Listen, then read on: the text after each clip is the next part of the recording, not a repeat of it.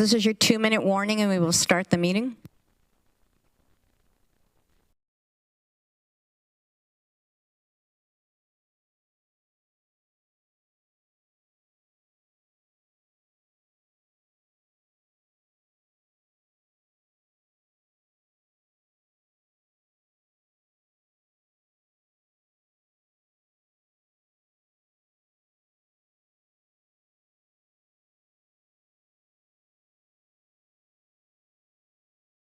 So good evening, everyone, and welcome to our council meeting on June the 19th, 2024. I will now ask Will Short, Regional Clerk, to do the roll call. Thank you, Chair. Chair Redmond. Present. Councillor Craig. Present. Councillor Deutschman.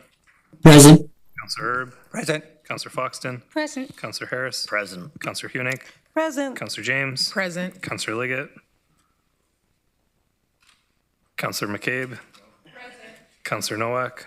Present. Councillor Solonen. Councillor Shantz. Present. Councillor Verbanovic. Councillor Williams. Present. And Councillor Wolf. Present. Thanks, Chair. Councillor Liggett here, present. I was just going to acknowledge you, Jan. We can't see you, so thank you for that. I turned my mic on. Thank you.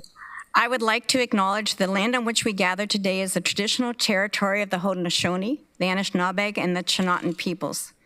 As I do this, I want to reflect on what it means to be doing important community work like we're engaging in collectively today, and also on my own individual relationship to this land.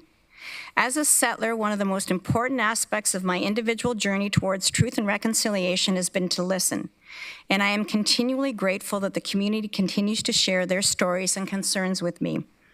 As well as chair of the region, I know that I carry a large responsibility to ensure that it is not just myself as an individual listening and acting, but that as a government, we are listening and creating action with the community. I'm offering this acknowledgement as one of the many actions I am personally, and the region largely, is taking on our journey towards reconciliation. We acknowledge the enduring presence of the Indigenous people with whom we share this land today, their achievements, and their contributions to our community. I'd also like to recognize that there are many cultural events and days of significance in the month of June. June marks Indigenous Heritage Month, Pride Month, Juneteenth, and El Adi, which holds special meaning for many in our community. National Indigenous History Month is a time to recognize and honor the rich history, heritage, resilience, and diversity of First Nations, Inuit, and Métis peoples. June 21st, National Indigenous Peoples Day, follows on the summer solstice and holds a spiritual and cultural significance for many Indigenous communities. It signifies the arrival of warm weather, the beginning of summer, and symbolizes a new season of life. Pride Month is a time when 2S LGBTQIA+ communities and allies come together to spotlight the resilience, celebrate the impact, and recognize the contributions of the 2S LGBTQIA+ communities. June also marks Juneteenth. Juneteenth resonates in Canada because of the country's role as a destination in the Underground Railroad, which many African Americans escaped to freedom through. This day marks the opportunity to acknowledge the shared heritage and honors the contributions of Black Canadians, and encourages reflection on the ongoing issues of racism and discrimination. June 16th also marks El Adha, a festival of sacrifice for Muslims in our community and celebration for 3 days. Ehud Mubarak to everyone celebrating. Colleagues, I would now entertain a motion to reconvene in open session. Moved by Councillor McCabe, seconded by Councillor Shantz. Please use your e-scribe to vote.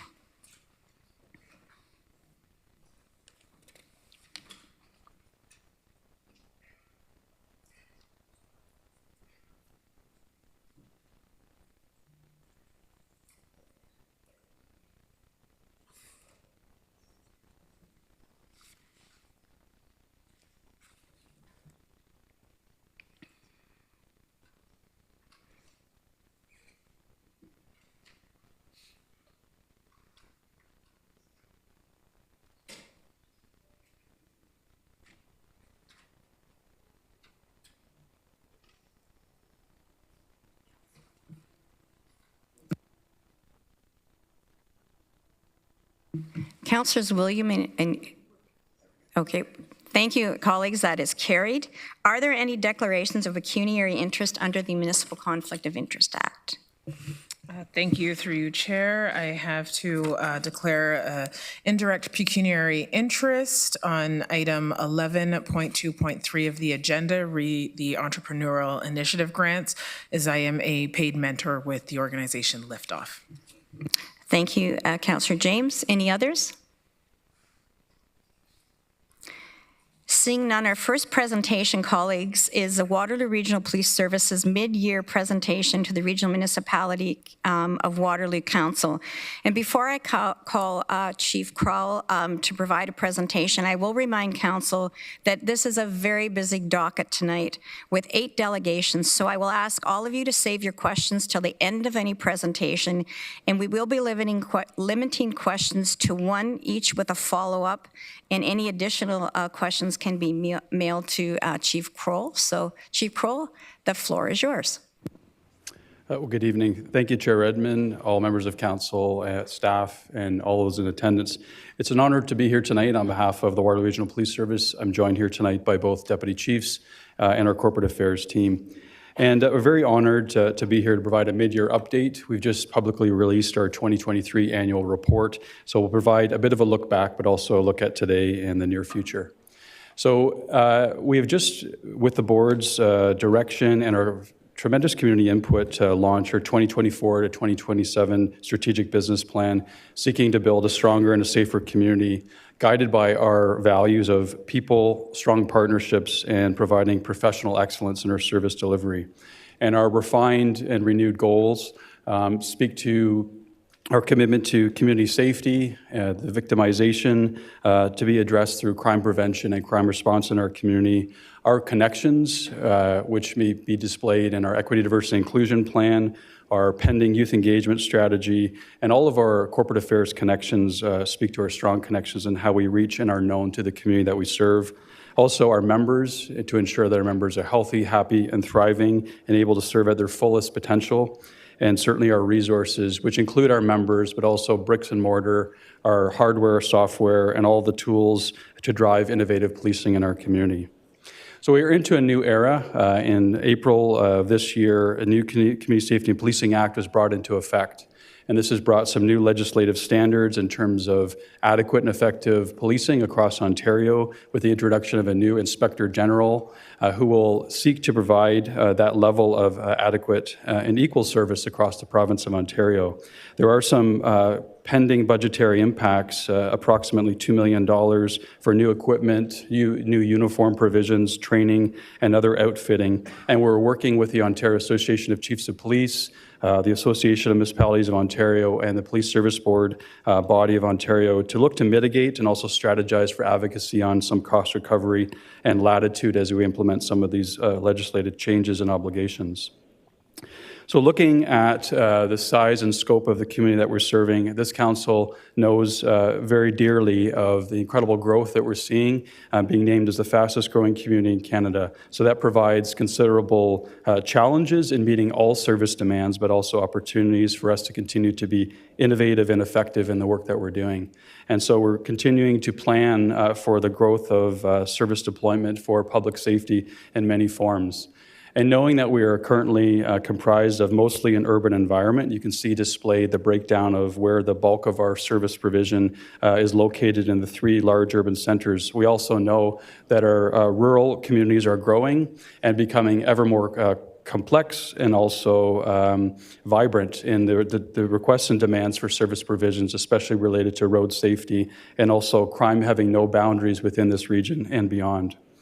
So looking back at last year, since 2022 into 2023, we saw an 11% increase in our total occurrences, and that is the totality of 911 calls for service, non-emergency response calls, proactive generated calls, and also online and other forms of reporting. And you can see displayed just some examples of the service demands and pressures that we face. We are seeing considerable levels of violence related to the use and the availability of weapons. You can see almost 700 firearms and other weapons seized last year, record levels of drug seizures related to organized crime and the scourge of opioids across this community and across Ontario, record levels of auto thefts, break-and-enters, and robberies as well. So as we continue to make our best efforts, we have said many times that we are now policing 2 neighborhoods on the street and in neighborhoods, dealing with people in real life and in real circumstances, but also the growth of exploitation and cybercrime in many forms, and that serves many challenges for us moving forward. But our members are committed to taking these challenges with best efforts as we innovate and adapt to a growing and changing world.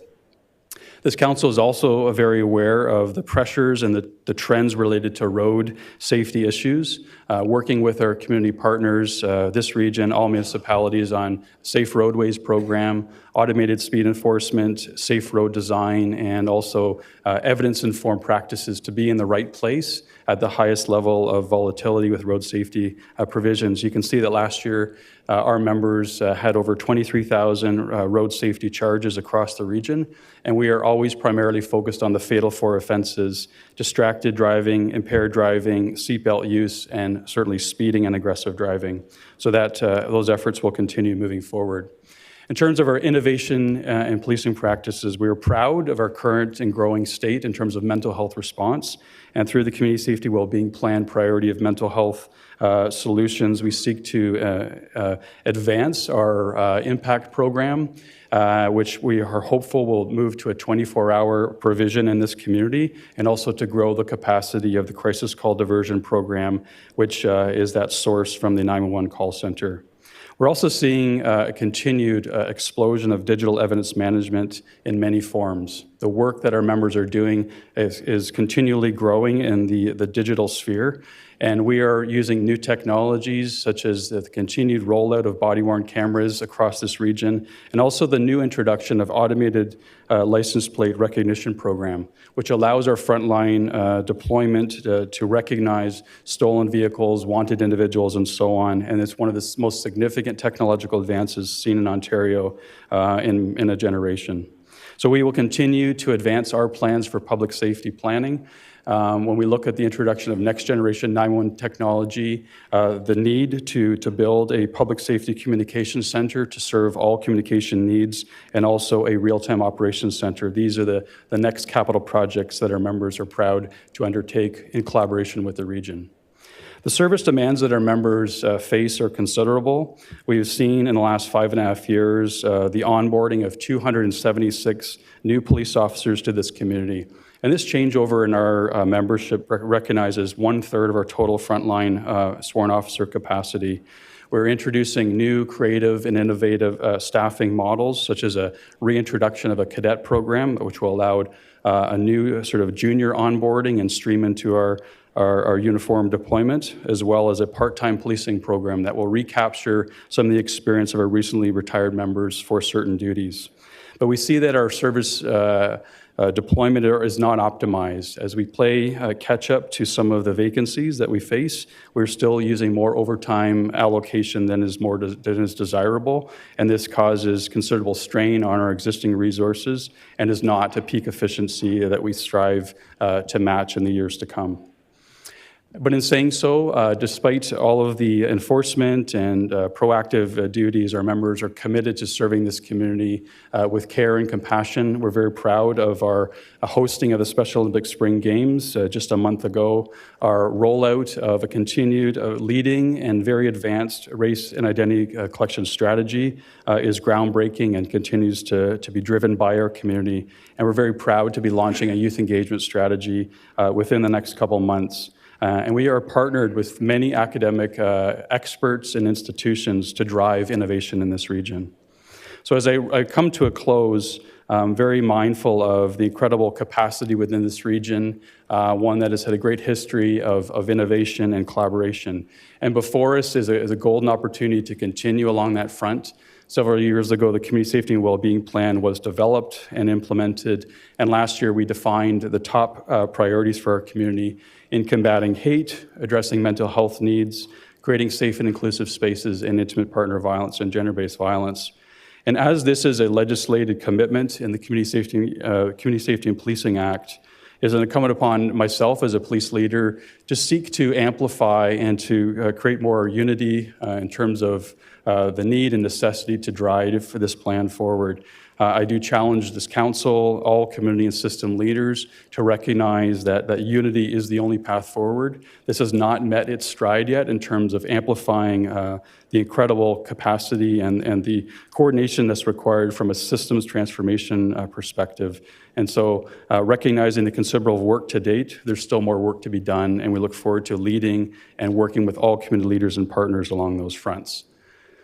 So in saying that, in a short 10-minute presentation, I hope to have summarized a snapshot of the work that our members do 24/7, 365. Very proud of the work of the members of the Waterloo Regional Police Service who continue to lead success and safety for this community today.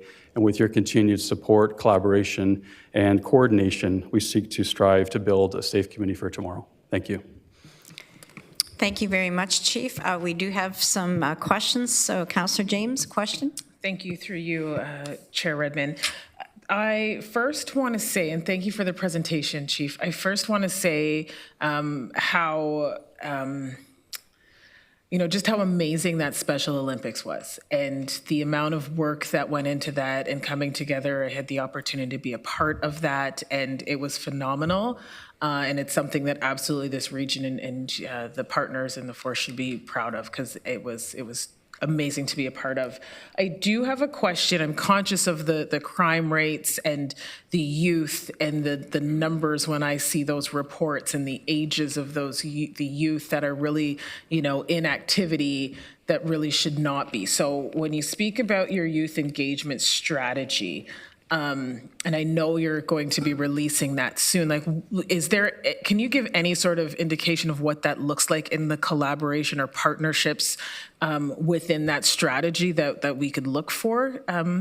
If you could speak to that, thank you. Certainly, and thanks for your kind recognition. It was an honor to host, and our community did an amazing job rising to the occasion for the Special Olympics.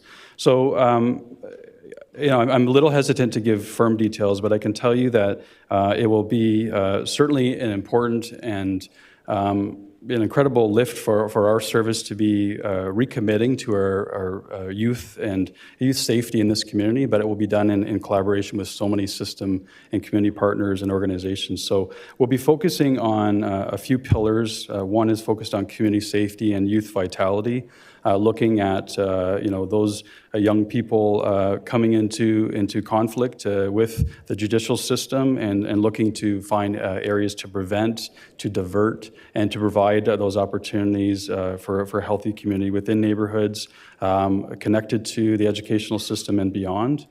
We also have for many years had very successful youth leadership and development programs to look at proactive youth programming throughout our engagements, but also to amplify those programs and community-driven practices that are existing today. And so the last sort of pillar area will be focused on outreach and education. Again, looking to collaborative opportunities to probably linkages also with the Community Safety and Wellbeing Plan. If you take any of those priorities, hate, mental health, intimate partner violence, gender-based violence, the roots of change will be born in prevention. And so if we as a community can come together to create those interventions early in life, that will turn the tide for future generations. We want to be data-driven. We want to be fully accountable and transparent. And so working with existing data such as the Children and Youth Planning Table data and other such forms, that's the basis of the work to come. Okay, thank you very much. Thank you. Councillor Harris. Yeah, thanks, Chief, and appreciate all the work your members do. I'd like to think we live in a very safe community. It's by large part due to the hard work of your members in our communities day in and day out, or day in and night out, I suppose. Unfortunate to see, obviously, an increase of 11% year over year in calls, and no doubt they're more complex, obviously. We here at the region, saw a quick sneak peek of financial budget making process that we're about to embark here, and clearly an additional 30,000 people, year over year that it's dropped into the community or has now call home to Waterloo region has put significant pressures on our ability to deliver good services. So I don't know if there's anything tangible or specific you can kind of pinpoint in terms of how those sheer numbers are impacting your operations. And obviously, you'll be doing your budget coming up as well. So maybe you want to speak to some of those real challenges when it comes to just the sheer numbers of growth here in the region. Thanks very much. Certainly, we're very mindful of the total balance of needs in our community as we create, our budget picture and recommendations moving forward.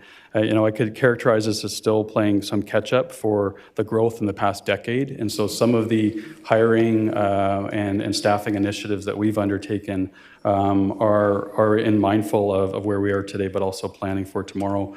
We're always committed to continuous improvement and very, very mindful that, human resources comprise about 90% of our operating capacity, but we can't continue just to simply have people, hired to solve those issues. It's working smarter and through innovation. And so service delivery expectations continue to change within public safety and policing and beyond. And so we're striving to advance a number of crime suppression initiatives that are evidence-focused, data-driven, and that will meet the top levels of crime and victimization and trauma within our community. And so we're very proud of the work that's been done on the human resource front, but a lot of our work will still fall back to incredible strives through innovation and through looking at those best practices across Canada. When I signaled before about the technology explosion, the digital evidence landscape that our members in, it puts tremendous complexity towards traditional investigations. There's now more time on task. There's now a churn within the criminal justice system for demands for our members to produce all of the evidence in a very efficient way. So we're trying to work as collaboratively as we can across the justice sector and with all policing partners to put our top priorities first. And we want to be informed by the community in terms of their expectations for service delivery. But our demands keep rising in terms of expectations for visibility, peak response, and certainly addressing issues of violent crime within this community and across Canada. Councillor Harris, do you have a supplemental? Thank you very much. Councillor Hunick, go ahead. Thank you, Chair Edmund, and thank you, Chief Kroll, for that insightful, informative, and yet concise presentation. It was excellent. I'm most delighted by your desire to grow mental health supports across the force and collaborate with community agencies where appropriate. My question is also a budgetary question. So as you and in consultation with the board prepare the budget for 2025, will you consider going back to a model where new officers are budgeted for as of April 1st rather than January 1st? I am aware that, as my colleague, Councillor Fox, likes to say, it's only kicking the can down the road, so to speak, but it would possibly save us money in the short term. And so what is your take on that? Thanks for your question. And I know this has been a live conversation for the past couple of years. So we certainly, I think that the responsible approach is that everything should be considered and reconsidered. And so that conversation will be had with the board. The one thing that's changed with the onboarding of new members is that the Ontario Police College now has 4 cohorts. So they've actually squeezed in the total Ontario capacity, add another 500 members. So it does move the cohorts closer together. And in a very fluid staffing model, I mentioned a couple of our current staffing practices. So we will provide more details in the future about the cadet program that we seek to implement that can provide some frontline assistance and a gradual entry point for our members, as well as the part-time policing program, which will supplement and hopefully reduce our overtime provision. And so directly to your question, we are guided by the board in terms of their their approach to fiscal prudence and the strategies involved. And certainly your feedback today will inform those dialogues. And I think it's important in this tough financial climate that we consider all such solutions. Great, thank you very much. Councillor Shantz. Thank you, Chief, for the presentation. And sitting on the board, I get to see a lot of the day-to-day work that your officers do, and the increasing severity of crime that you're dealing with. And so, really appreciate that. I wanted to. Okay, I think I'll ask my question. I was going to tag on to Chantel's, but in the interest of time, I'll ask my question. In the Community and Safety Wellbeing Plan, we're looking at, you talked about the future. So if we set the stage well for the future, hopefully crime will decrease. Right now we have a lot of crime, and I would say the impact team is really important to that. Can you connect the dots maybe between community safety and well-being and impact? Thank you. So just for the total explainer, the impact team is our partnership. It's a collaborative co-response model with the Canadian Mental Health Association, where officers are joined in the field by those mental health professionals. And so right now, we don't have 24-hour coverage. We're seeking through the granting and partnership to expand that within the Waterloo Wellington catchment, and we're very hopeful that that will expand. We also have a connecting program, the Crisis Call Diversion Program, which is the vetting for every mental health call within the dispatch. If it can be allocated to another resource and mental health professional capacity in our community, then it is taken away from police response. Moving forward, the Community Safety and Wellbeing Plan priority of mental health solutions together is envisioned to have a number of solutions built out over the years. So the one immediate program is something called the Alternative Destination Model, which hopefully will provide an alternative destination beyond local hospitals, other community supports for walk-ins, for allocation of paramedic services, and in time police as well. And so that's the freshest next program. But we seek to provide, hopefully in collaboration with all partners, a myriad of other hopefully proactive, preventative mental health response models to move to that state where the call never comes to police, the call never comes to paramedics.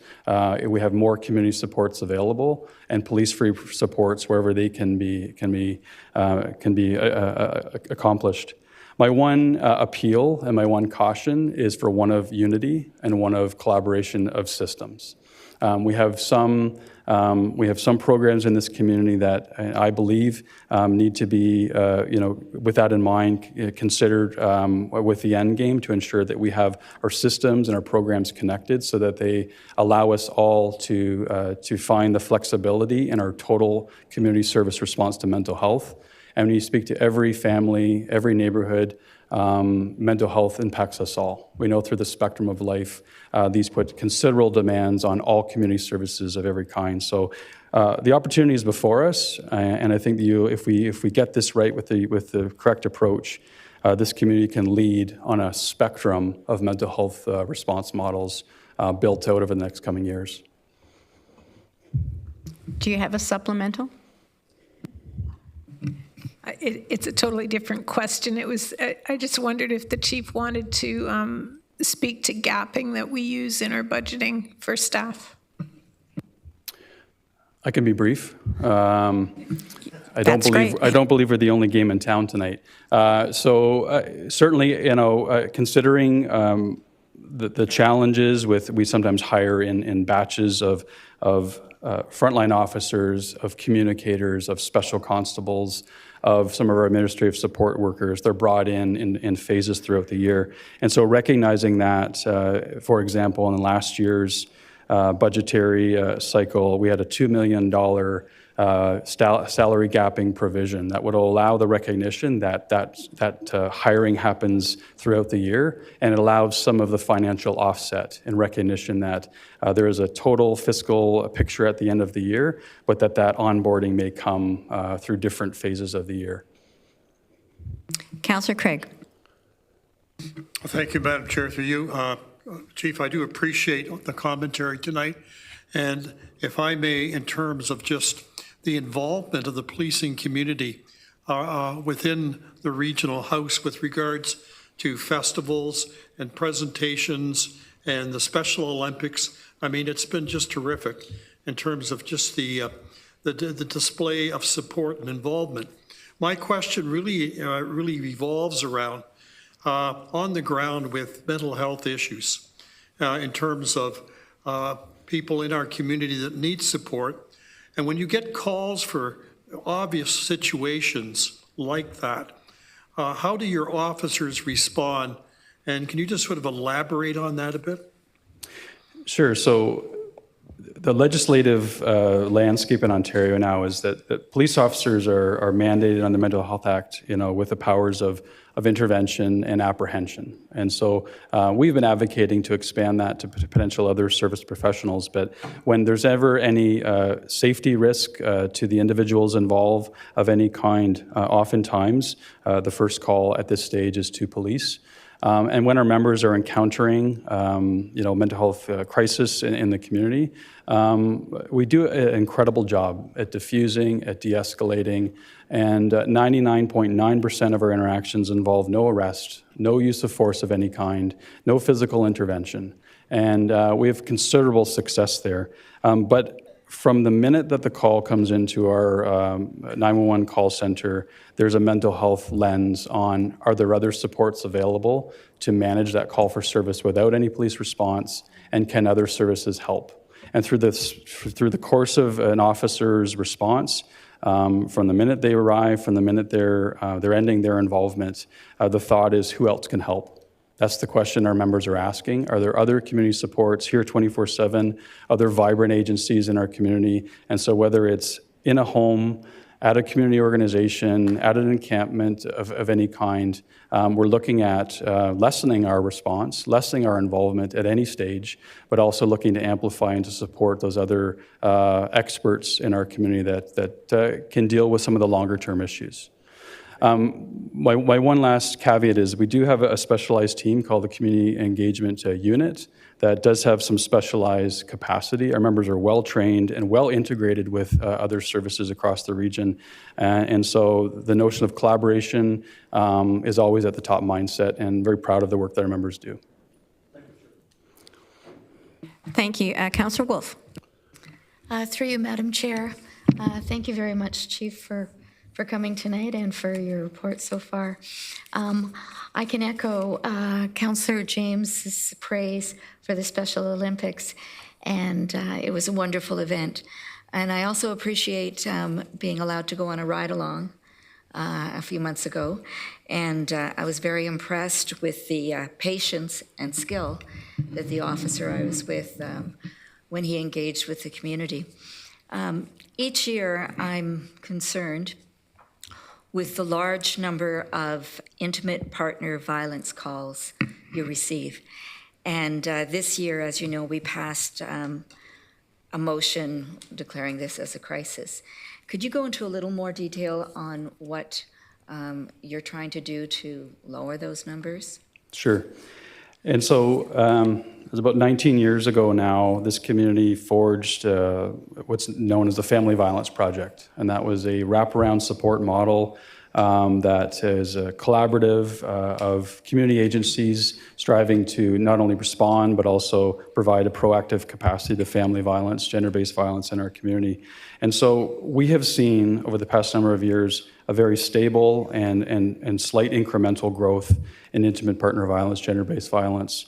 And it's something that I would say deserves to be a top priority. It deserves to be declared as an epidemic by this municipality and others. We are striving to do everything we can from a response and investigative capacity, and also from a law enforcement police standpoint, move to a proactive preventative model. We know that something called the Early Intervention Program has had great success, where those who are facing a myriad of family violence related issues through proper community interventions can find a better path and a safer path.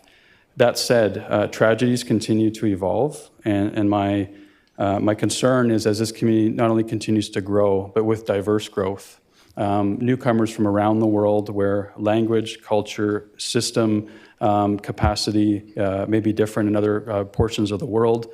They may not know the support that is here. They may not know the systems and the community agencies that support. So with the Community Safety Wellbeing Plan declaration and pillar of intimate partner violence and gender-based violence as one of the top issues for us to tackle together, we need to reimagine what the Family Violence Project is today and what it needs to be for tomorrow. And so, you know, I'm not shy to say that I think that we have done such innovative practice, but we need to get back to square one. And to really look at our collective commitment and devotion to that, because lives are literally at stake, and we know that the healthier community of tomorrow, you know, can be born through that collaborative practice. And so it will require new investments, new approaches, and new partners to come together if we're ever going to get ahead of that, because these patterns are global, they are predictable, and we know that through evidence that there are better interventions to help, especially women and children. Because the tide in this community has not turned for several years, but I know collectively we can do that together. Thank you. Thank you. Councillor Erb. Thank you, Chair Redmond, and thanks, Chief, and to your colleagues here, and the civilians, the sworns, the administration for all the work you do 24 hours a day, 7 days a week to keep our community safe. Two issues that are getting a lot of ink are car thefts and break-ins at malls. And in both instances are placing the public at incredible risk. And I know from time to time we point this GTA, Waterloo Region Corridor, and I'm wondering how much that impacts some of what's happening. And obviously, it's adding to the workload of the department, the safety of people that are affected, and if you might respond to that. Sure, and if I just separate them briefly, so I think we're all aware of the issues of auto thefts, including, you know, characterization of carjacking, so a theft of a car with violence. So we have seen a rise in those in our community. We have seen not quite the trend of the GTA of the car thefts broadly. We range around 900 to 1,000 auto thefts this year. So we're working just on those alone with our public safety partners right across Canada, right across Ontario, and globally on those efforts. Those are a major concern, and it's going to take more than just a police response. We need to be working with our commercial partners, with the manufacturers, and also providing a whole bunch of preventative target hardening approaches and crime prevention through environmental design to tackle that. Because the victimization at the home or in a commercial place is significant. When it comes to robberies, I mean, our concerns are shared. The staggering display of people in broad daylight, you know, committing robberies at jewelry stores continues to be alarming to us all. Where we've seen things shift is we're now in close to a cashless society. We continue to see robberies at convenience stores, some farmeries, but they have been reduced through some innovative practices. Banks are seldom held up anymore in a robbery standpoint. Jewelry stores have become a target of attraction because of the quick transfer of those commodities into cash. Cell phone stores are another example of a quick transition from an item to cash. So we're making our best efforts from a crime prevention, crime response standpoint, but it's incumbent upon us to work with our commercial partners to enhance private security efforts. I can tell you that some of the ones you've seen on the news are happening within a minute or two. There are times where we're not even called before the people involved have escaped, often in a stolen vehicle, and they're heading somewhere in our region or beyond before sometimes we're even notified. And so we've had great success in the enforcement and the identification and the arrest, but the alarm in our community is significant. We're also concerned about the number of young men that are finding this as a manipulation through an organized crime, where there's deemed to be a lack of significant consequence for these types of crimes, and it's creating a circular, funnel of violence in our community, and it's simply not acceptable. We're making our best efforts, and a significant work is ahead of making that a top priority from some of our crime suppression and crime response efforts. Thank you. Councillor Foxton. Good day, Chief, and through you, Chair. You know I'm a big fan.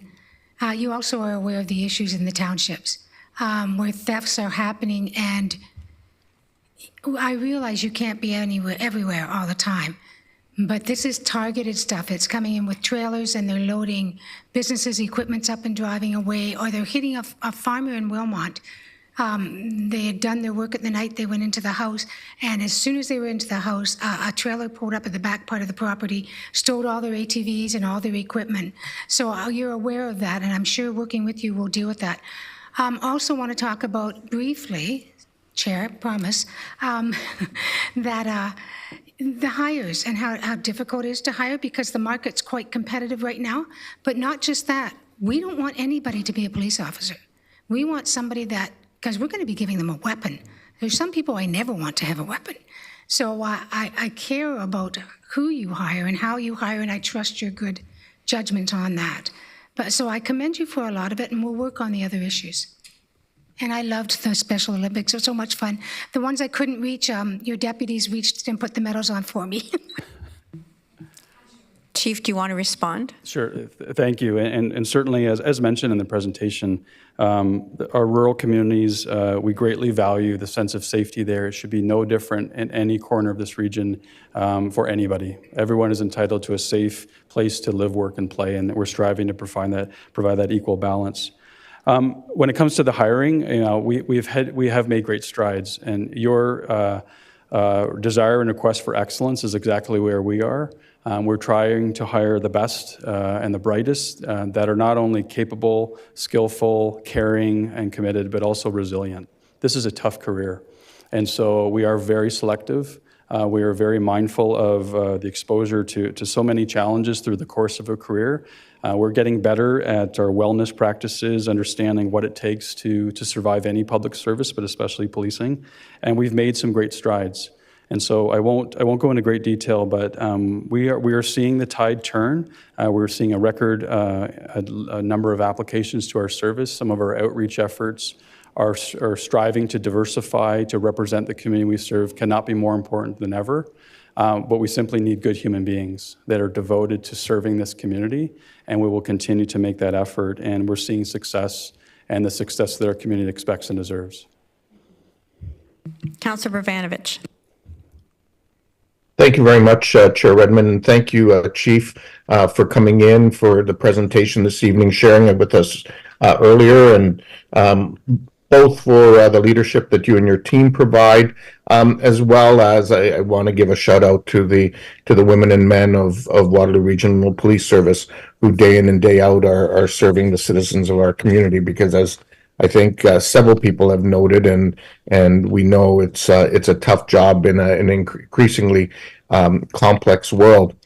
A number of my colleagues have raised concerns around youth issues, around car crime, around what we're seeing in the malls. Certainly, this is very much a concern that I hear regularly from residents and businesses in the city of Kitchener. When the question of resourcing comes up regularly, people feeling that they need more presence in the downtown, more in our malls, more presence in our neighborhoods, and so on. And I'm wondering if there are, other tools, and I'm encouraged to hear you talk about some of the staffing models you're considering. I've heard, of other forces who are using auxiliaries and special constables and so on for different things as well. I'm just wondering, what are some of the staffing models that we may expect to see in the future that will help tackle some of these issues? Because I really do think that this is part of the reality that we need to face as well, that for a community that's growing like ours is, we even to keep up proportionally, we need additional members of the service. Thank you, and thanks for your supportive words. So certainly, I've mentioned the cadet program, which we envision to be a frontline focused capacity. The pairing of young professionals, striving to enter policing will be something that will be seen. I mentioned the part-time policing program, which will allow us to stabilize some of our staffing capacity.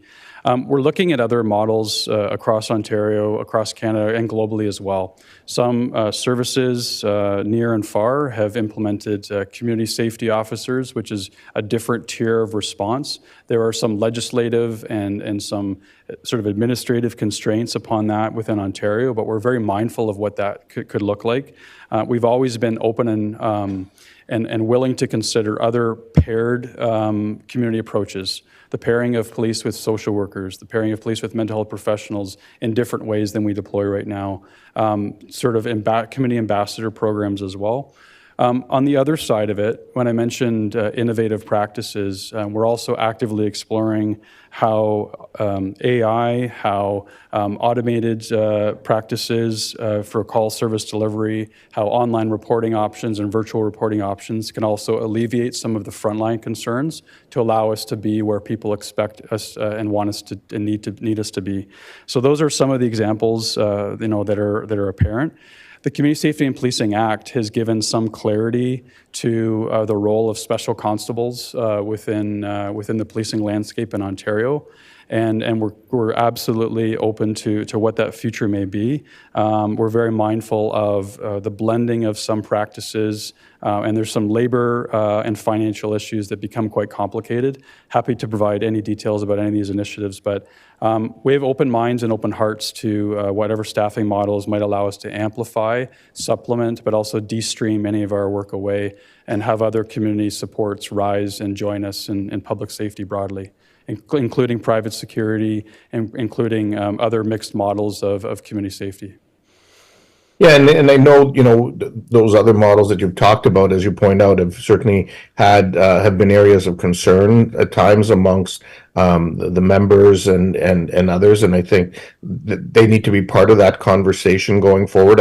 I sat a number of years ago on the Canadian Police Sector Council, and this was very much a live topic then, and there's no doubt even more live topic today as forces deal with some of the challenges going forward. I guess my next question to you, building on that, you talk about how perhaps some legislative changes are needed in Ontario to accommodate some of these things.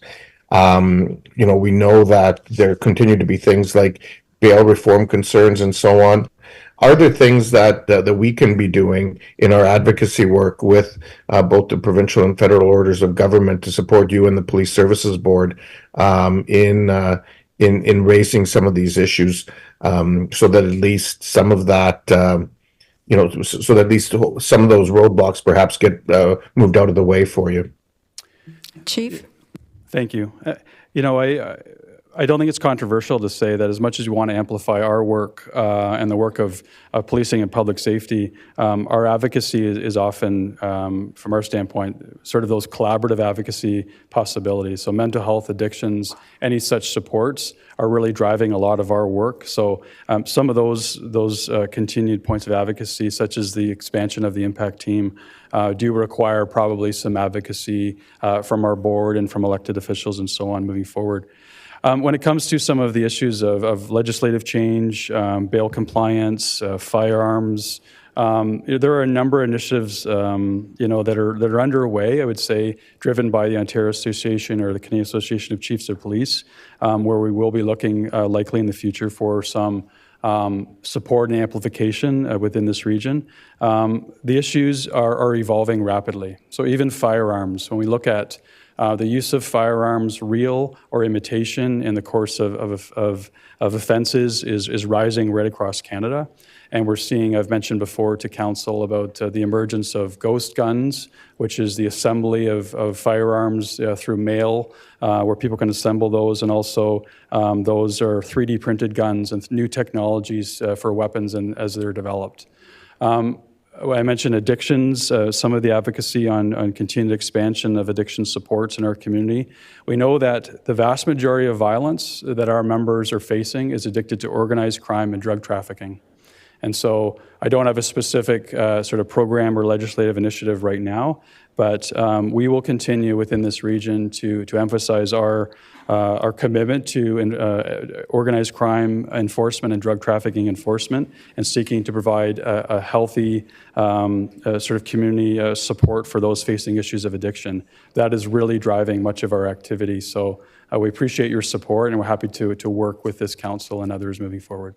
Thank you. Councilor Thanks, Williams. Chief. Appreciate that, and we'll certainly reach out to you for some follow-up conversation on this. I know we had great success when we were dealing with the issues of the marijuana home grows a number of years ago, and engaging with both the Crown attorneys, the judiciary, and others in conjunction with Waterloo Regional Police Service to get changes happening both locally and nationally. And so anything we can do to help is something that I know I and many others around this horseshoe would be willing to assist with. Thank you. Councilor Williams. Thank you, Chief Carroll, for coming. I also really enjoyed the Special Olympics. It was a really fun event, and they were so enthusiastic and loved every minute of it. I apologize in advance. This is kind of a math question. So one of the things that stuck out to me was the over $8 million in overtime. So I was just curious if those were to be transferred, like if that money was to be transferred into FTEs, so like full-time employees, how many full-time employees could be covered by about $8 million? So I will answer your question. If we look back at the whole history, the past couple of decades, some overtime provision is required. There's unanticipated investigations that require a little bit of extra time. There's unanticipated public events that occur, which require considerable front-end loading for response or investigations. So to give you a sense of it, last year we budgeted for $3.5 million of overtime, and to meet all of our minimum service deployments and all of our investigative and community deployments, we required an additional $5 million. And so that equivalent, it was about 44 police officers in FTEs. And so, very upfront is saying we recognize this is not an optimal way of operating. As we close the gap on any vacancies, we will seek to reduce that allocation. It is not healthy for our members. It is not fiscally healthy way of operating. There are some unexpected demands, and if I just point to public demonstrations, public gatherings that require us to be present to allow the people to gather and to freely associate and express themselves. We have seen a doubling of our public safety team deployments, which is just a minimal required legislative commitment for us to ensure people are kept happy, healthy, and safe as they gather. And it's not only within this community, we've seen it right across Canada, some of the doubling, tripling, and so on, just as society continues to evolve. So overtime is top of mind. We're doing everything we can to manage it efficiently. Okay, thank Councillor you. Williams, do you have a supplemental? Nope, I was just curious. Thank you very much. Thank you. Councillor Leggett, please go ahead. Thank you, Madam Chair. First off, I want to say, Mark, I do forgive you. Chief, I'm sorry, I do forgive you. So I want to start this off on a good note. To get to the policing part of it, that's because he stole one of our staff people to be a police officer. So one of our best. That required an explanation, Councillor Leggett. We have been undergoing quite a bit of stuff for our historic plaques, our memorial plaques, and I'm sure you probably have been notified of the one that just disappeared from the dam, the commemoration of the drowning of Mark Gage and Constable Nicholson. Even the ones that are disappearing from our cemeteries, our benches, our trees, there's quite a number, our historical locations, our bridges. So some of the memorial ones put on by the families cost them $350, but then if something happens to them, part of the agreement is we replace it as all the taxpayers in the city. The other ones, they're in the thousands of dollars that have disappeared, and we know we're not going to get them back. We do know they're all being melted down so that they can go to the metal recyclers, so there's no getting them back now. And are we the only community this is happening to in the region? Are other communities finding this happening? Because now it's been happening for 8 or 9 years that I know of. So, and we've been losing copper downspouts and eaves troughs off of our heritage buildings that are public buildings. So it's really a big problem, along with the theft of the metal in our industrial basins, which is also in the hundreds of thousands of dollars. But the plaques themselves, is that happening elsewhere? Are you getting reports of that? I can affirm that there's very few trends that are occurring here that are not occurring anywhere. So when I mentioned about jewelry stores, cell phones, anything that can be converted to cash, is susceptible to crime. So we're striving, to meet these, very upsetting forms of theft, because they have momentous emotional connections for families and communities at large. So I can tell you that our investigative teams will be taking extra care to ensure that we're making our best efforts to work with the municipalities, the organizations involved, to seek to make those best efforts. I mean, we know who the local organizations are that provide that transition in scrap metal, and so that's a source of investigative capacity that we're undertaking constantly. But I can assure you it's happening in communities right across Ontario. But we need to do more to stop, some of these cost overruns, but the sense of safety that is escaping for those impacted. Yeah, as you said, the emotional, the toll that it's taking on many members of the community, especially the drowning. The impact of that has been terrible.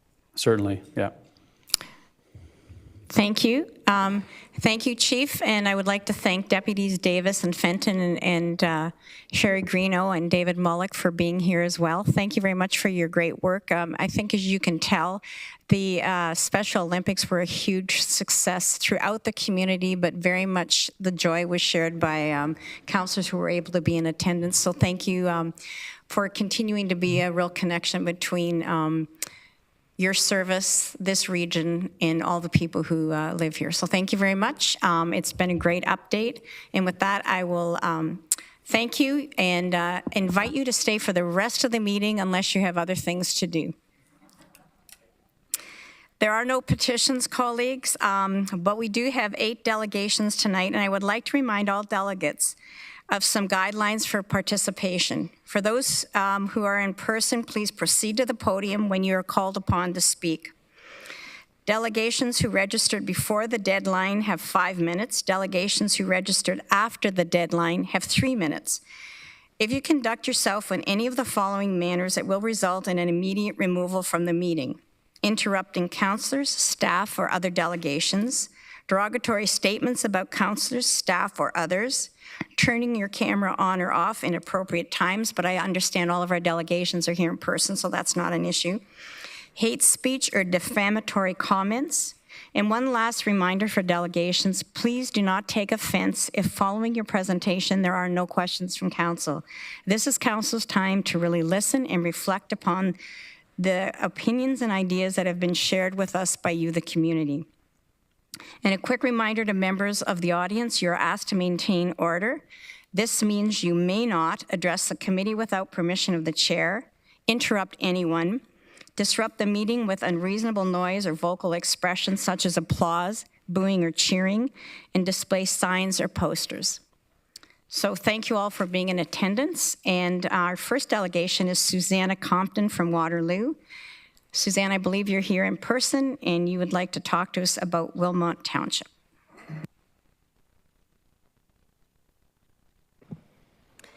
Good evening, Madam Chair and regional councillors. My name is Susanna Compton. I live in Waterloo and I grew up on a farm across the road from the proposed land assembly in Wilmot. Waterloo region at its heart is innovation. In the early 1980s, the region was outgrowing the landfill. A few potential sites were selected across the region as possible new landfill locations, but all sites were productive farmland. And then, as now, those communities saw the value of productive farmland, so they fought the proposed sites. One of those sites was on the same location as the current proposed land assembly. But instead of forcing that farmland to become a dump, the region piloted the first blue box recycling program. Waterloo Region tried something new and different, prioritizing innovation, environment, and preserving the farmland we rely on. And it became something that changed an aspect of our culture across Canada. The ION, likewise, was an innovative use of our land, simultaneously densifying city centers while using brown sites in a productive manner. Former gravel pits into housing is another example. In Waterloo Region, we know the balance of agriculture, environment, and urbanization are all worth prioritizing together, not in opposition of one another. We understand the need for economic growth and development, but we don't abandon the farmers or the environment in that process.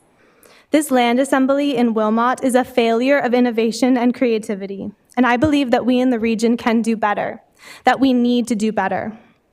We have some of the most creative and innovative minds in Canada right here. How can we innovate to provide industrial land instead of taking it from farmers who are already using it in a productive way?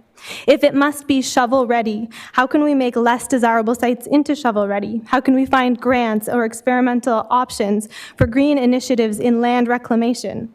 How can we be creative in designing factories that use less land?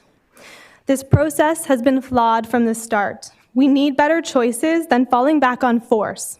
Farms can't just pick up and move. They take years to establish. It takes years to buy a new one, too. Regional Council and the business people who have spoken out in support of this land assembly, we need to find a way to make development work without force. The landowners have made it clear they don't want to sell. There's a parcel of over 100 acres just across the highway from this proposed site. It's been waiting for development for years, but currently is waiting for potential tenants. How are we supposed to trust that you will fill a significantly larger land parcel with productive development when the track record shows smaller land assemblies have been stagnant? We all eat 3 times a day. That food needs to come from good soil somewhere. The soil in this region is some of the highest quality growing soil in the world.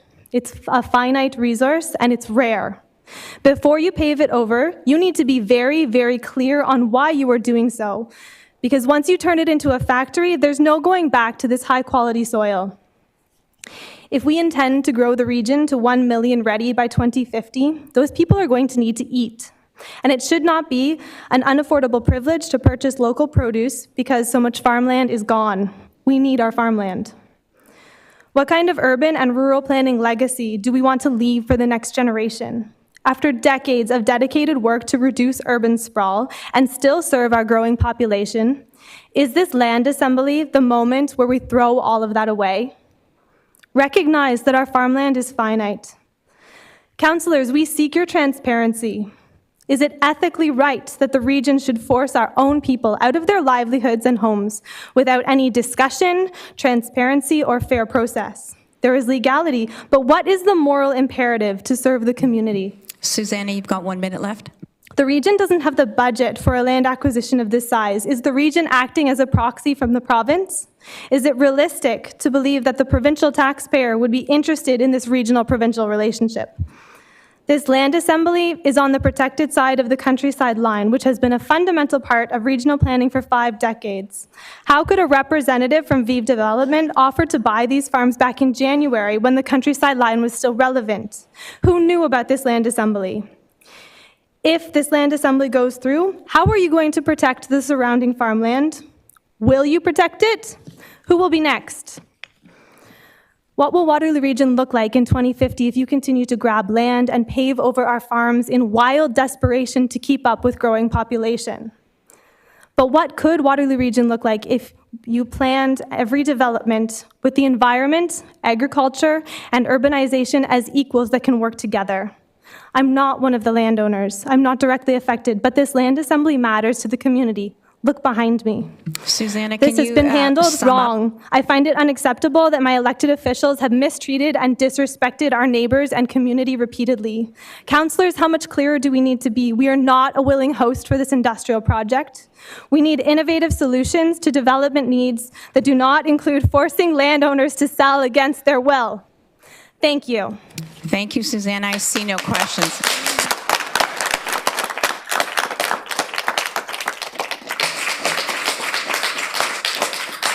Susanna, you may sit down. Thank you. You may sit down. You may all sit down.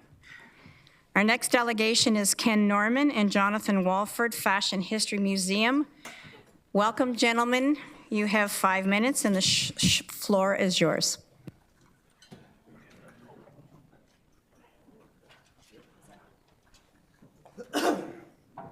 We came alone. Sorry? We're on. Good. Good evening. Why don't you wait just a minute until some of these people clear so it's not a distraction? Are you counting? Like, you're starting at 5, right? We won't start the clock yet. Okay.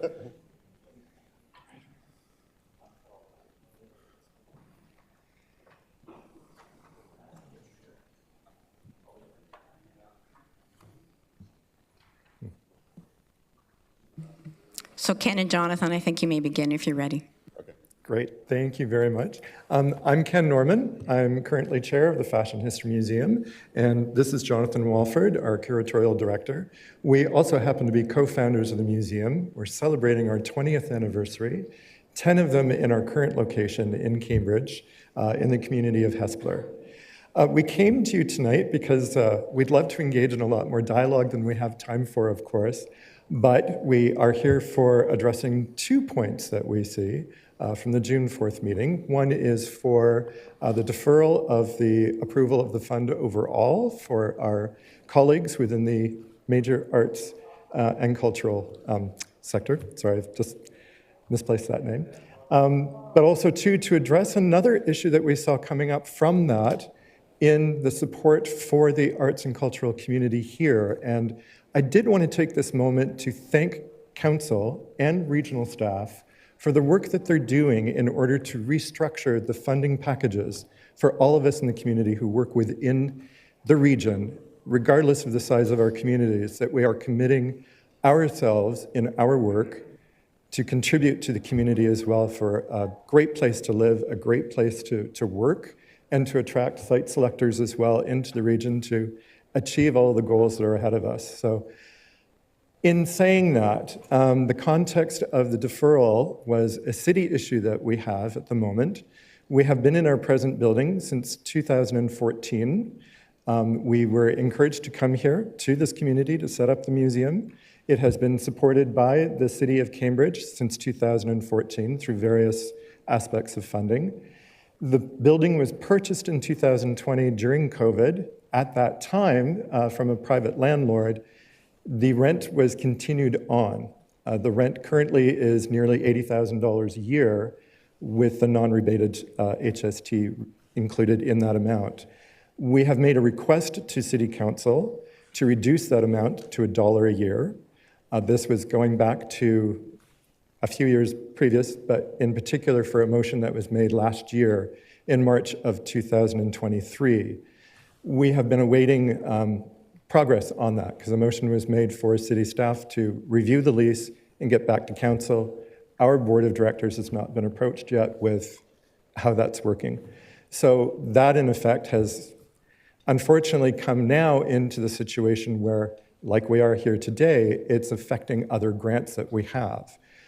Because this has become very public, and the fact that we are still putting down the rent every month as an accounts payable, we do not have the funding from the city to cover the rent, and that has affected other grants like from the Trillium Foundation for the Resilient Fund, which we were turned down for, which would have paid staff for 2 years, and other grants that we have for youth employment as well. They've either been on hold or paused, and because of this. So we're hoping to resolve this very soon with the City of Cambridge. We do have a meeting scheduled for July the 22nd. So I'm hoping that that is a resolution. There's been a number of questions asked by the city, which we have now just answered as well. Unfortunately, our current audited statement for 2023 is behind schedule due to our auditor having some health issues. The issue that we're seeing here is partially your trust in us as well to not follow through in the same vein as been evidenced through some other organizations recently. The KW Symphony is very public right now amongst all of us in the community about the situation that happened with their finances. That's obviously a bigger conversation and not one to handle. You have 1 minute remaining? Or in 1 minute. But this is an area where the arts community works very hard at what they do, and they do it with very little resources. So fun like this is so important for the furthering of programs that we commit to for the community. So I'll just wrap it up there. So thank you. Thank you. Don't go anywhere. I think we have questions. Councillor Craig.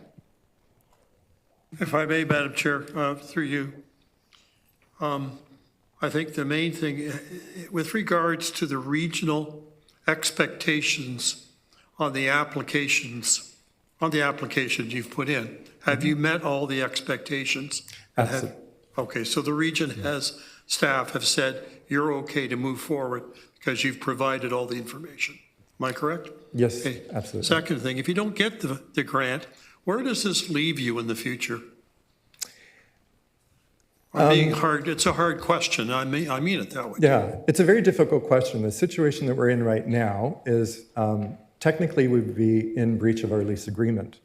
That debt building up is something that our board would not tolerate, and we're unable to function. So eventually we would be forced to close our doors. It is not affecting the organization itself. It is affecting the location that we are in. So then we would be open to other communities, other cities to approach and be partners with us in a location that would work for both of our benefit. All right, thank you. Councillor Wolf. Through you, Madam Chair. Just to clarify, originally your rent was basically a grant from the city. Was that correct? Under private ownership with a landlord, we were actually given more than what the rent was. We were given money to help the museum build capacity, to build the collection, the programming, everything. So, and this year, you haven't got a grant from the city? No, we actually applied again for what is now called the Community Grants Program. Right. We are aware from the city that an organization, external organization, can only have one stream of funding. However, because there had been such a delay and not as much communication about what that stream might be, we felt that we would jeopardize our position if we did not apply for the community grants stream, and therefore it was a second one. I don't understand all the inner workings of the city finance, and I know the budgeting is very difficult to encounter every year. Also, because the community grants program has so many applicants, that our application would take a large percentage of that, so that there was discussion about going through another stream, another avenue through that. Okay. At one point, you were a line in the budget, right? We were. And yes. I know it was where they took all the lines out of the budget and put them under what used to be called grants to groups, now community grants. And I think that might be part of the problem. And just the nature of museums, they tend not to be standalone, right? They tend to need government grants. Absolutely. We're an incorporated nonprofit corporation, which also has charitable status. So that model in itself, our collections are held in public trust. It is not a private corporation that is making decisions based upon making money. It is about the community involvement. It is about keeping the storytelling, all those good things that museums do. Okay. And is your grant under this funding the only grant that's going to Cambridge? As far as I know, yes. Yes, that's what I thought. Okay, thank you. Councillor Foxton. Thank you, and through you, the chair. I'm a really bad politician, so I'm really quite blunt. How much were we awarding them? Do you recall the figure?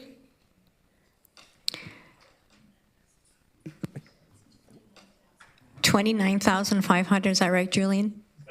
Thank you, Jillian. How would you use the money? It goes towards the cost of exhibitions, installation. This is about programming, from my understanding. There's a lot to do with the curatorial background. One thing is that the provincial funding for what's called CMOG, it's a Community Museum Operational Grant, was closed to new clients 10 years ago, just as we qualified to apply. So typically in a museum field, that money that is granted from that particular fund goes towards curatorial staff or curatorial cost. We don't have that luxury. So we have to do that individually through a lot of volunteers, a lot of fundraising, and other avenues. So the programming grant from this actually goes to support that. And we do work internationally. And as mentioned earlier this evening, there's a huge growth in demand in digital work. And that came about through COVID. We had to develop all kinds of things. We launched even a book club that then became international because we used a fashion theme. So in the innovative work that we do, we're really being noticed, and we're putting Cambridge and Waterloo region on the map because this is a region that is based on tech industry as well, so heavily. So it's one of those things where there's a lot of subtleties going on, but that we're very involved in many different tangents. How are you going to pay your rent if, do you have money to pay your rent so that this grant will go for what you, so even if we gave you this money, you won't be able to go forward because you can't pay the rent. So the conflict here doesn't seem to be really with the region, because we can't give you money to pay rent. We can give you for what its purpose it solves. But if we give it to you and you're closing, it solves nothing. So we're not saying you can't have the grant money, I don't think. I'm saying that maybe you need to really sit down and talk with Cambridge and work something out. And I believe a motion's coming forward, which I will second, which will release all the arts money except for you, and you guys can come back in the fall, and hopefully you'll resolve something by that with the city of Cambridge. Okay. I don't think that was a question. I think that was a did you know? Did you know? Yeah, but and I really hope you can make it. I know your hearts are in this. I remember the first time you came here, you know, and so I hope you can resolve this. Thank you. Thank you. Thank you very much. I see no further questions. Thank you. Thank you. Our next delegation is Catherine Womball from Kitchener. Catherine, you're coming to speak to us about housing insecurity. Is Catherine here?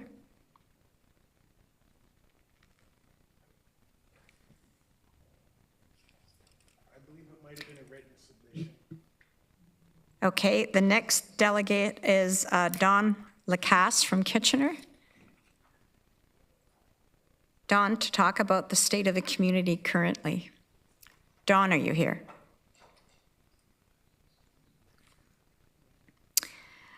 How about, is it Jakara Droog from Kitchener? Talk about the community. Is it Yakara or Jakara? It's Jakara. Welcome, you have 5 minutes. Thank you. Good evening. My name is Jakara Droog. I am a community member. I have a master's degree in social work and have supported many individuals in this community through my work in the field. To preface, I am presenting anonymous questions, statements, and calls to action on behalf of your constituents and community members. A key thing to note is that it was important for folks to voice their concerns and submit these anonymously due to feeling an overall lack of safety and because blackballing is a reality that occurs. I will also note that each of the following questions and statements are from different community members. So one question that was submitted was, why are there not zebra crossings, marked sidewalks at Waterloo Park, specifically at Albert and Yonge in Waterloo? A park should have safe crossings to get to and from the park. The other question was, how will the region be compensating the Nembard family? To remind you, Nicholas Nembard was a 31-year-old Black man experiencing a mental health crisis who needed support and was shot and killed by a Waterloo Regional Police officer on February 19th of this year in Kitchener. The third question, Why are Waterloo Regional Police still responding to mental health crises or so-called wellness checks in our region when there is ample data demonstrating that police should not be responding to mental health crises calls, as so many of these crises, especially when they involve Black, Indigenous, and other people that are racialized, end with people killed, severely injured, or subjected to other kinds of harm and violence at the hands of police. Community members do not feel safe, and we cannot afford to wait years for a new strategy to mental health. This one is a statement. They said, I am not able to show up in person because the city and region have simply accepted and outright encouraged policies of eugenics. I am immunocompromised, and my ability to survive continues to be directly negatively impacted by our healthcare systems being rapidly privatized. We don't have the tools to prevent or mitigate the spread of illnesses anymore, not collectively. The fact is, I, as an immunocompromised person, am only as healthy as everyone around me is, but we're all constantly getting sick with repeated infections. The fact is, every person's decision not to mask is them choosing to continue to see me and themselves as expendable. I'm sick and tired of being sick and tired. I'm devastated at how quickly we've just been encouraged to accept mass illness, disabling, and death. Our communities need investment in our collective shared health and well-being. We owe one another so much better than whatever this is. And then the following questions are from unhoused community members who live at 100 Victoria Street encampment. This one is a call to action. They said, most days the hours at the shower house across the street, so 87 Victoria, are not open long enough to accommodate the number of people that need to shower. Many people do not have the opportunity to shower because we're waiting, and on top of that, you're only allowed 5 to 10 minutes. This is not long enough for me and does not meet most people's needs. Another problem is that the building is closed on weekends and long weekends, so sometimes we can't access showers for 3 days. This is not okay, and everyone, no matter who you are, deserves to have access to showers daily. Another call to action from the encampment was the porta potties need to be cleaned daily, not just every couple of days. This is a health and safety risk. Another question from the encampment was, how will the region be dealing with pest control at 100 Vic so folks can continue to live there safely? They said, we're just trying to survive. The last thing we need to worry about are rats trying to get in our tents. Another question from someone unhoused is, why is one roof not spraying for bed bugs and cockroaches? I would rather be homeless than have to feel trapped in a bug-infested jungle. Another question was, have any of you regional councillors ever Jakar, you have 1 minute remaining. Thank you. Have any of you regional councillors ever stepped foot on 100 Victoria? You're making decisions about us without us. You need to come to the encampment, stay one overnight here, see what we're going through and have gone through, and just talk to people. And they said, if you want to remove everybody from here, what would the next step be? And I'll leave it at that. Thanks. Thank you very much. I appreciate your coming to present your questions and your statement. I see no questions, so thank you. Next delegate is David Galbraith from Kitchener. David, welcome. You're talking about planning policy framework and the regional official plan. You have 5 minutes. Okay, great, thank you. My name is Dave Galbraith. I'm the president of Up Consulting and an urban planner based out of the city of Kitchener. I have provided a slide deck that should be in your council package tonight. I'm here tonight on behalf of a number of my clients, including Woodhouse, Fitzrovia, and 8 Developments and Vive, regarding the regional approval of the Growing Together initiative.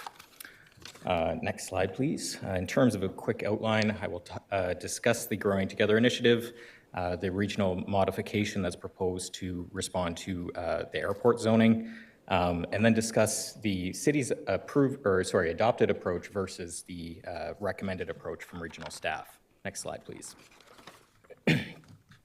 So the Growing Together initiative was a multi-year collaborative planning effort led by the City of Kitchener that establishes a new planning framework for the downtown areas of the city and its major transit station areas. Part of this exercise was to identify priority sites for redevelopment where no height or density restrictions would apply. These are called strategic growth areas. To ensure that the building and development within these areas is compatible with other elements, a holding provision has been applied by the city, basically requiring confirmation from NAVCAN who oversees federal aviation zoning. And until that certification has been provided by NAVCAN, holding provision would apply and the height would be limited on those sites. Next slide, please. I've reviewed the regional staff report with regards to the approval of the Growing Together initiative. And as part of the recommendation, a modification to the approval is proposed to essentially require the implementation of height restrictions within these areas. In my view, this modification is contrary to the overarching goals of the Growing Together initiative, which sought to create a more permissive planning environment. While the stated goal of these height restrictions is to respect the federal aviation zoning, it's my opinion that the holding provision does just that already. Next slide, please. So this chart here compares basically the city's approach to regulating height versus that proposed by the regional modification. In both cases, federal aviation zoning trumps local planning decisions. It's registered on title against affected properties.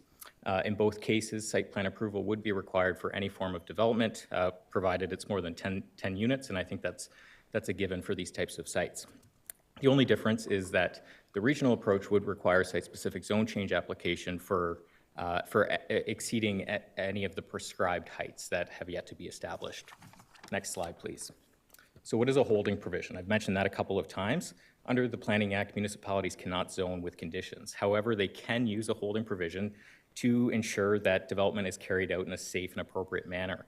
And in this case, the holding provision cannot be lifted until NAVCAN has basically given their blessing that the height is acceptable and there's no aviation concerns there.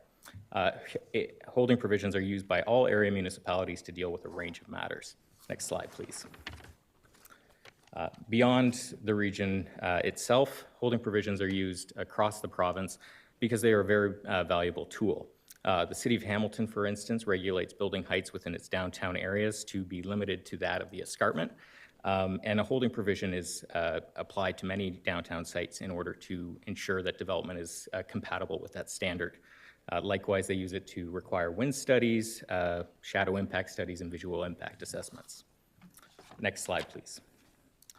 So, in my opinion, the proposed regional modification works against the progressive efforts of the City of Kitchener to guide responsible and context-appropriate infilling in its most strategic growth areas. Again, it's my opinion that the approach does not provide any additional safeguards beyond those that are already awarded by the holding provision. So based on this, it is my recommendation that Regional Council move forward with the approval of the city-adopted You have less than a minute remaining, sorry. Okay, yep, I'm just wrapping up right now. So my recommendation is that Regional Council move forward with the approval of the council-adopted official plan amendment and not the modified recommendations. Thanks. So don't go away, we have some questions. Councillor James. Thank you, through you, Chair Redmond. Thanks for your presentation. I just have a question about the holding provision and process with that. So if a development is approved, it falls, and it goes through that holding provision, it's all agreed upon. What's the process if a developer sells the land to somebody else? Does that holding provision still apply, or do you start the process all over again? Yeah, certainly, through you, Chair Redmond. So a holding provision is fundamentally a type of zone change application.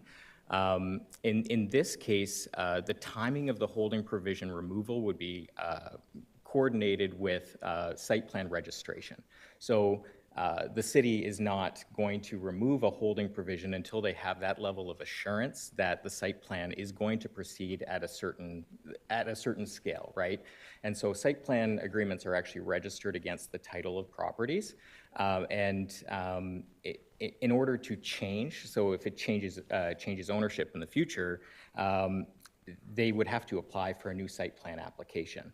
And I think here we're dealing with the City of Kitchener, a very responsible planning department. So if the holding provision is removed and a developer or a landowner is seeking to gain additional height, there's a process. So there's pre-consultation involved with site plan. This would certainly be flagged as an item that they would need to consult with NAVCAN. If there is a matter of concern, the city could reapply the holding provision. It would require a council decision on the matter, but it's certainly within their rights and something they would look to do if they were pressed on this matter. Okay, so just to confirm, it would be at the discretion of the city to hold that provision. Okay, thank you very much. Thank you. Councilor Ravanovich. Thank you very much, and thanks for coming in and making your presentation today. I have a couple questions for you, and one essentially builds on the question that Councillor James just asked. But when so the use of holding provisions is not unique, and in your presentation you indicated a number of other cities, including Mississauga and Brampton and so on, are using them to manage height as well. To the best of your knowledge, has that been an effective tool in those jurisdictions, using that holding provision to manage it? Because I would imagine that the airport is also a concern in those areas as well. Yeah, certainly. Through you, Chair Redmond. Yeah, it has been a very effective tool, and it's not a new or novel tool at all. It's existed for decades. In Hamilton, I think I did allude to this, the heights are capped to the height of the escarpment, and there, natural grading of sites varies from one property to the other. So it is a very effective tool there to confirm that the ultimate height is not exceeding that of the escarpment, and they've been using that approach for many years. So yeah, I would say it's very effective in this regard. I think with airports, some municipalities, I know St. Catharines, for instance, includes the AZR mapping within their official plan as a schedule or an appendices, as a way to notify the development community that these additional types of regulatory approvals and controls do exist. It's kind of similar to Grand River Conservation Authority mapping, where it's not necessarily a land use designation, but it is another regulation that does apply to development. So if I hear you correctly on that, the AZR tool is ultimately the best tool because that is something that's awarded by the federal government, trumps everything, and makes it very clear up front what will or won't be permitted going forward. Is that correct? Through you, Chair Redmond, yes and no. So the federal AZR zoning, this actually, the authority behind an AZR actually comes from the Constitution. The federal government has oversight over airports and regulating, flight paths as well. So that's the basis there. So that's where, when I had mentioned before that this zoning supersedes local planning instruments, it's because it's a federal regulation, and by that very nature, constitutionally, it would trump it. Okay. Now, one of the issues and the fundamental difference between the model that was proposed by City of Kitchener staff and the model that's being proposed today by regional staff is the need to go through a zoning bylaw amendment. And the reality is that in either scenario, the applicant would have to do a height study and would have to demonstrate to NAVCAN that the height issues with the building would not create any challenges with the surrounding airport. And so the only difference between the two is that the city's approach requires that work, but doesn't put it through the time and cost of a zoning bylaw amendment, whereas the regional approach does, to my understanding, put them through that additional cost, even though the other essential work remains the same.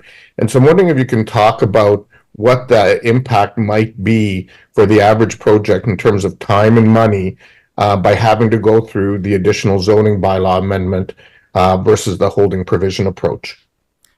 Yeah, through you, Chair Redmond. So the Planning Act sets out prescribed timelines for zone change applications, but for a project of such tremendous scale, so if you're thinking of 50-story building, there's lots of eyes on that. And based on past experience, I know post Bill 109 and Bill 23, there's been some incentives to expedite approvals and things like that. But historically, you're looking at 1 to 2 years of approval time for something that's already been largely consulted on, right? So the public, via thousands of mailouts and community meetings and delegations to council, have already confirmed that these are the appropriate locations for growth and intensification. So you're creating this process, you're creating additional cost, and zone change applications are not cheap for, it requires extensive city resources to respond to questions of the public. On the developer side, there's the reports that are required, and the application fees can be $40,000. I'm not sure what it currently is, but somewhere in that ballpark. And that's going to be transferred down ultimately to buyers and renters, right? So it is an additional cost there. But what I would also say is that a zone change application versus a holding provision removal application, it's a much more public-facing type of application, right? And it's less focused on the matter at hand, which here is the height appropriate. This should be a check mark, right? Is it appropriate? Does it conflict with the AZR? If it conflicts, that's your stop. But when you go through the formal zone change application process, it is much longer, and public consultation is always important, and that's why the city did such public consultation towards this. But the expectations here is you have an official plan, if the modification were to go through, that says that within these strategic growth areas, you can have unlimited height. So you're still having to get through a zone change application to achieve heights that are already contemplated. So it's, in my view, it could create some confusion among the general public about the type of applications if you're forced to go through a full zoning bylaw amendment as opposed to just a removal of a holding provision. Councillor Vavanovich, do you have another question? No, I'll leave it for now. Thank you. Thank you. Councillor Shantz. Thank you. My question's also on the holding provision, and I know we use them as well, and they work for some things, but you've listed a number of different instances where they're used here. You referenced St. Catharines, and I don't remember, was that an airport application?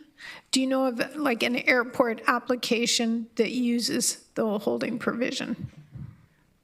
Through you, Chair Redmond, I'm not familiar with that. Again, I received the staff report on Thursday, and I've tried to do an interjurisdictional scan in that amount of time. Normally, official plans kind of defer to airport zoning regulations as opposed to even having a holding provision, because it's a separate process. It's regulated by the federal government. So it's kind of the approach here that's been embraced by Kitchener was to not put the AZR actually into their bylaw itself, but direct that applicants and developers do have to consult with NAVCAN, and that this is a real condition. But sorry, that's a long-winded response, but I'm not aware. I would have to do some additional research there. But again, I think the issue in reading through the lines of the staff report, the concern is that once the holding provision is removed, there's no recourse for the region, right, in the event that a developer changes their plan. But in my professional opinion, there is the site plan process, there's the building permit process, and stop work orders as well, right? That could come from a building department in order to cease projects in the event that this becomes a real issue. But yeah, in my view, AZRs are not unique to the region of Waterloo. There's airports all throughout Southern Ontario, yeah, I think the approach from the City of Kitchener is very logical, and it does, embody the required approvals from NAVCAN without creating a more onerous process, such as a zone change application. Okay, thanks. Councillor Shantz? Okay, Councillor Deutschman, go ahead. Yeah, thank you, through you, Madam Chair. Mr. Galbraith, are you here on behalf of those 4 companies that are listed on the front of your first slide? Through you, Chair Redmond, that is correct, I am. So you're retained by each of those? That is correct. Okay, so you have an issue with respect to the regional approach versus the city approach, and you suggest that it would cause confusion to the general public, but The general public aren't putting up projects and hiring developers. These people are hiring developers and understand the process. Isn't that correct? Through you, Chair Redmond, I would agree with that. The general public is not putting up a 50-story building. I would agree with that. Thank you. I just wanted to clarify your comment about we're causing confusion for the general public, and I strongly disagree with that statement you made. Thank you. Thank you, Councillor Deutschman. Councillor James. Getting lots of questions. I'm learning lots. Thank you, through you, Chair Redmond. Just in terms of the holding provision and removal of that, I'm conscious of consultation process with that. So how is that? Is that something that would be at the discretion of staff, with council? Does it have to come back to the region? I don't know if this is a question for region, but what does that consultation process look like? Through you, Chair Redmond. So there is the holding provision removal process is it's a streamlined type of approval. The province has provided local municipalities with delegated authority to delegate the removal of holding provisions to staff. But there still is a public process, a notification process that occurs with it. I believe locally, I can't confirm Kitchener's approach, but there's the Planning Act requirements, which requires notice to members of or property owners. I believe it's 120 meters from the site. And then I believe the City of Kitchener also notifies residents via the Kitchener Record and online forums such as Waterloo Region Engage as well. So there would be those notice opportunities even with a holding removal. Another question? Yes, one follow-up question in terms of the zoning. So thinking about surrounding airports, I'm conscious of Mississauga, Brampton. Do they use zoning, or do you know their process there? Through you, Chair Redmond. I've received the staff report very recently. My understanding is most municipalities just defer to the federal airport regulations themselves as opposed to a zoning approach. But again, I haven't had a chance to review every instance. Thank you, Councillor James. Thank you very much, David. You engendered lots of questions, so thank you very much. I'm going to sort of put a bookmark to staff that we discuss Mississauga and the zoning bylaw restrictions when that comes up, so we'll request that of staff. So thank you very much. Thank you. The next delegate is Ryan Tennant. Ryan, welcome. You have 5 minutes, and you want to talk about public health unit covering wastewater surveillance. You have the floor. Awesome. All right. Good evening, councillors. My name is Ryan Tennant, and I'm an engineering PhD candidate at the University of Waterloo. I'm here to recommend that the Region of Waterloo Board of Health maintain our wastewater surveillance program. This includes 1, writing to the Minister of Health and the Minister of the Environment, Conservation, and Parks to advocate for continued provincial coordination and support our wastewater surveillance across broad communities, including the Region of Waterloo, or federal support for local wastewater surveillance. If this advocacy does not result in program funding, supply funds from the regional budget and establish an ongoing partnership with the University of Waterloo wastewater scientists to ensure a year-long indefinite wastewater surveillance program. And finally, complete these steps before the program ends on July 19th, 2024, so that we do not experience data gaps.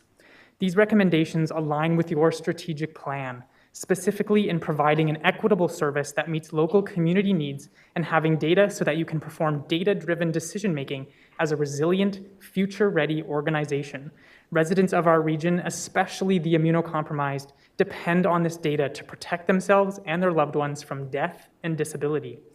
It should be alarming to you that while scientists and the public worldwide celebrate the value and quality of wastewater data in understanding the health of a community, one of the most innovative measures to come from the ongoing pandemic, short-sighted policymakers are naively pulling the plug.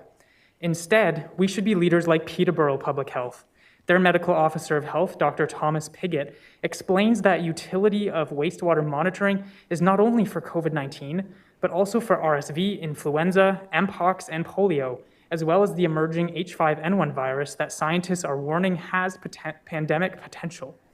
The estimated cost of their program is only around $62,000 per year, and research has shown that having an early warning wastewater signal has prevented hundreds of hospitalizations province-wide. Thus, eliminating wastewater surveillance is fiscally irresponsible. As other surveillance measures have been dismantled, local wastewater data is the last objective, privacy-respecting, and economically sound tool we have to know what's currently spreading in our communities. You may have heard that the federal system is expanding, but it will not compare to the 60 sites that Ontario currently has. We have no assurance that our region will be selected as one of the 3 or 4 new federal sites, and wastewater data from the GTA or other large cities will not reflect the health of our region. We need local data to respond quickly to local threats if we want to be resilient and future-ready and prevent future lockdowns. Need I remind you when our city recorded the highest number of COVID cases in Ontario during the Delta wave and had to remain in lockdown while the GTA didn't? Finally, while 5 minutes is certainly not enough time to update you on the current state of the COVID-19 pandemic, I want to make a couple of things crystal clear. First, COVID-19 is airborne, which means you get infected by breathing in the virus. Nearly half of those who are actively contagious don't show symptoms, but those cases still show up in wastewater. Second, COVID still kills and disables people at a greater severity than other respiratory viruses. It is the 3rd leading cause of death in Canada behind cardiac and cancer deaths, and COVID can cause heart attacks and strokes. Fourth, while COVID-19 vaccination is remarkable in protecting against acute deaths, protection from infection wanes quickly because we have let this virus spread and evolve rapidly, but new variants can be monitored in local wastewater. Fifth, COVID-19 infection may feel like a cold, but it can damage nearly every organ, including our cardiac and our immune systems. Many research groups have shown that COVID infections affect the way our natural killer cells attack infections and protect us. And as Statistics Canada reports, you have a nearly 40% chance of long COVID. Ryan, by you have your 1 third minute infection. remaining. All age groups are at risk of long COVID, from kids to older adults. Marginalized groups like women and our 2SLGBTQIA+ community are at a greater risk. Sixth, COVID is not a seasonal virus because we see relatively high wastewater levels all year round, and we saw the highest wave last winter. Finally, engineering tools like respirator masks and clean indoor air are layers that we should all use to keep each other safe. I strongly urge you to continue funding for this low-cost program and to advocate for financial support, as done in Peterborough. As a reminder, public health is a regional and provincial activity, and so many individuals depend on local information to stay safe, as every other surveillance measure has been taken away from us. Many Waterloo Region residents and I are holding you accountable to show how you've learned from the successes of local wastewater surveillance and to find a way to continue and expand our program indefinitely. Thank you. Amazing timing, Ryan. Thank you very much. I see no questions, but great job, and you got it all in time. So thank you very much for coming to express your concerns and your views. The next delegate is Shane Mulligan from Kitchener, who wants to talk about wastewater testing and reporting. So welcome, Shane. You have 5 minutes, and you have the floor. Thank you, Chair Redmond. Council, and thanks Ryan for setting up such a, really laying out the case very well. I don't have a whole lot left to add, I'm afraid. I just want to make 3 points, and Ryan really did touch on these very well. COVID-19 is the 3rd leading cause of death in Canada in 2022. It was the 4th leading cause in 2020 and 2021. It's the deadliest infectious agent in circulation today. It's ahead of tuberculosis, measles, HIV, flu, meningitis, hepatitis, syphilis combined. And as Ryan pointed out, the recent evolution of the virus has made it such that it is immune evasive. So our own bodies don't recognize that we've got it. We don't get sick, we don't feel sick, but we're still replicating the virus in our bodies and we're spreading it in our communities. One way to test this and to actually be aware of this is through the wastewater testing program. Second, COVID-19 is preventable, as I think we know. We can wear masks, we can improve the ventilation. And a lot of the measures that we have available to prevent it are up to the individual. But individuals cannot protect themselves if they don't have, well, I mean, they can protect themselves, sorry, but I'm going to say will be able to make better decisions if they've got information that can remind them and inform them about the prevalence of the disease in society, such that not everybody wants to not go out anymore, but maybe if they know that this is a particularly bad spike in the virus, as evidenced by wastewater testing, they might make different choices than they would otherwise. And third is that COVID is detectable. And wastewater testing is an extremely cost-effective way to assess the level of infection in the population and in the region. We're already doing this. We're using local resources between regional public health staff and the University of Waterloo. We are testing and providing data to our own internal dashboard. So I'd really like to encourage the continuation of wastewater testing. And there are two ways to do it, both of which again, Ryan mentioned. One is the federal program, and thank you, Councillor James, for bringing that up as a motion. The federal program, I did have some slides here, and it included a map of the testing sites of the federal program. I think there are 40 or 50. There are 4 in Ontario. They're all in Toronto, and that's the only place that we are doing any, or that the federal government is doing any wastewater testing in this province. The other option, of course, is, while I'm discussing that, I just want to point out that the wastewater testing that the federal government's doing is only for COVID-19. It does not include RSV, the flu virus, the potential for polio, and currently H5N1.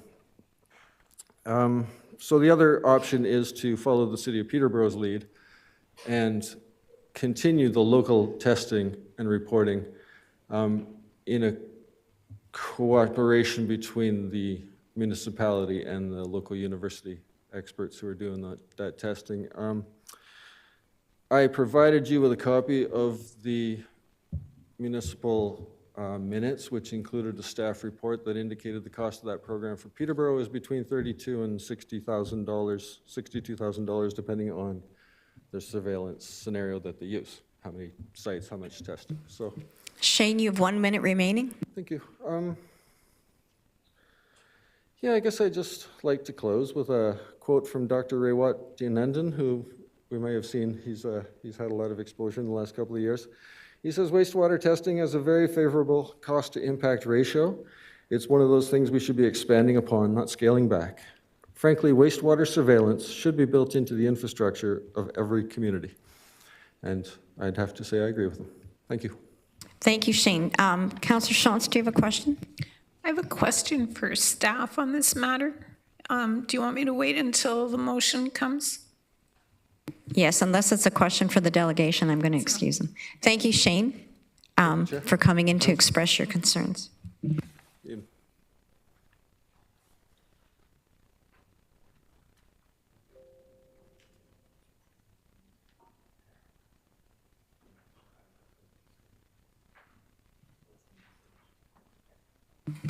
So colleagues, there were 2 delegations who didn't arrive, so we are at the end of the delegations. The next agenda item is minutes of previous meetings.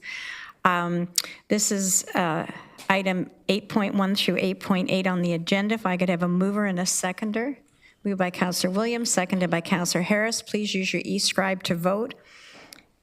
And these are closed and open council meetings, library committee, special council, closed committees, and finance and admin, all in the month of May and June.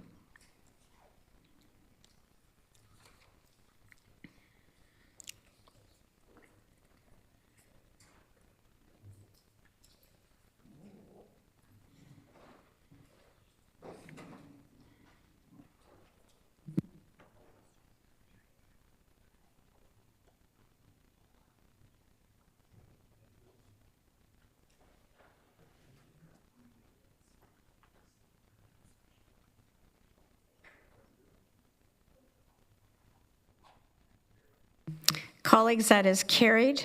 The next agenda item 9.1 is Council Information Package, June 12, 2024. This was distributed electronically for your information. And unless there are no questions, I will move on. Also, 9.2 is correspondence from Catherine Moose. Again, received for information.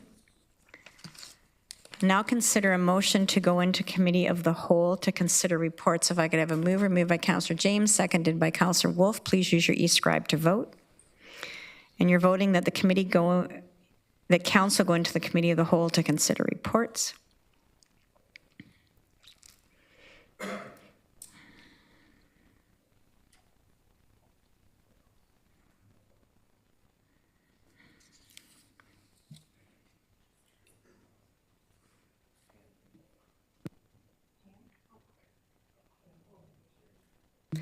Colleagues, that is carried. The first report is finance. It's 11.1, and these are items 11.1.1 to 11.1.5. If I could have a mover and a seconder. Moved by Councillor Foxton, seconded by Councillor Wolf. Please use your e-scribe to vote. Oh, Madam Chair, I had my hand up to speak to 11.1.1, but it seemed to disappear. The item didn't, but your hand might have, so go ahead, Councillor Bravanovich. Oh. That's what I meant. Thank you, Chair Redmond. I just wanted to speak to the report in front of us about the expansion of MyoVision technologies, and wanted to acknowledge and thank staff for the work that they've done on the pilot around this. Council will recall that this originally came to council as a motion from council to move this forward.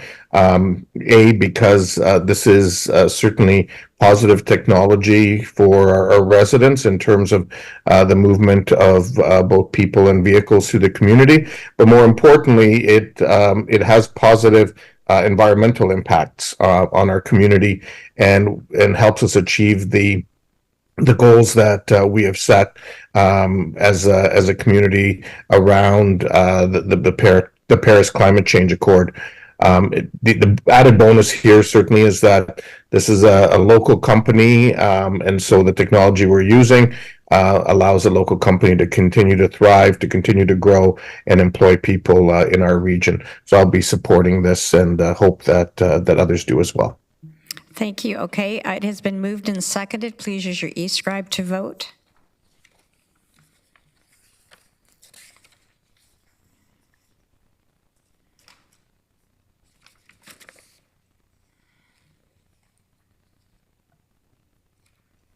Colleagues, that is carried. The next agenda item, 11.2, are committee reports. 11.2.1 is the library summary from June 4th, 2024. I need a mover and a seconder, and it is that the Regional Municipality of Waterloo Library Committee endorse the Memorandum of Understanding Maintenance of the Library Facilities, Appendix A, as outlined in a report dated April 30th, 2024, as amended. Moved by Councillor Hunick, seconded.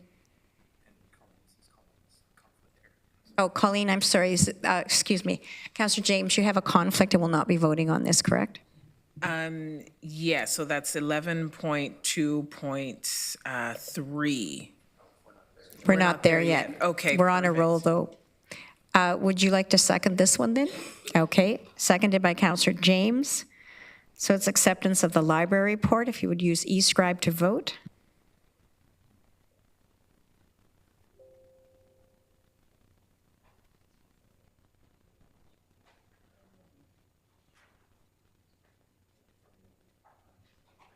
Thank you, colleagues. That is carried.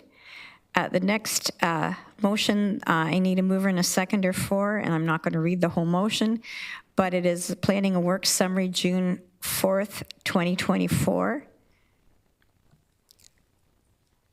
Moved by Councillor Foxton, seconded by Councillor Harris.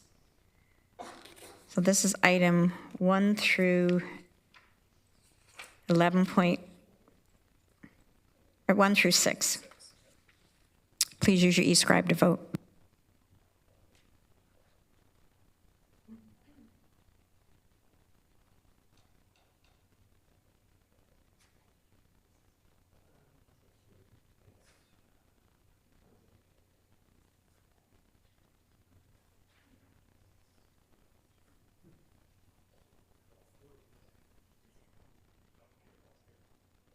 Colleagues, that is carried. The next agenda item is Finance and Administration and Finance Summary from June 4th, 2024. And Councillor James, this is one that you have a conflict. Is it It's item 2, if that could item be 2? pulled So down we will separately.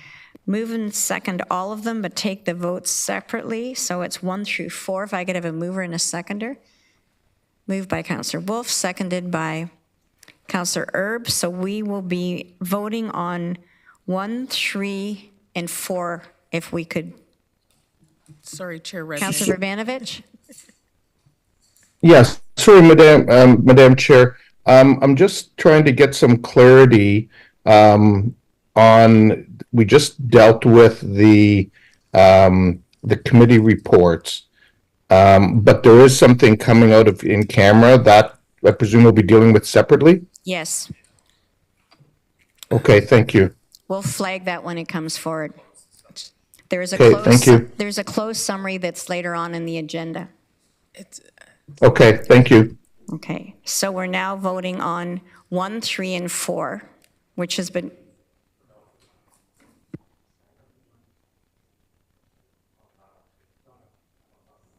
Okay, revision 2, 3, and 4. 1 is Councillor James' conflict, and we will take that separately.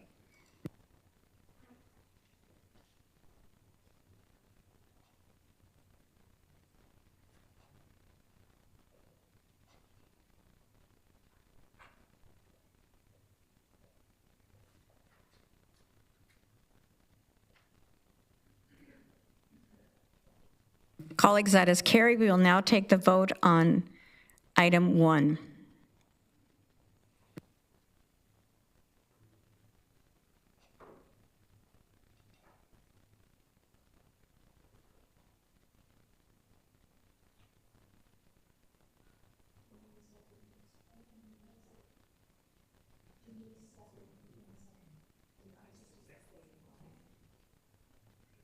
Colleagues, this has been moved and seconded, just taken in 2 steps.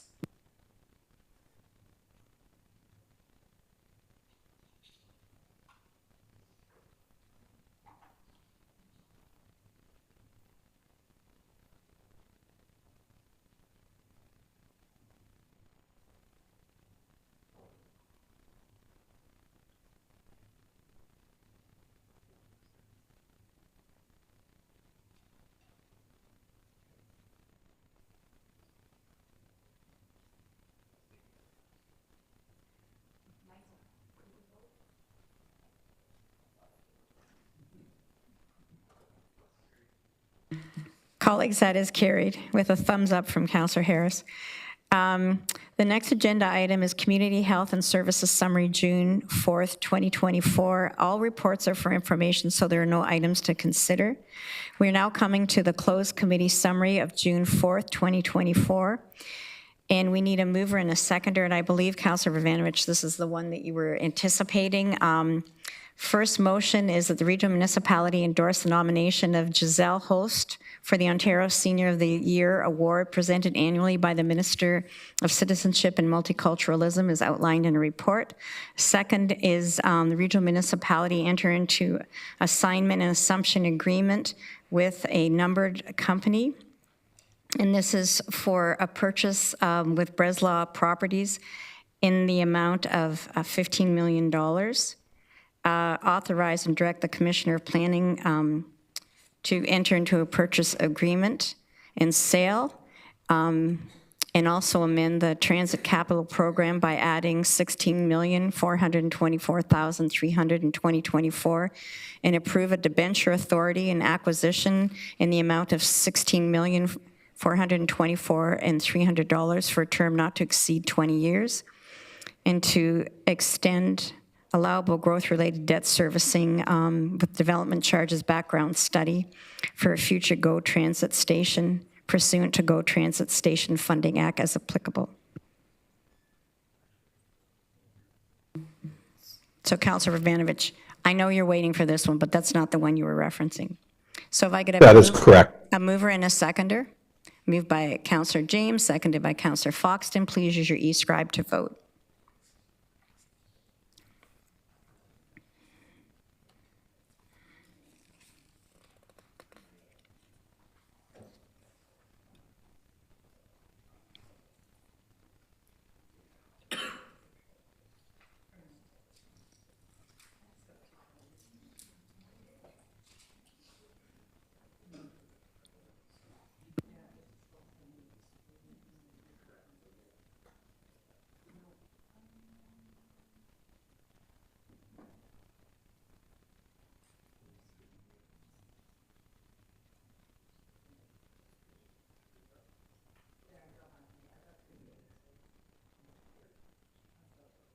Colleagues, that is carried.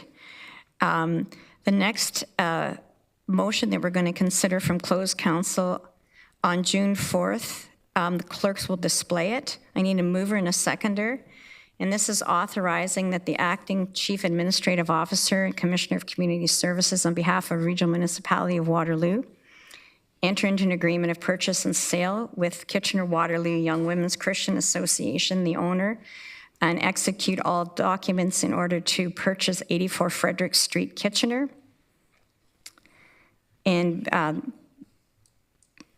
B, authorize and direct the acting chief administrative officer and commissioner of community services to take all steps and execute all documentation required in accordance with the terms of the agreement, purchase and sale with the owner, including but not limited to the waiver of conditions upon satisfactory completion of due diligence undertaken by the region pursuant to the agreement of purchase and sale to the satisfaction of the regional solicitor. C, to amend the 2024-2033 Housing Services Capital Program to add $9.464 million in the 2024 financed through property tax supported debentures, and D, approve the debenture authority and acquisition of 84 Frederick Street, Kitchener, and initial capital renewable works totaling $9.464 million in the 2024 term not to exceed 20 years. Do I have a mover or a seconder? Moved by Councillor Erb, second by Councillor McCabe. Councillor Bravanovich.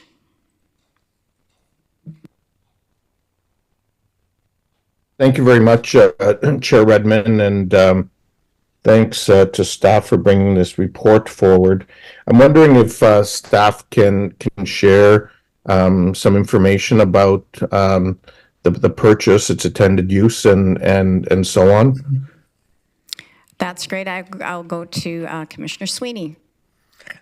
Thank you, Chair Redmond. I'm pleased to respond to Councillor Ivanovich and to address Council to provide some further information with respect to this item.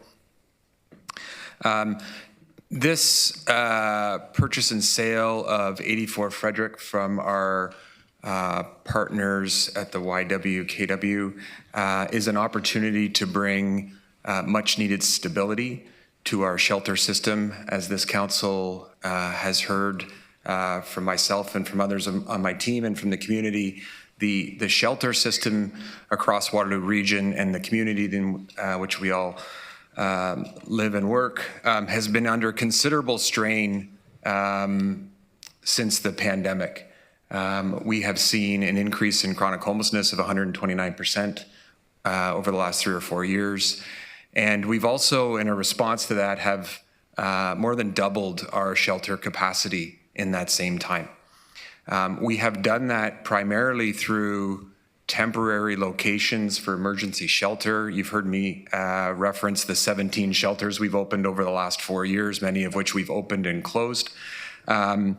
This approach has been a very necessary and important step to address the acuity of the situation. It is also a very disruptive approach. It is disruptive to the communities in surrounding neighborhoods. It is disruptive to the staff of our partners who are supporting the people that we serve, and it is disruptive to those that we aim to serve as well.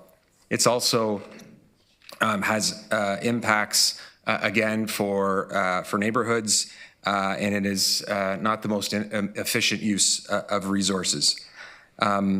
The most recent neighborhood to feel these impacts is the Rockaway community, and tonight I want to acknowledge the impact that those who live and work in proximity to the King Street shelter have felt over the past 2 years, and acknowledge the disruption and the frustration that has come with that.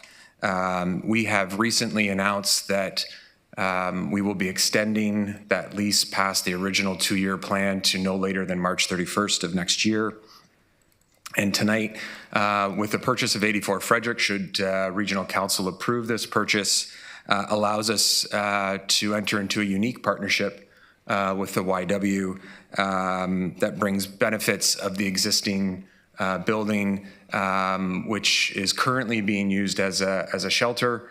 It's purpose-built and provides an opportunity for us to continue to work with the YW. Our immediate next steps that I'd like to share with council, and then I'm happy to answer any questions. My colleagues Ryan and Kellyanne are here as well. The immediate next step is to develop an operating plan. I want to make clear that we are bringing this forward as an opportunity to offset the impact of the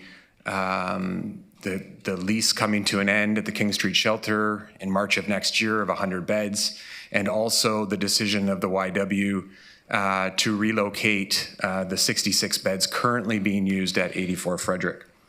I want to acknowledge that the operating plan that we will bring forward, the intention is that it is well aligned with our plan to end chronic homelessness and our commitment to housing first. We also feel that this opportunity provides us a permanent location to evolve over time as we aim to end chronic homelessness across this community by 2030.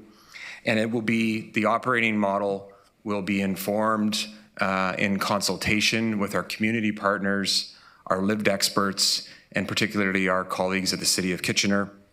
That operating model will come back to council.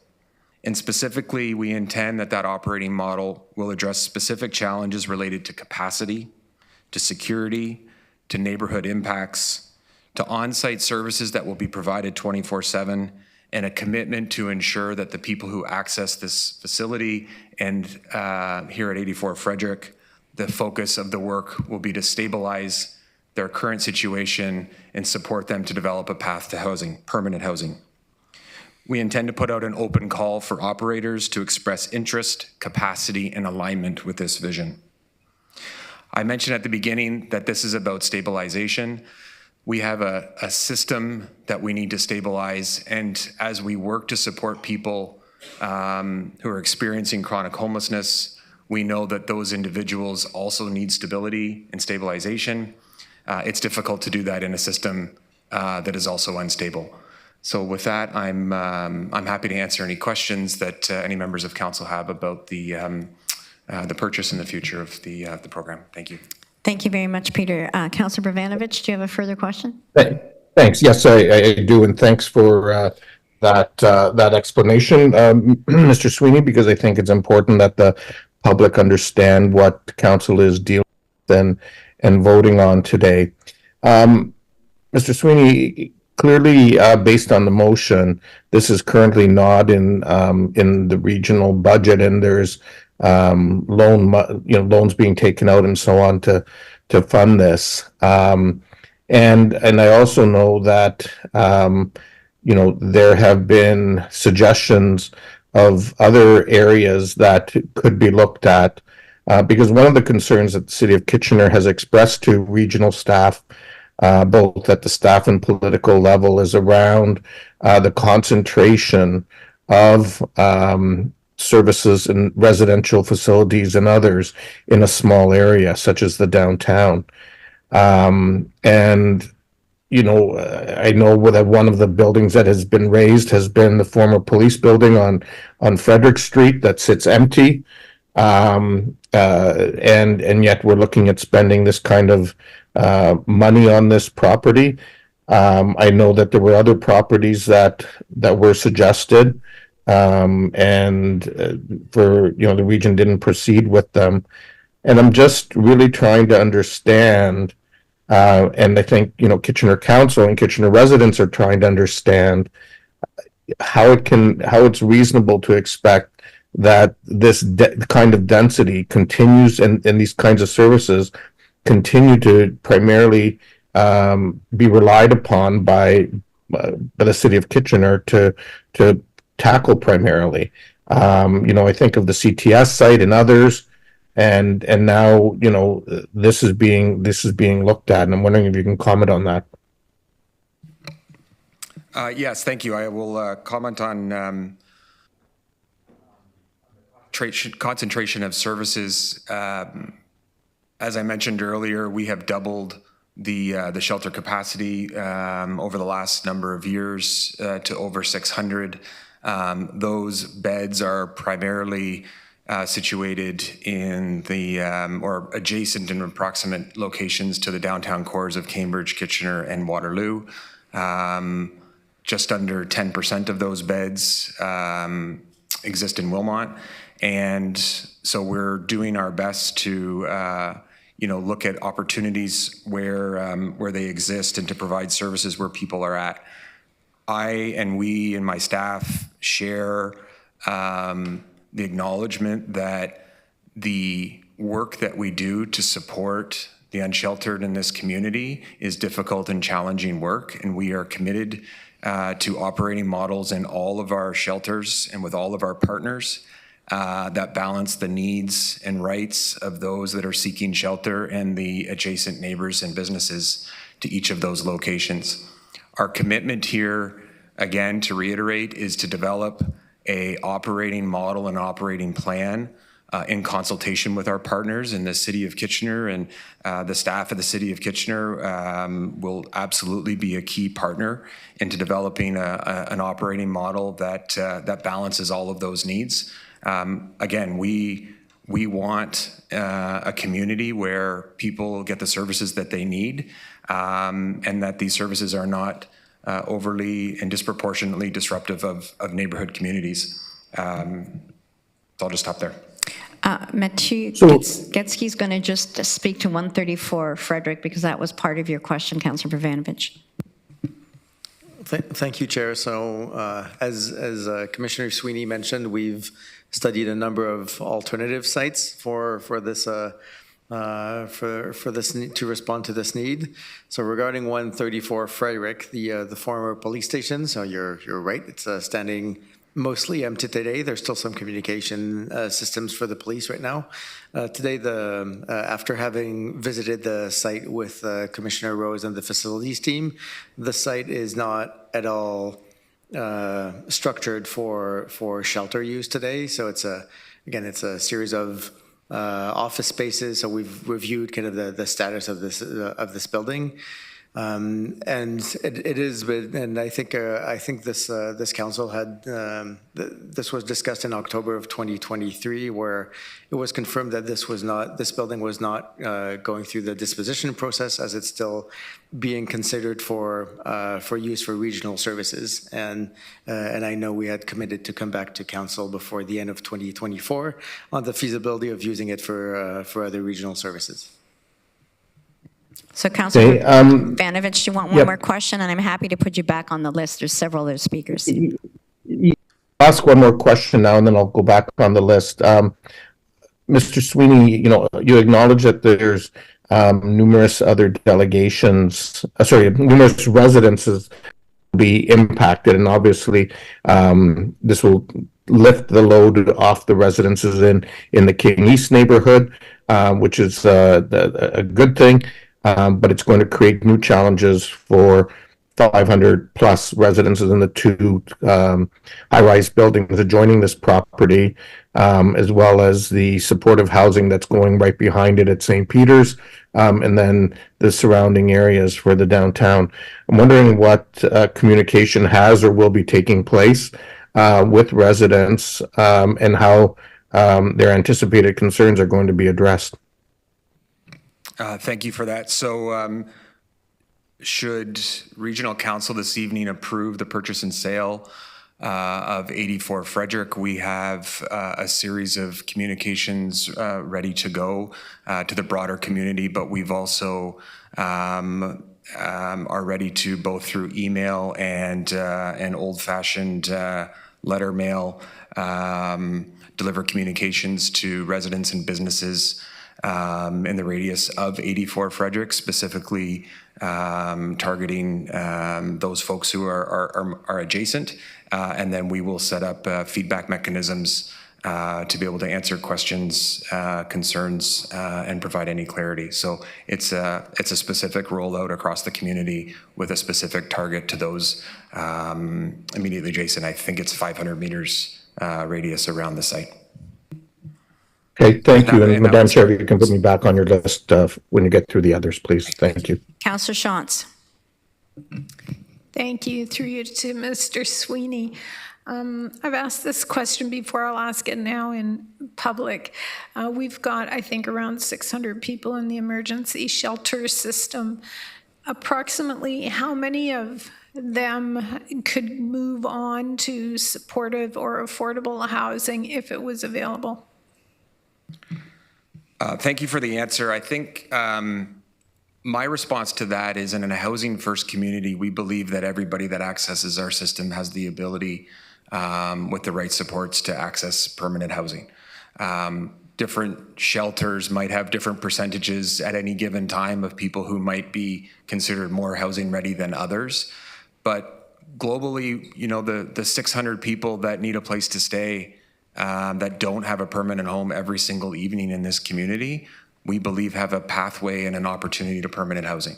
And so our plan to end chronic homelessness acknowledges that the acuity of the situation is such that we are investing time and resources and supports to support people to get stable and to get onto those pathways. Some folks are closer than others. I want to reiterate that this particular opportunity brings a level of stability into the system. It is not designed to be a specific place for folks who are currently accessing one location or another. We're looking at it as an overall system, and to bring in a location that will provide us as the service system managers the ability, the certainty, and the stability to provide services and locations in one spot, that we don't have to constantly think about a 2-year cycle and cause further disruption to the people we're serving and those neighbors. But I don't have a specific number, because that level, I think, is relative on the scale of people who are accessing the system. And on any given day, I do know from experience, you might have somebody who is ready, willing, and able one day, and situations could change given clinical issues or whatever that might be less ready for specific individual housing. And so on one day, they might be ready for independent housing, and situations might change and they might need a higher level of supportive housing, for example. But I would say everybody in our system, on one level or another, we feel, and that is the philosophy behind Housing First, we feel we can find a home for everybody. Councillor Shantz, a second question. If I can just make a bit of a comment on that. Thank you for that explanation. I would suggest, and I'm assuming this will be part of your report that you referenced that's coming back, but I would suggest then that we should be investing our capital into building housing as opposed to emergency shelters, because we still, even if we close a couple of them, we still have a lot of emergency shelter spaces. And I think the bottleneck is at the next 2 levels above that.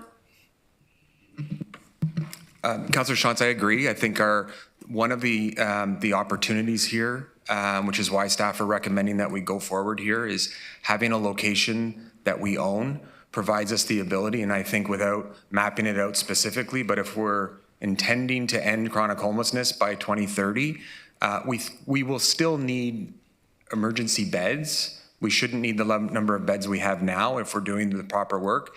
And a location that we own provides us with the opportunity to think about the art of the possible in terms of transitioning it over time into more supportive beds, more affordable beds, and more independent beds potentially. The options really are available to us, and the ownership piece gives us the flexibility to be able to think about that.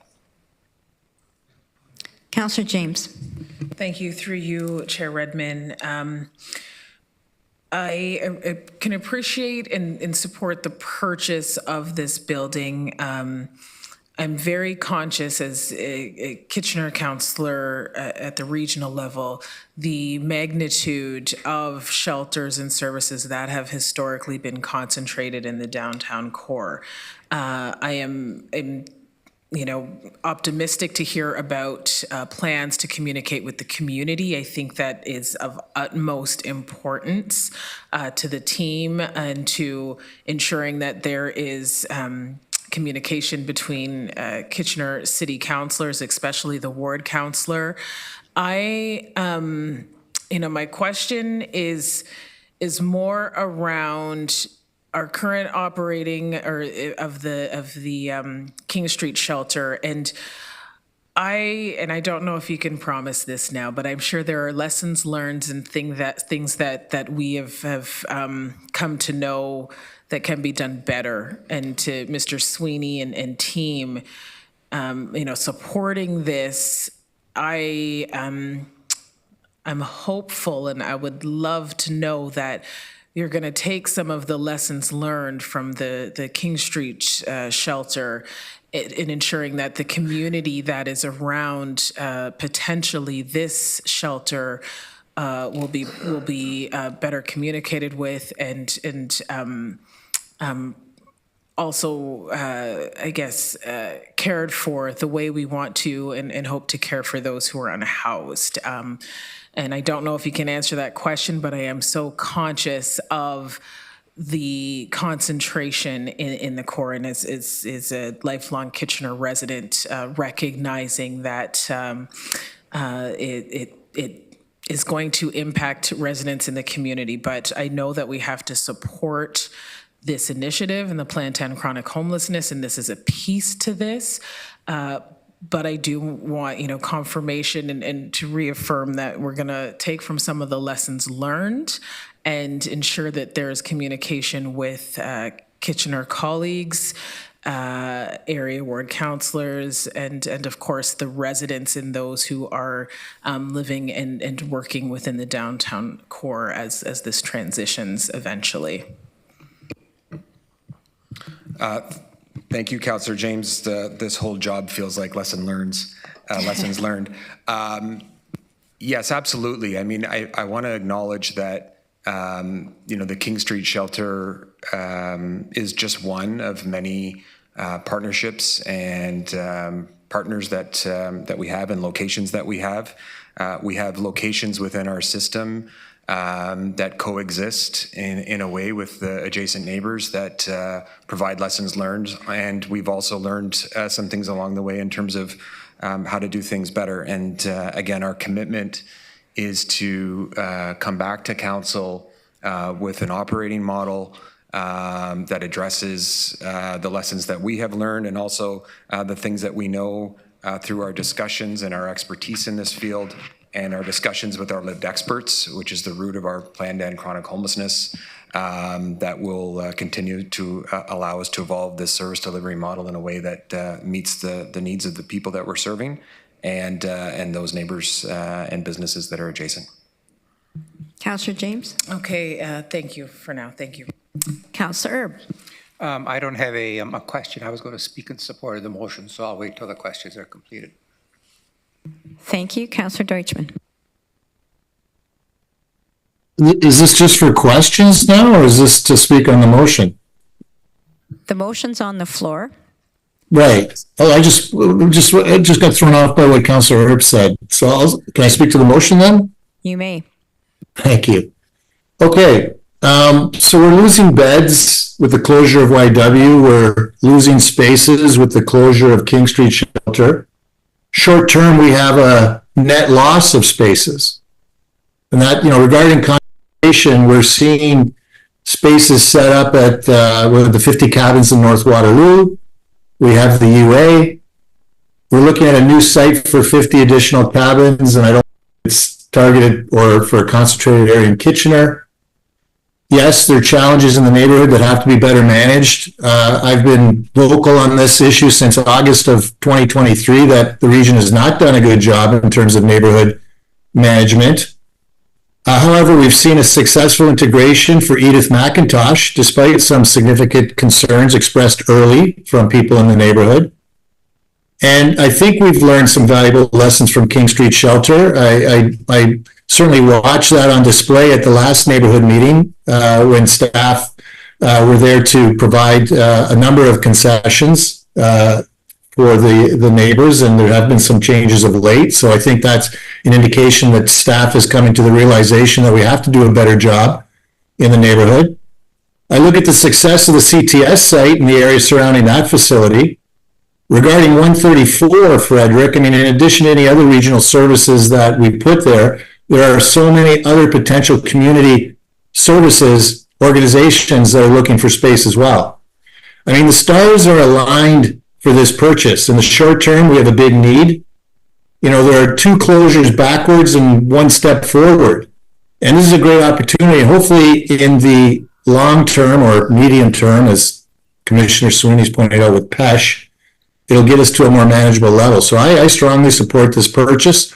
And I have no doubt, especially given the significant issues with King Street Shelter, that regional staff has learned about some valuable lessons, and those will be applied to this situation. Or we're going to have issues that we have to deal with, and it won't be pleasant. Thank you. Thank you, Councillor Deutschmann. I am going to go back to Councillor Erb. Please feel free to speak to the motion. It is on the floor. Thank you, Chair.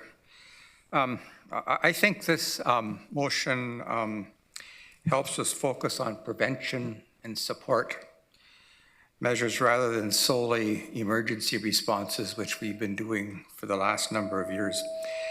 The opportunity to acquire 84 Frederick speaks to several strategies and action items in this plan to end chronic homelessness, which we approved not too long ago. And one of the important action items is intervention at the early stage of homelessness, which is referred to on page 37 in the report if anybody's interested in looking it up. And this facility will assist our service providers to intervene early, to create a more stable setting for those moving into 84 Frederick and begin working towards better outcomes to eventually transition residents from this more stable, secure shelter into supportive housing.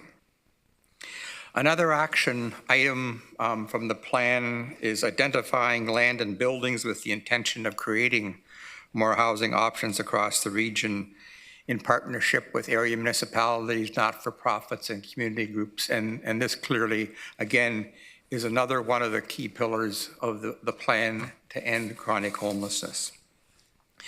The creation of the plan and the opportunity to purchase 84 Frederick are important and two early initiatives in our goal to end chronic homelessness by 2030.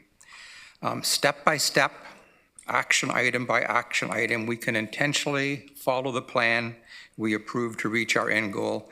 And just like we're proving with building better futures and committing to building 2,500 affordable homes in 5 years, we can accomplish the same success with decisions like acquiring 84 Frederick.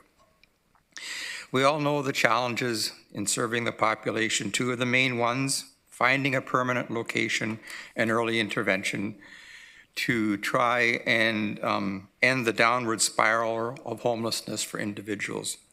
And I think the acquisition of the Frederick Street site clearly addresses these two priorities in the plan. If we're serious about adopting it, which we did approve, a permanent location and the ability to intervene early in those lives. So I hope we can support this acquisition, recognizing it's part of the strategy we approved. Individuals recovering from homelessness need more than just a place to stay. They need a place to heal. And I think 84 Frederick can be that place. Thank you, Councillor Erb. Councillor Hunick, please go ahead. Thank you, Chair Redmond and Councillor Erb. Perfectly stated everything that I would have said and then some. So I'll leave it there. Thank you for your support and your brevity. Councillor Craig. Oh, thank you, Madam Chair. Last week at Police Services, we have a report on the effect on communities of encampments and shelters. And I had that report sent around to all members of council. And I have a lot of concerns about the purchase of this building and where in the proximity and the effect on the neighborhood. And I've raised this issue on a number of occasions with neighborhoods and the effects that take place, especially with one down in Cambridge with 150 Main and the issues we had there for 2 years, which were substantial. Unless we have a plan going forward in terms of how the shelter is going to be operated, we're really inviting a lot of issues to take place, and I have difficulty with that. So I'm not supporting this. Thank you. Councillor Bravanovich. Thank you, Chair Redmond. And so I do have a couple other questions, and then I'll make my comments. Mr. Sweeney, as has been noted, the building, the YWCA, and the programs and the services it provides will be coming to an end as of June 30th. I'm wondering what work has been done to support the women that are leaving that residence over the next little while, to make sure that none of them find themselves homeless, or more homeless than they already are, when the YW ceases their current operations, while they reprogram. Thank you for that question. So the YW of Kitchener-Waterloo informed us in December or January, I believe, that it was their intention to sell this property and to change their operating model. At the time, the capacity of the shelter at 84 Frederick was 66 beds. The regional staff and leaders at YW have been engaging in frequent, and we're down to weekly conversations about ensuring that we support on an individual case-by-case basis. I don't have the specific numbers in front of me, but I can tell you that a number of those women who were there when this announcement was first made, we have found permanent housing for. We have a number of folks lined up to transition into different facilities within our system, and the remaining women that are there over the coming weeks are being supported into alternative situations.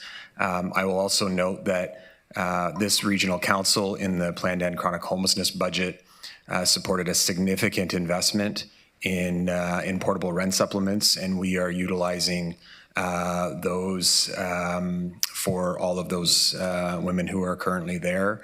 And our goal right now is that by the time the YW ceases operations at 84 Frederick, that all of the women who were there and are continuing to be there have a safe place to go. And that's the goal in the plan, and we're on track for that. Okay, so the long and the short of it is every one of them will be looked after, subject to them accepting the housing offer made available to them, correct? Correct. Okay. Councillor Bravanovich, do you have another question?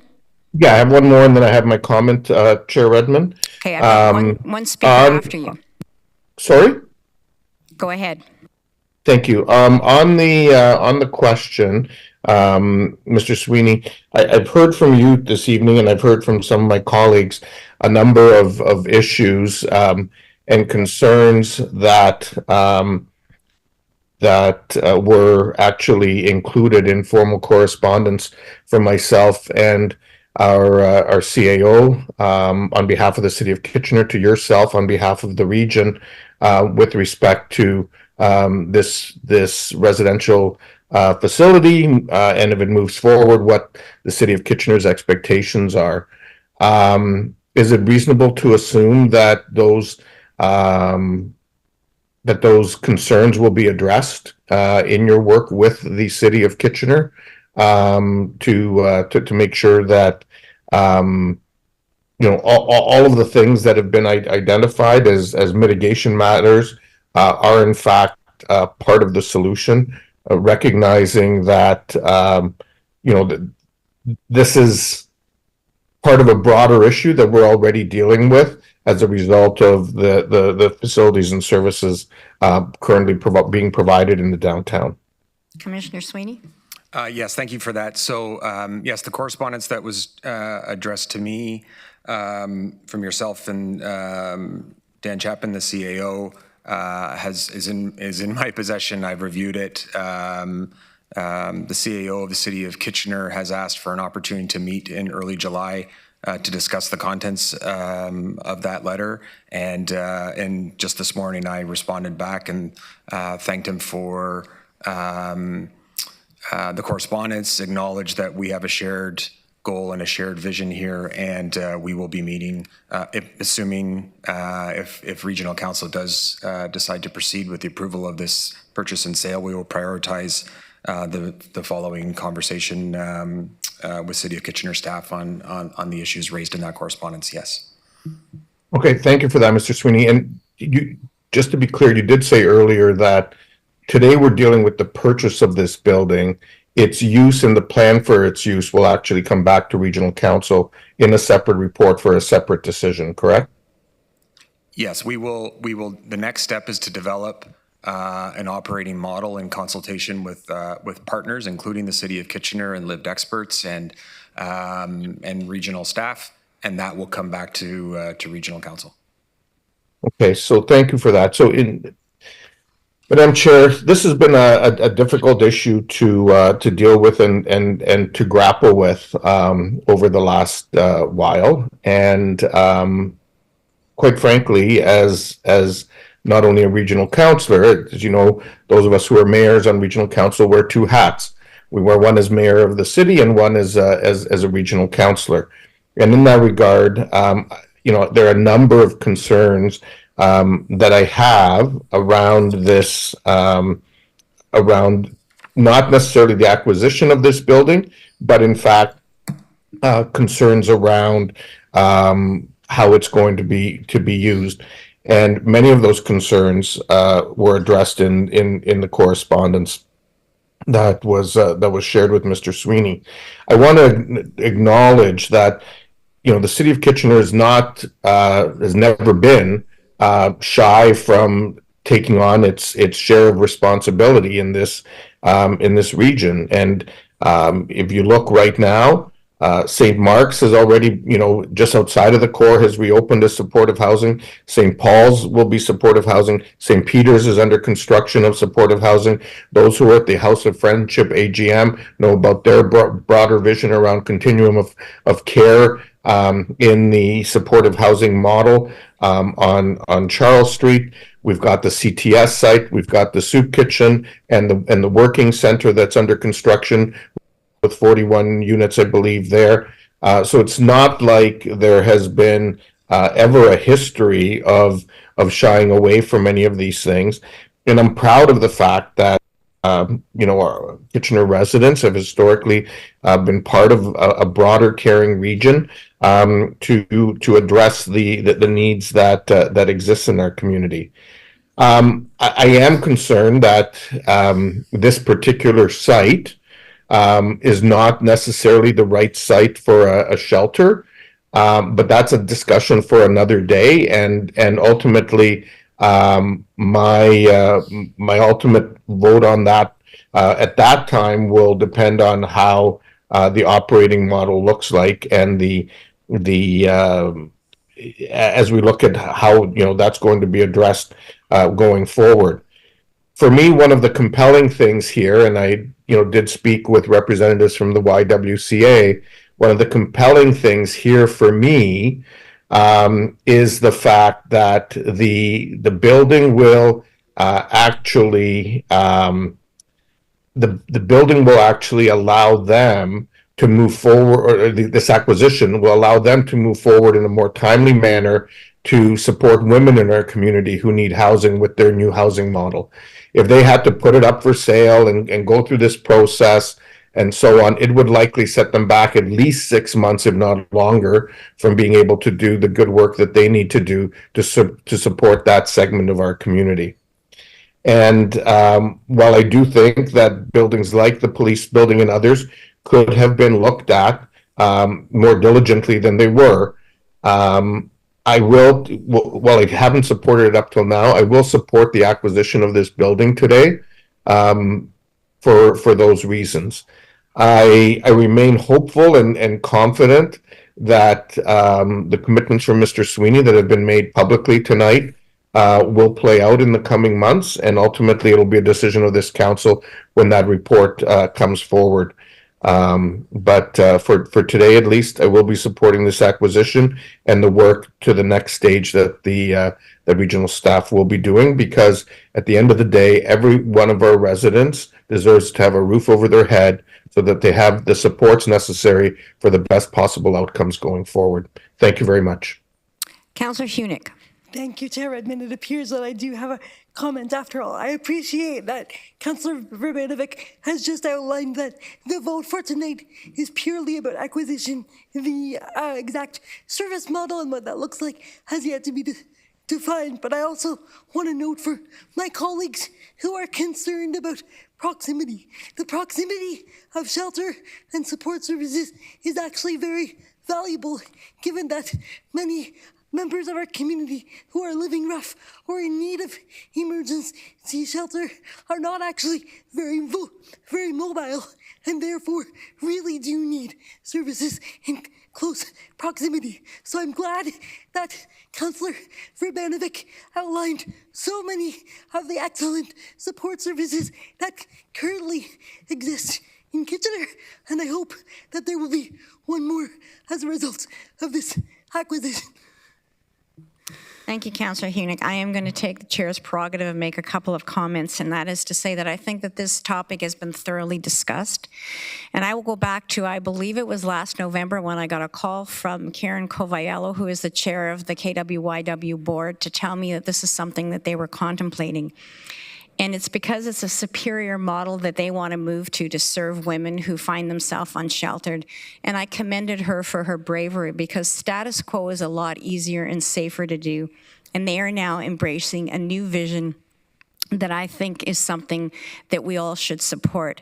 The fact that this came on the market and looks like it has the potential to provide the stability that Commissioner Sweeney is talking about within the shelter system, I think makes this a very good purchase. And that's notwithstanding some of the issues. The people that find themselves homeless are it's complicated. We really do have to address it one person at a time, and that is what our Plan to End Chronic Homelessness does, and we have excellent staff. I would also point out that this has had a lot of airtime and at least a couple of very thorough hearings in close, because this was an acquisition. So to infer that there hasn't been enough due diligence, I think just does not reflect the work of staff, the work of people that we had out in the field, knocking on doors and asking if there were other scenarios that might work. It's not an easy thing to do, and I know that often the community says, why don't you do a survey or let us know if a shelter is coming? The reality is, it's a difficult thing to have living next door to you. So I understand that the people in the Rockaway community have been long suffering, and I appreciate that. But I think that this is a way forward that is very, very important. One of the questions that I actually thought Councillor Shantz was going to ask, but she didn't. So I'm going to ask Commissioner Sweeney this. And can you give us a definition of what affordable housing is and supportive housing is? Yes, to the best of my knowledge and ability. Affordable housing refers to an economic condition related to the cost of housing for an individual and how that relates to their income, essentially. Supportive housing is affordable housing with wraparound supports, if I can put it that way. So when we talk about supportive housing, it includes an operating model that involves having staff on site to provide those that are on their path to permanent housing with the social supports that they need. And we have several examples, several very, very good examples in this community. We know that in housing first communities around the world, of which we are one, the existence of portable scattered site and congregate rent supplements and supportive housing is the pathway forward to end chronic homelessness, which is why it's such a central tenet of the Plan to End Chronic Homelessness. And there were a few of us that were at the annual general meeting of the House of Friendship last night. And I know that we all feel that the supports that are offered on Weber Street by the House of Friendship are outstanding. And there's nothing to say that those kind of models can't be replicated in other places. So I think staff have done an outstanding job of turning over all the rocks to try to find solutions. And I would also acknowledge that we couldn't do this without our outstanding staff as well as our valued partners, and there are many throughout the region that help provide this service. I will enthusiastically support this, notwithstanding some of the concerns. I look forward to hearing what the communications plan is and what our relationship can be with the community that surrounds 84 Frederick as we go forward. So it's been moved and seconded. I see no other speakers, so I would call the question. Please use e-scribe to vote.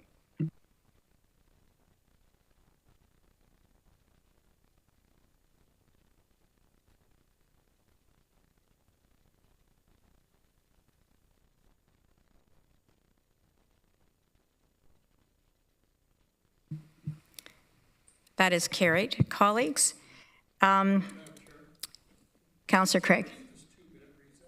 No, we're not taking a 2-minute recess. We're going to take a 7-minute recess. So we will reconvene in 7 minutes.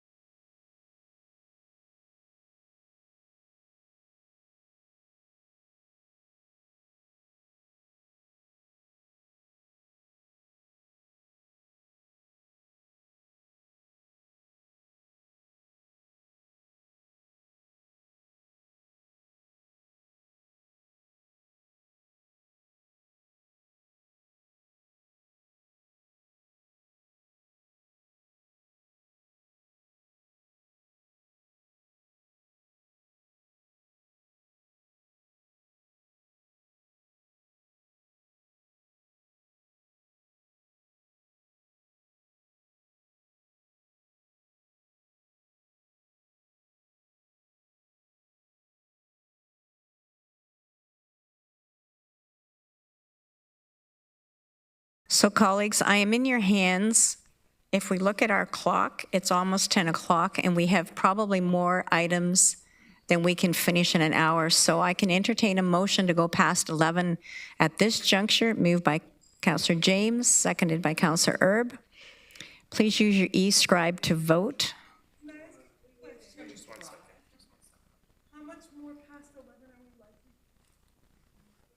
How much more past 11 are we likely to?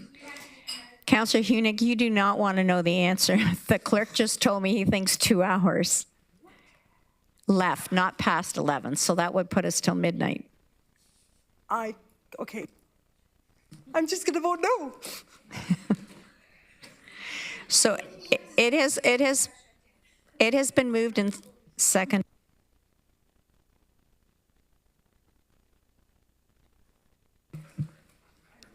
Sir, there's a motion to go past 11, which would be for an hour, and after an hour elapses, we would then have to decide if we wanted to extend it another hour.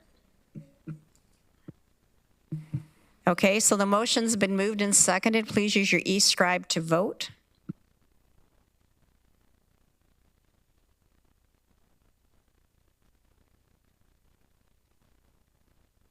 Madam Chair, it says heritage appointments on my screen. It will refresh, and then we will go on to heritage appointments after we extend. Then I just voted no to the heritage appointments.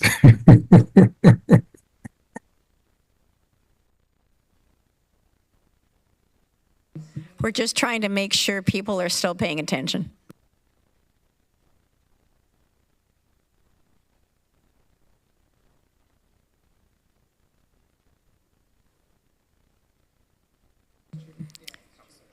So the heading does not match the vote. The vote is actually to extend past 11 p.m.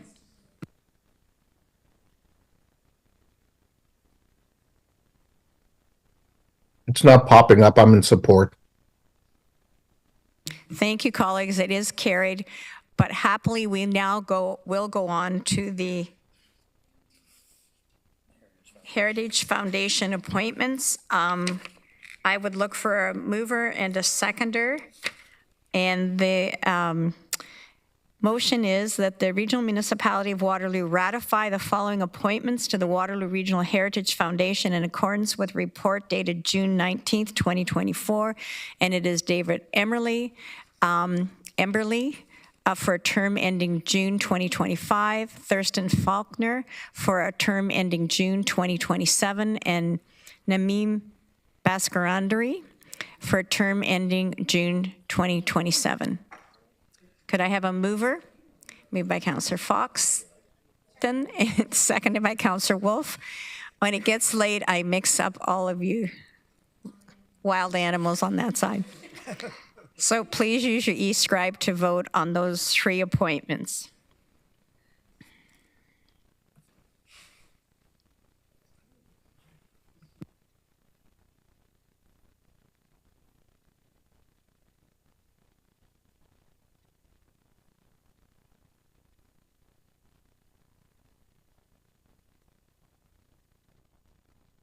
Colleagues, that is carried. The next motion we're going to deal with is our 2025 Council and Committee meeting calendar.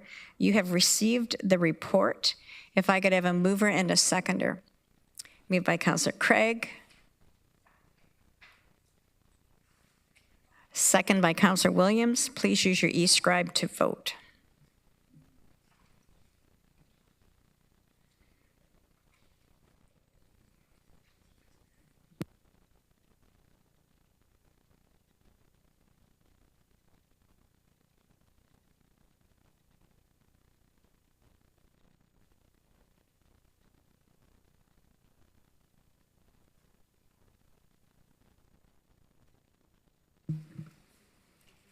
Colleagues, that is carried. We will now move to the Board of Health update, and I'm calling on Dr. Adele Chang-on, is that correct? Acting Medical Officer of Health to provide a verbal update received for information. Welcome, and you have the floor. Thank you, Chair. Good evening, councillors. To begin, I would like to provide you as the Board of Health with an update on the current heat warning that our region is at this time expected to last until Friday, June 21st. Public health, community services, and emergency management teams have been collaborating with area municipalities and community partners to keep Waterloo Region residents informed and safe. Our network of cooling space partners have been actively engaged to provide spaces for the public to get temporary relief from the heat. Hours have been extended until Friday for 2 of the regionally operated cooling spaces at 150 Frederick in Kitchener and 150 Main in Cambridge. In addition to additional in anticipation of additional heat warnings over the summer, weekend and statutory holiday hours for these 2 cooling spaces will begin this Saturday, June 22nd for 150 Main, and the following Saturday, June 29th for 150 Frederick.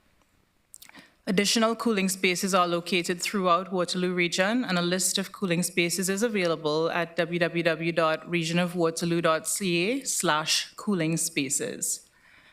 Public Health, with the support of corporate communications, has been engaged with the media to promote messaging about heat relief, including tips on how to keep ourselves and our homes cool and encouraging checks on our neighbors.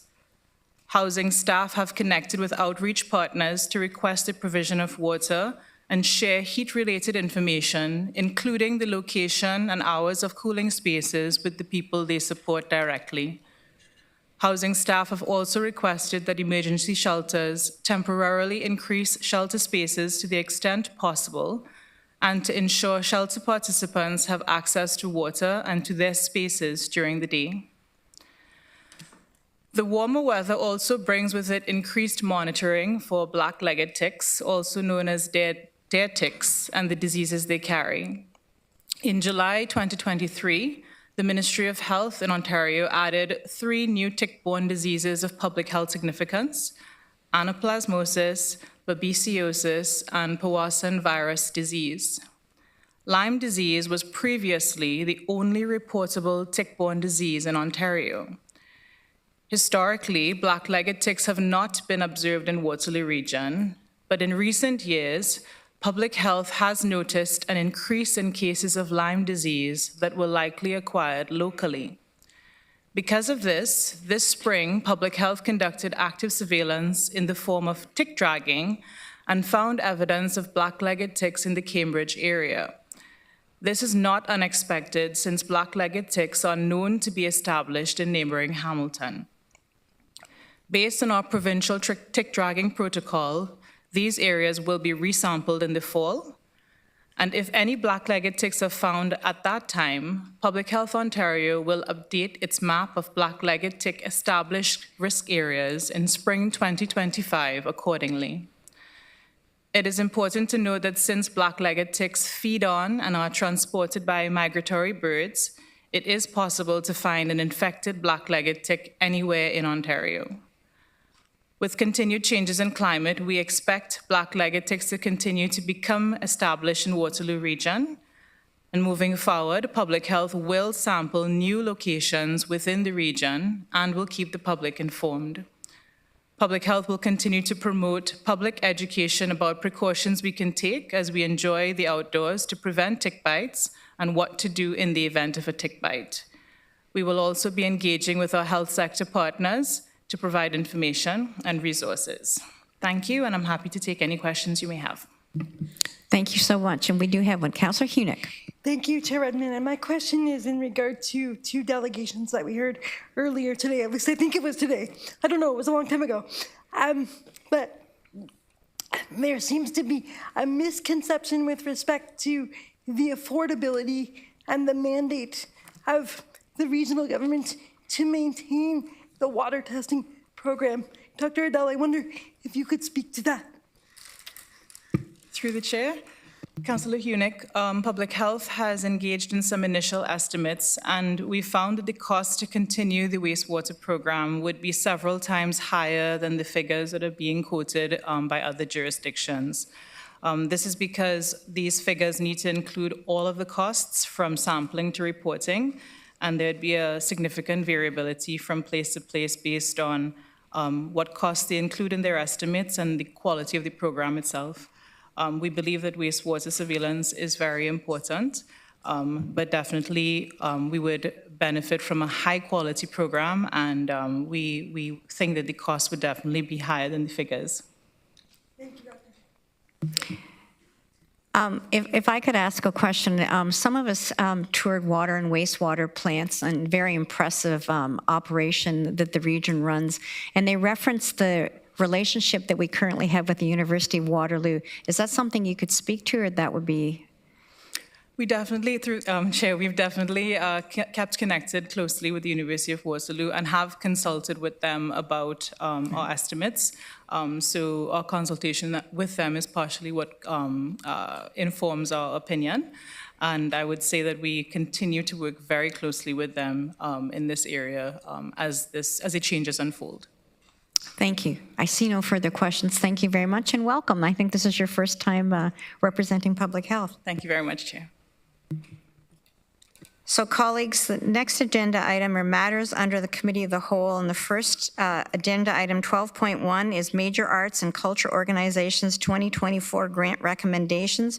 This actually is a motion that was deferred from an earlier meeting, and Julian Kingston, Director of Cultural Services, is available if we have any questions.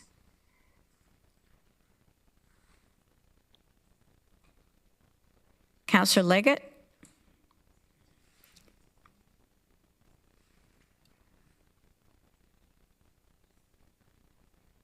I am looking to put an amended amendment to the motion on the floor. It has not been moved or seconded yet, so if you want, go ahead and move a motion. Okay, I would like to move it. I believe that Councillor Foxton is seconding it.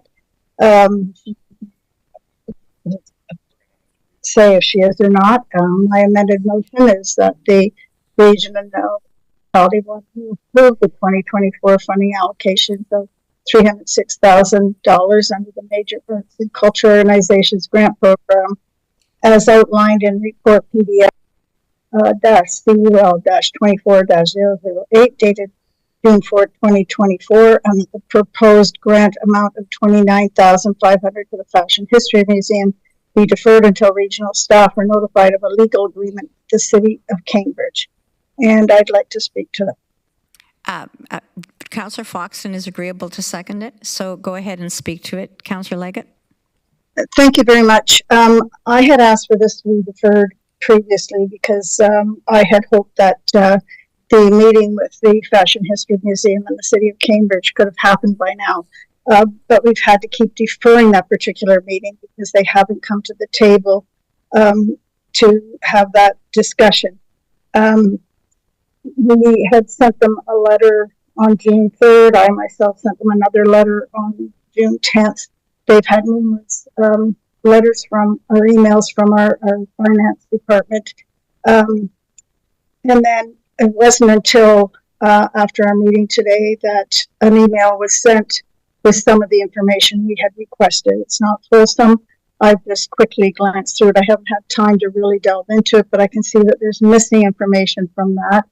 And it's the first time that the board has even reached out to meet with us. Prior to that, it was the founders who have represented themselves as the spokesman. I heard what they had to say in their delegation. But it is a requirement for any grants to groups which they had applied for that that all people must be in financial good standing. It's a regular requirement for anybody. And that is to safeguard the money that's in our care as members of City Council. We do support the arts. We just presented this month our new Arts and Culture Action Plan with 5 different pillars. We are going to be opening up a new arts hub as part of our City Hall campus. I think our concern too is that the Fashion History Museum knowingly entered into a lease agreement with all of the same requirements that they have today. And within less than 2 years, that lease agreement was thrown aside. And we had hoped that they would communicate with us and that we could come to some sort of an agreement as to their financial duties. And we've operated in very good faith. We would like to see them come to the table and have that conversation with us so that we can move on. And we hope to keep the Fashion History Museum in our community where they have a home. But that building was purchased by the city because it came up for sale, and they were at that time a tenant in that building. So rather than put it out to tender because we didn't have use at the time, we agreed to have them remain as tenants. And things have gone sideways since then, so we really are hoping that they do come to the table. But as a member of regional council, I cannot in good faith give them the money until they have fulfilled their obligations to the city of Cambridge. So I'm hoping for support in this. Okay, Councillor Deutschman. Thank you, Madam Chair, through you. I was going to ask for some clarity on this issue of a legal agreement with the city of Cambridge. And after hearing that explanation, I do have some concerns. We're talking about holding up regional funds because of an issue that this organization has with the city of Cambridge. It's effectively leveraging regional funds for the purpose of a legal dispute with the city of Cambridge and the Fashion Museum. Point of order. And I find that somewhat uncomfortable. Like, we're talking about $29,500 for the Fashion Museum. I have no problem I won't support that amendment. I'm more than happy to provide them with their funds. And I'm sure the city of Cambridge and the Fashion Museum can come to some resolution of this issue. But to hold up money, $29,500 for what sounds like leveraging a legal agreement with the city of Cambridge doesn't sit well with me personally. Thank you. Okay, Councillor Hunick, a point of order. Our Councillor Deutschman and Councillor Leggett's comments appropriate for open session. Well, my comments are not an issue for open session. Councillor Hunick, I'm going to turn to Graham, but I believe it's already been discussed and open.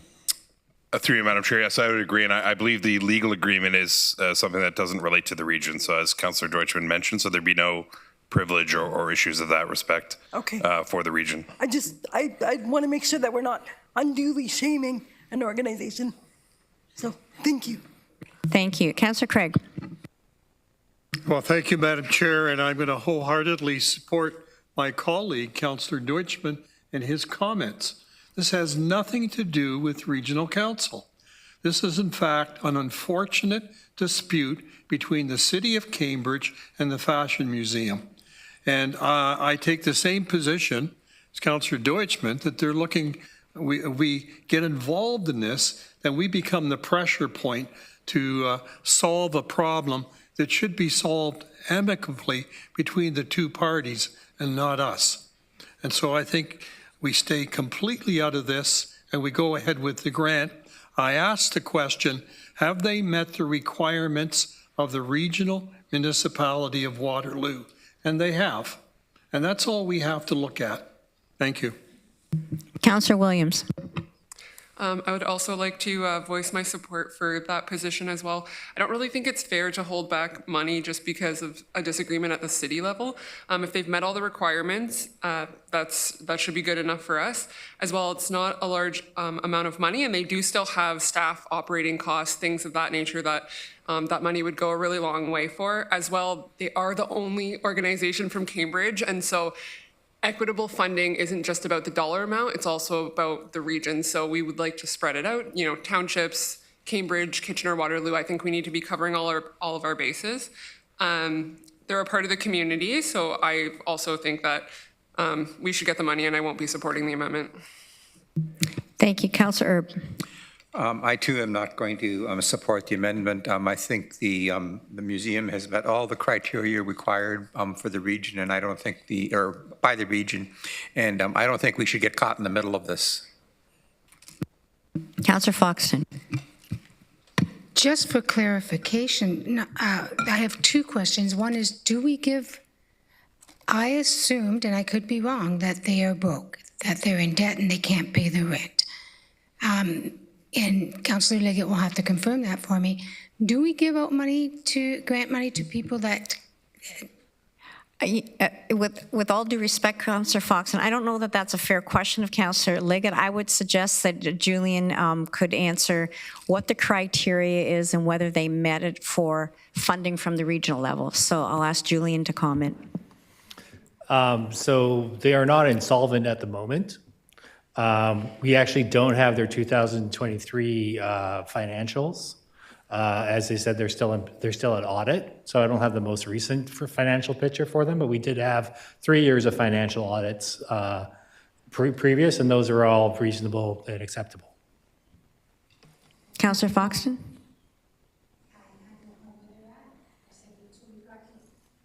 I'm sorry, we've got till 2022. We don't know what situation they're in. Thank you.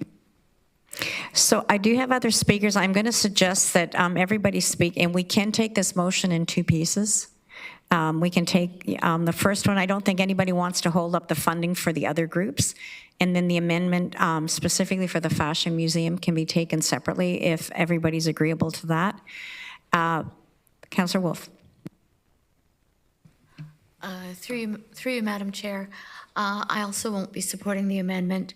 I do support the main motion, and like others have said, for two reasons. One, they have met the criteria for the region, and secondly, I would like Cambridge to have some money from this fund from the arts, and this is the only organization that was getting funding from this fund. Thank you.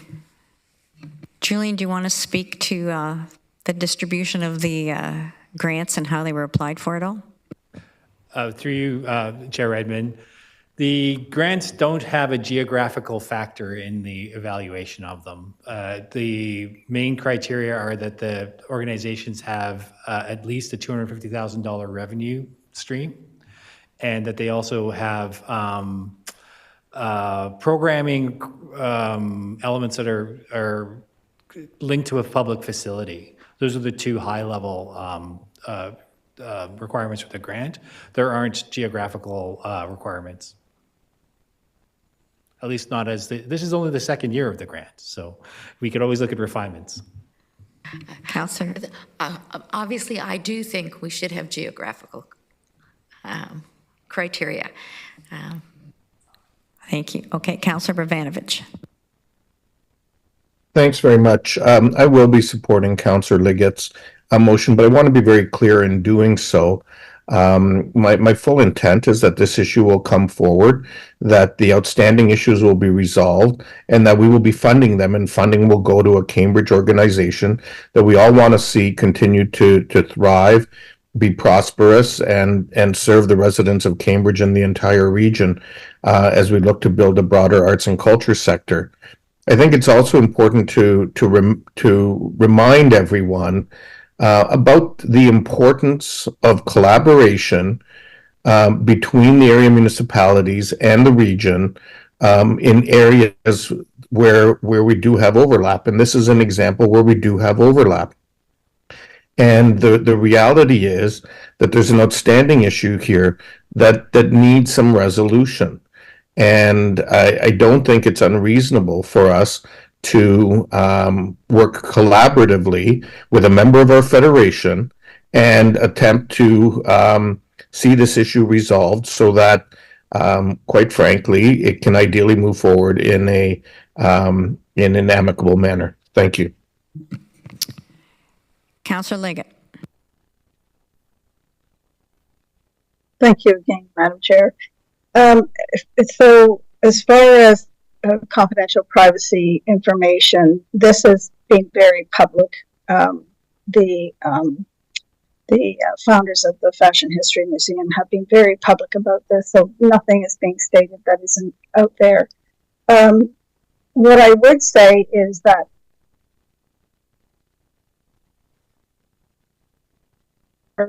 system we have for grants, that sort of thing, is it needs to be more robust. We have learned at the city that we need to make sure that the finances are in place, in a good standing for anybody who applies for funding from us. And we do that to make sure that somebody isn't coming to us for funding when they haven't fulfilled their obligations to someone else. And during this exercise, we that the region doesn't have that same policy in place. And I see that we could actually get ourselves into trouble with the region for not doing our fiduciary to the regional taxpayers for the funding that we give out. And it's just a warning. I think we should be looking at that.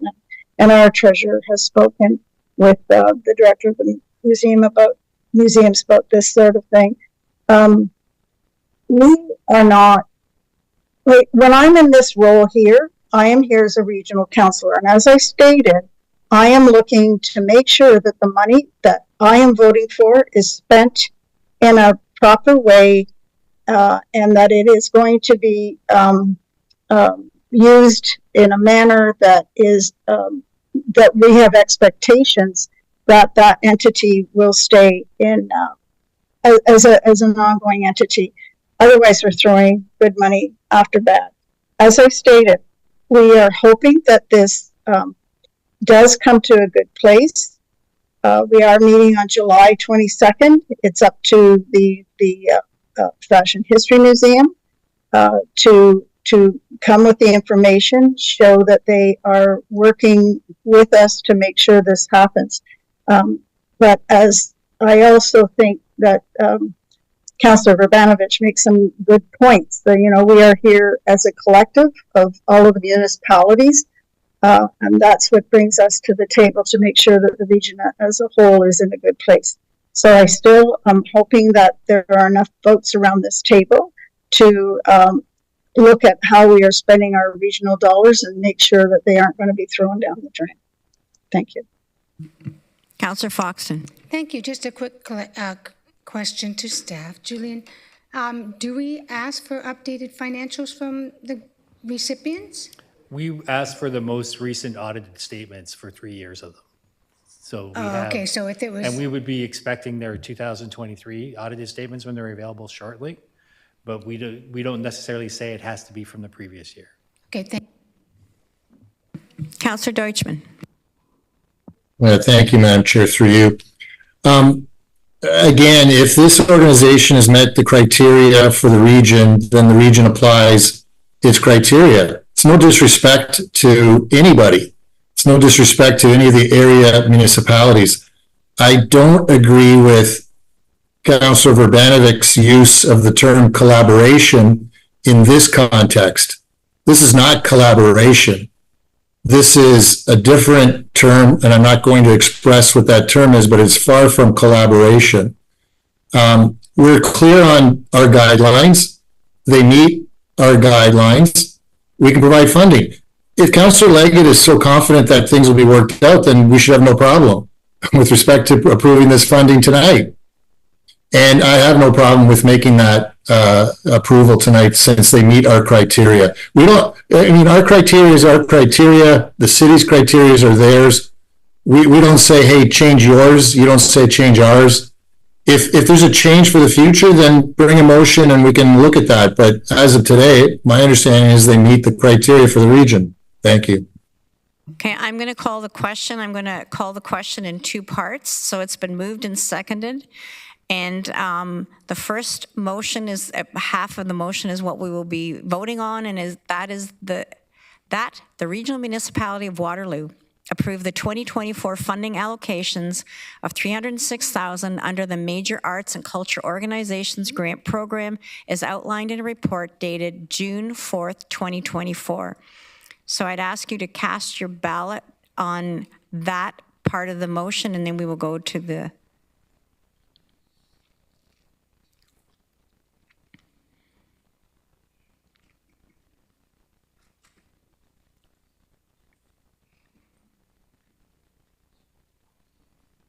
My e-scribe is not working, so I will vote in the affirmative.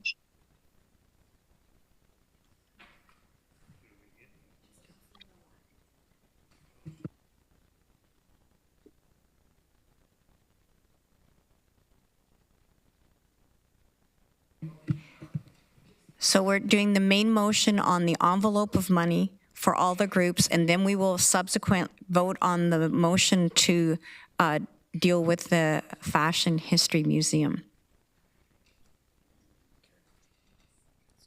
So that's carried, colleagues. So next part of the motion is actually the amendment, and it says,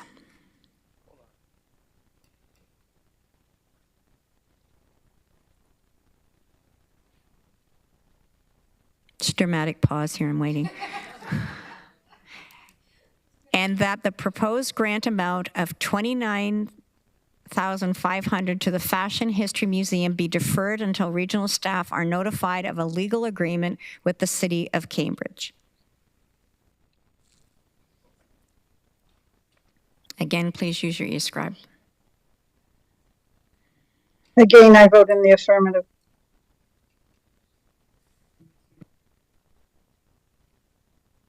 Colleagues, that is lost.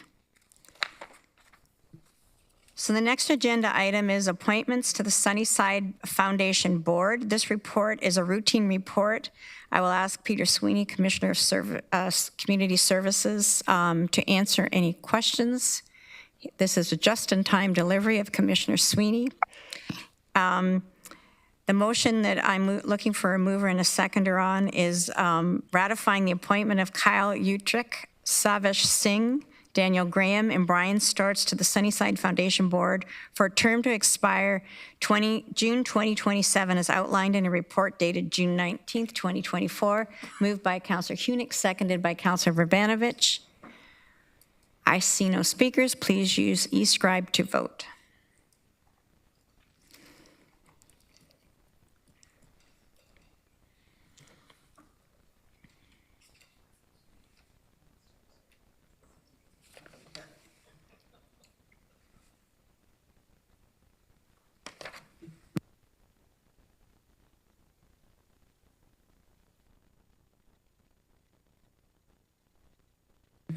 Colleagues, that is carried. The next agenda item is supporting Kitchener's innovative planning policy framework through the approval of the official plan amendments.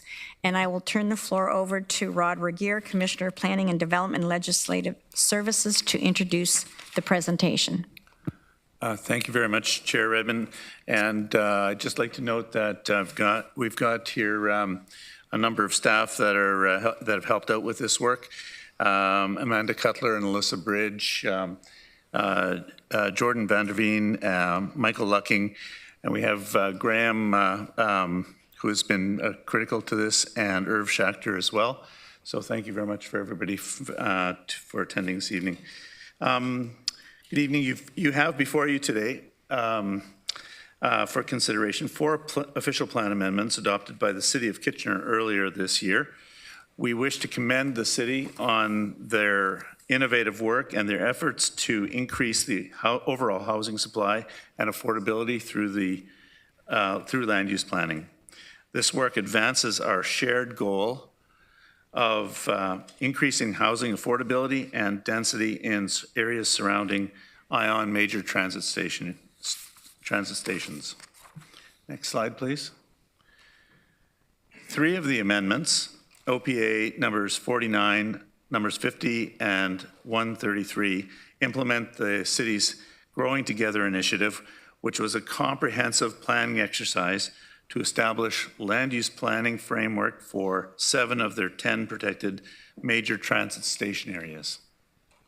This framework will enable and encourage transit supportive densities around ION stations and provide for a broad range and mix of housing types that will support the achievement of both provincial and regional growth objectives as established in ROPA 6. The 4th amendment, OPA number 48, establishes a policy framework to implement inclusionary zoning. This framework will allow the city to require private developers to include a certain percentage of affordable units within new multi-unit housing developments located within protected major transit station areas. Next slide, please. In front of you today, you have a recommendation to approve 3 OPAs for the City of Kitchener, OPA number 48, number 50, and number 133, as well as a recommendation to modify and approve OPA number 49. OPA number 49 establishes the land use planning framework for the city's urban growth center and 7 of their 10 protected major transit station areas. OPA number 49 establishes a new land use designation, Strategic Growth Area number C, that is intended to accommodate the highest level of density and intensification. OPA 49 establishes no maximum building height for Strategic Growth Area number C and introduces the use of a holding provision in conjunction with site plan control to regulate height. Modifications are recommended to OPA 49 to minimize the risk of incompatible land uses that may cause a potential aviation and public safety hazard. The use of a hold to regulate height is problematic as once the hold is removed, there is no regulation of height in the zoning bylaw. This process relies on other mechanisms to secure height that introduce risk and uncertainty, particularly if a property is transferred during the process. The modifications to ensure land use compatibility of development in the vicinity of the airport and the protection of the long-term operation and role of YKF. The modifications in more detail provide certainty and transparency for future development. They permit a range of development in the range of 30 to 50 stories in the MTSAs. They allow for consideration of additional height through zoning bylaw amendments subject to an aeronautical assessment. And they minimize the risk associated with incompatible land uses. Specifically, as you'll find in Appendix A to the report, the modifications remove the use of a holding provision to regulate height within Strategic Growth Area C. They introduce a policy to implement a maximum building height for Strategic Growth Area C. And they remove the policy referencing no maximum height for Strategic Growth Area C. The recommended modifications continue to support a significant supply of housing within the protected major transit station areas. Next slide, please. Thank you. So a series of figures have been produced to demonstrate the airport approaches and explain why having no maximum building height is problematic. In this figure, we are looking at a representation of the current state of the airport approaches relative to downtown Kitchener. The blue line represents the flight path of arriving and departing aircraft from YKF. The red line represents the highest possible obstacle limit as provided by NAV Canada. In recognition of the protected major transit station area as being a focus for increased height and density, the region has been working with NAV Canada on a redesigned approach to raise the obstacle limit to the highest available limit. Next slide, please. Thank you. As of July 11th, 2024, we will see the obstacle limit raised to its highest possible, highest possible height available. All current and future development must stay underneath this obstacle limit as indicated by the red line in order to avoid land use compatibility conflict. In other words, a tall building interfering with airport operations. The allowable heights within this obstacle limit range from approximately 50 30 to 50 stories, depending on the site-specific context. And you'll recall that the terrain varies in elevation, and the MTSAs are all at various distances from the approach path. This redesign results in additional permitted height within the growing together geography and is reflected in the recommended modifications. Next slide, please. On this slide, you see a scenario where there is no maximum height limit and a proposed development is breaching the obstacle limit. This could lead NAV Canada to decide that this flight approach into YKF is a public safety hazard, which would lead to the shutdown of the flight approach, significantly impacting operations and the economic role of YKF in the Waterloo region. Just to be clear, if NAV Canada becomes aware of a building penetrating the maximum allowable height, it will not allow aircraft to fly into the runway. So, next slide. Thank you. As outlined in report PDL, outlined in our report, it is recommended that Regional Council approve amendment numbers 48 and 50 and 133 to the official plan of the City of Kitchener as adopted by the City, and modify and approve Amendment 49 to the official plan of the City of Kitchener. Should Regional Council approve the recommendations, it would be exercising its authority under and following the requirements of the Planning Act. The decision of Regional Council on these OPAs is required to be consistent with the provincial policy statement and to conform with the regional official planning policies. In conclusion, OPAs 48, 50, and 133 are recommended for approval and are entirely consistent with the provincial planning statement and conform with the regional official plan. With the modifications recommended, the OPA 49 will be consistent with the PPS and conform with the regional official plan as well. And we're available as staff for any questions that you may have. Thank you very much. We have a few speakers. Councilor Bravanovich. Thank you very much, and thank you to staff for the presentation, as well as the acknowledgement of the work that was completed by City of Kitchener staff and council with respect to this new official plan, which really works to make it easier and more affordable to get more housing built quicker and to continue to see economic growth in our community. I do have a couple questions, though, that I would like to ask staff. We heard from a delegation today with respect to the holding provision, how that tool is used in other jurisdictions, and in fact has been used successfully here.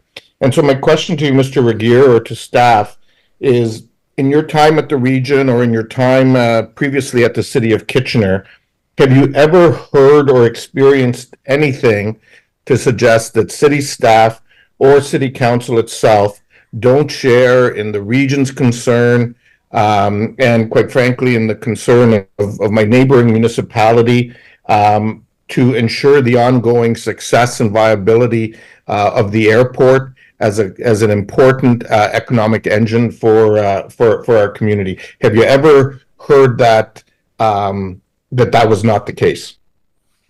So I'm going to intervene here and say that I don't know that I like the framing of the, I'm going to reject the premise of the question, Councilor Bravanovich. It seems to me like you're pitting our planning staff against your planning staff when actually it's a difference of which instrument we're going to use. So can we just all agree that the viability of the airport is something that is in the best interest of the City of Kitchener as well as the entire region? Well, that was exactly my question, and I was hoping that staff would answer that, Chair Redmond. But I was pleased that you answered that on their behalf, because that is exactly the case. And so my second question to staff is, I believe over the last number of years we've had numerous applications that have been considered using this provision. In fact, I believe the number has been 19 or 20.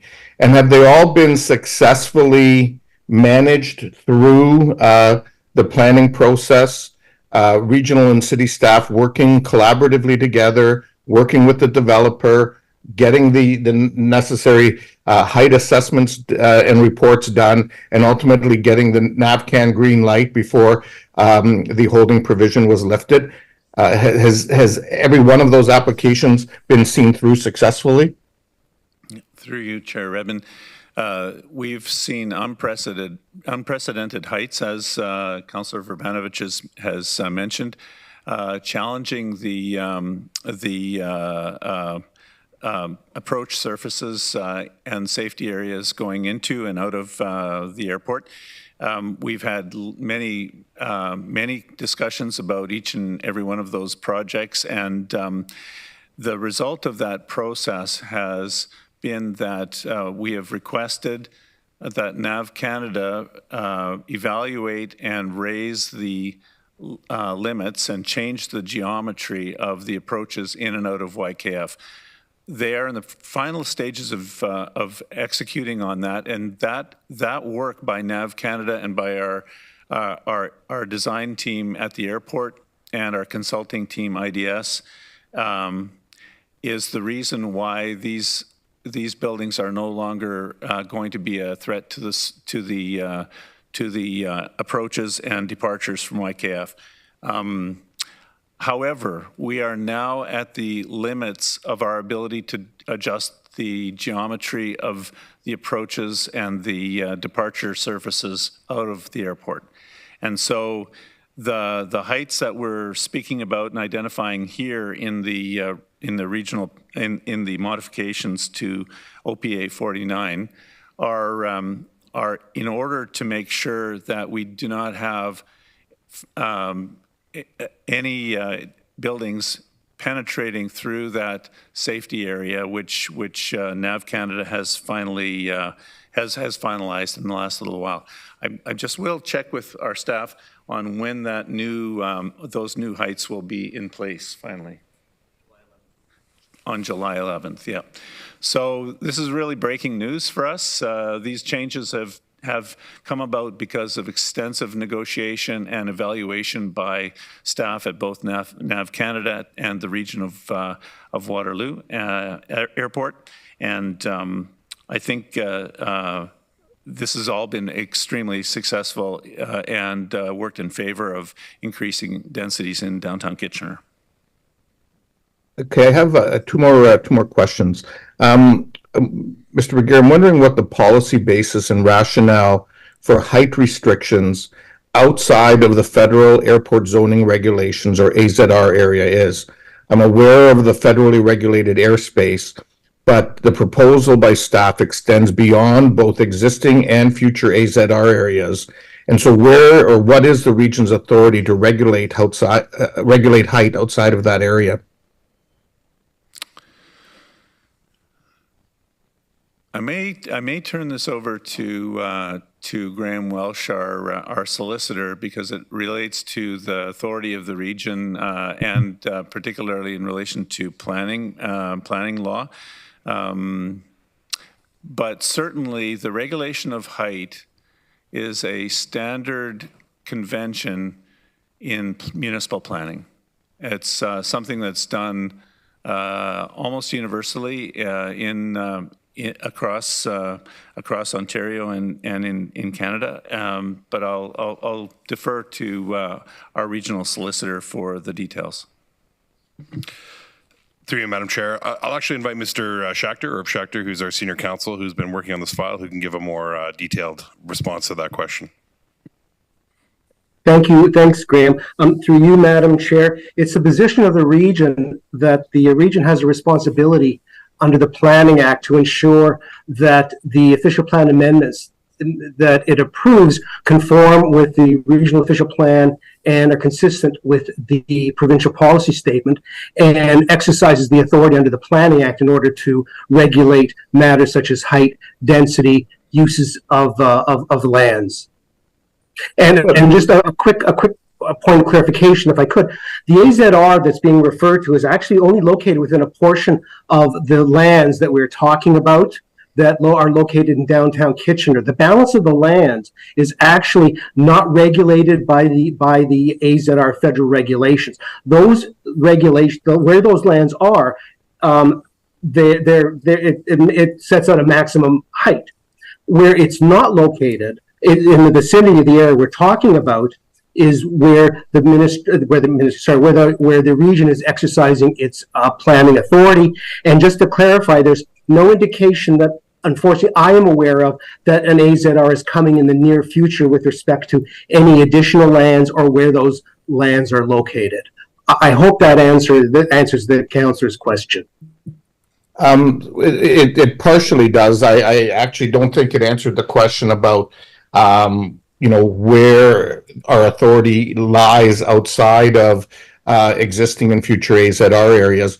But I'll leave it at that for now. The last question I had is if this has been, such a concern for the region, I'll note that the unlimited height in Kitchener zoning bylaws has existed since 1992 within our current D zones. And so what I'm grappling with is, if this was such a priority and concern for the region, and we've seen that in fact, in the applications that have occurred, it's all been worked out without any issue or concern. What did the region, in more than 30 years, through at least one or two official plan reviews or others, update the AZR prior to trying to deal with this now, and make it more costly and complicated for developers to build at a time when we have a housing crisis? Mr. Regier, is that something you can respond to? I think so, Chair Redmond. Simply put, a couple of things have changed. One is that building heights have increased dramatically in the last 5 years. We up until about 5 years ago, we had the tallest building in the Waterloo region would have been in the mid 20 stories. We now are, in the last 5 years, have seen buildings reaching through 35 stories. We've got the tallest building now in downtown Kitchener at 39 stories. We have buildings under construction that will go into the 40 stories, and we've had applications for 50 plus stories. In Toronto and Vancouver, we're seeing buildings in the 80 plus story range. And so we are starting to see construction and the real estate market pushing into territory that was really, I guess, unexpected in terms of its height. The second thing is that in the last decade, the navigation process, and particularly instrument flight approaches in and out of YKF and across the country, have changed from the older navigational beacon system to a GPS coordinate-based system. And that system has completely reconfigured approaches in and out of airports across the country. And unfortunately, the AZR mechanism has not been brought up to date in order to regulate heights around geographies that aircraft are now flying over regularly.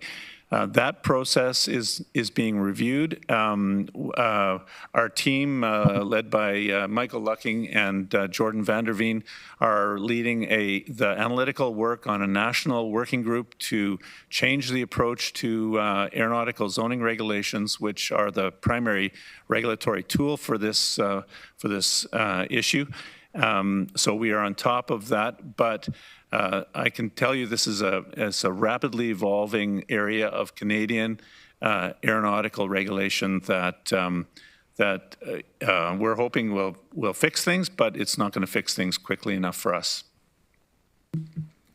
Okay, Madam Chair, at the appropriate time, I would actually like to move the recommendation, but I'd actually like to move it with the original paragraph 49 actually be the recommendation, and if someone wants to amend that, then at that point in time they could.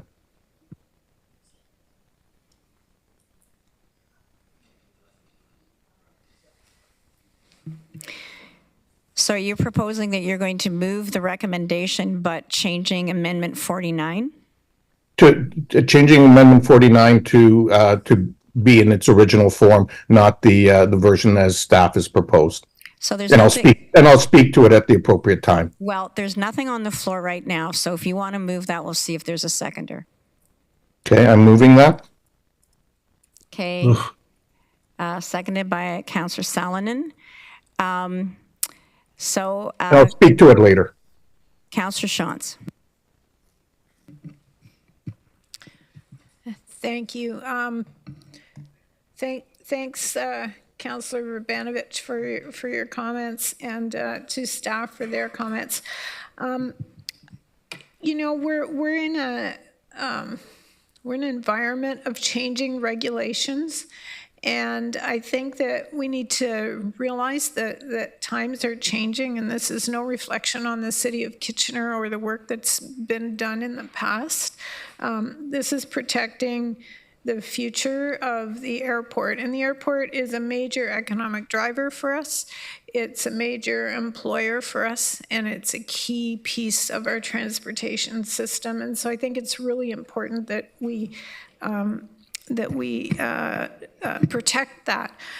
I do have a question for Mr. Regier. Could you articulate for me why we had to change, why we asked NAVCAN to change that flight path?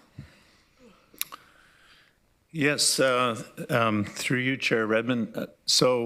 I'd say approximately 3 years ago, and I will say that all major building projects in the vicinity of the airport are evaluated for their potential impact on YKF operations from a height perspective. So any radio towers, cell phone towers that go on are constructed in the townships, any buildings that might be built within the flight approaches. Our engineering team, led by Jordan Vanderveen, will take a look at and evaluate for the impact on operations.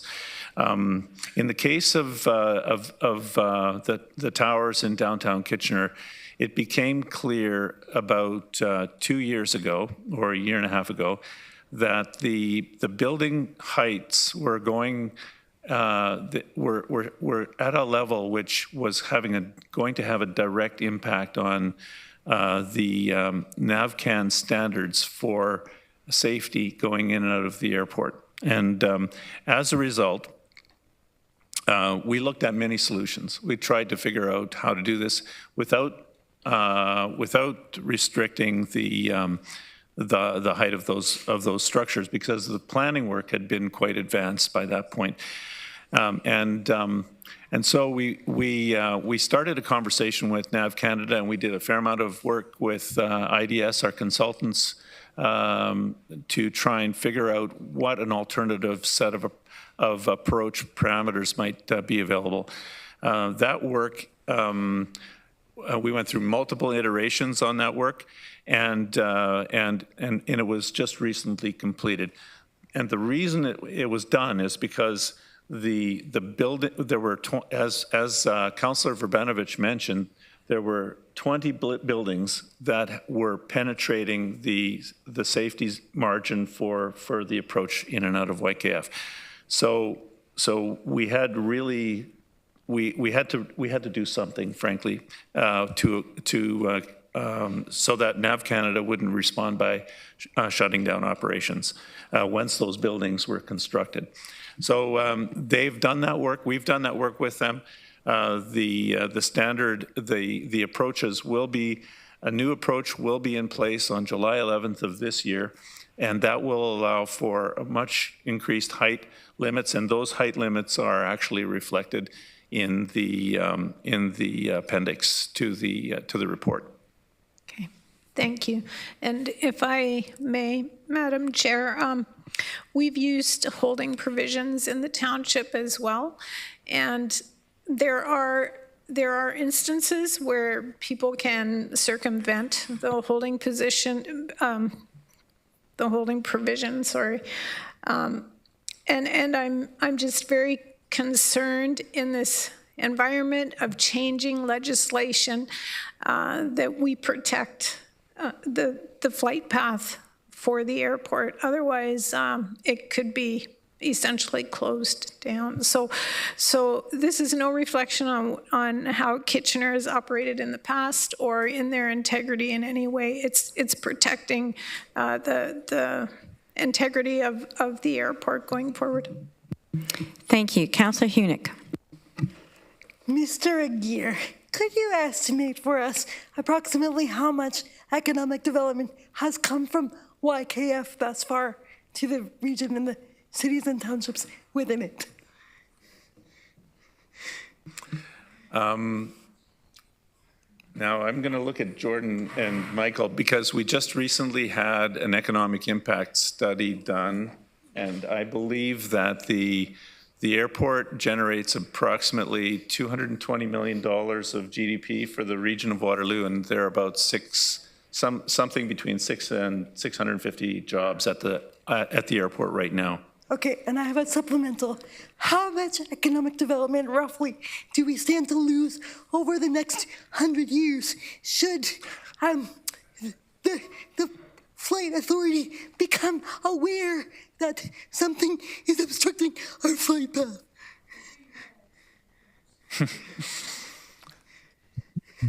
Yeah, through you, Chair Redmond. So we haven't extrapolated the economic impact of the airport. I would say that into the indefinite future, but I would say I'm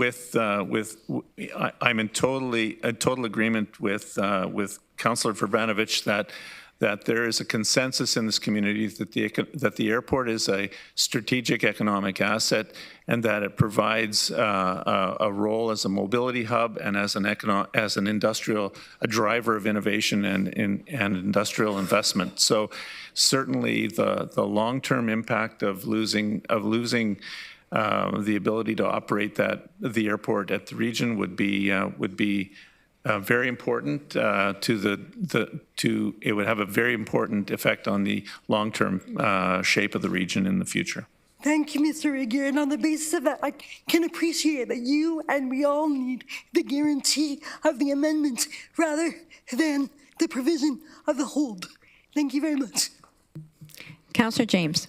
Thank you, through you, Chair Redmond.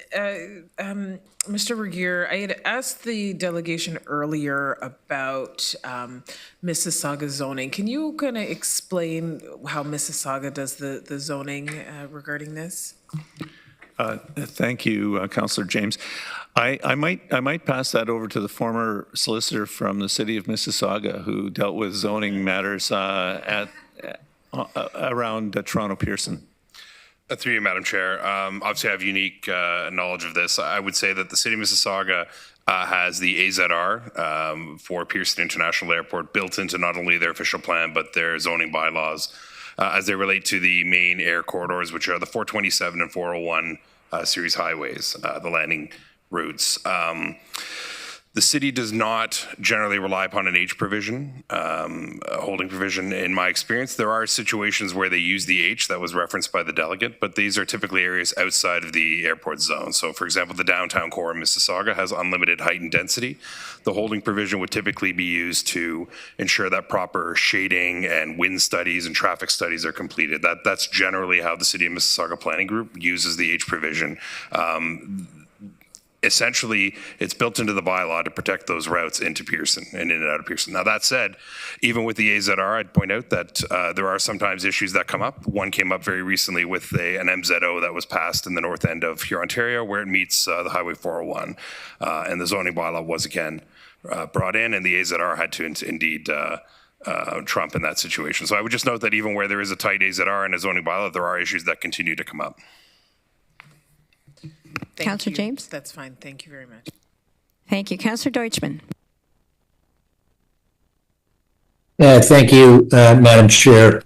I want to ask Mr. Walsh, I was going to follow up on, because I know he has that Mississauga experience, et cetera, but I was going to ask if he could describe, and I don't know if we can do this in open though, describe a scenario when the holding provision would not be adequate.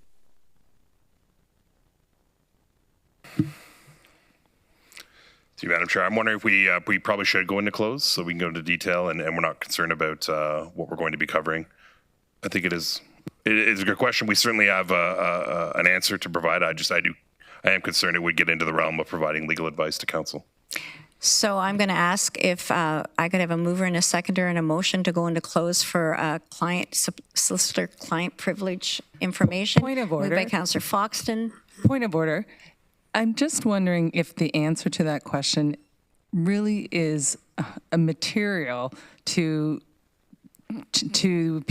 making people's decision on this tonight. I'm very cognizant of the time, and we still have a number of motions. I'm just wondering, Councillor Deutschmann, we've had quite a bit of discussion about this on a couple of occasions. So is that an absolutely necessary piece of information based on the discussion that we've had today and previously? So, Councillor McCabe, what I would suggest is I think everybody says that there is a shared belief in purpose of protecting the airport. The difference is how we do that.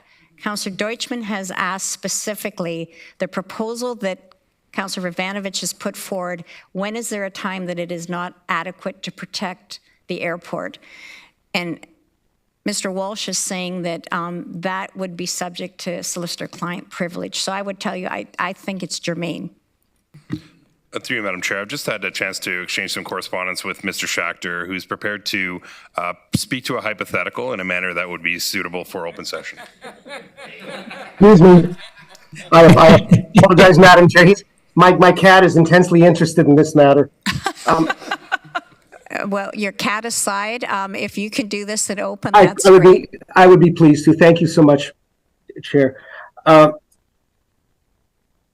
When a holding provision is removed in this particular situation, it's contemplated that site plan control will regulate the height.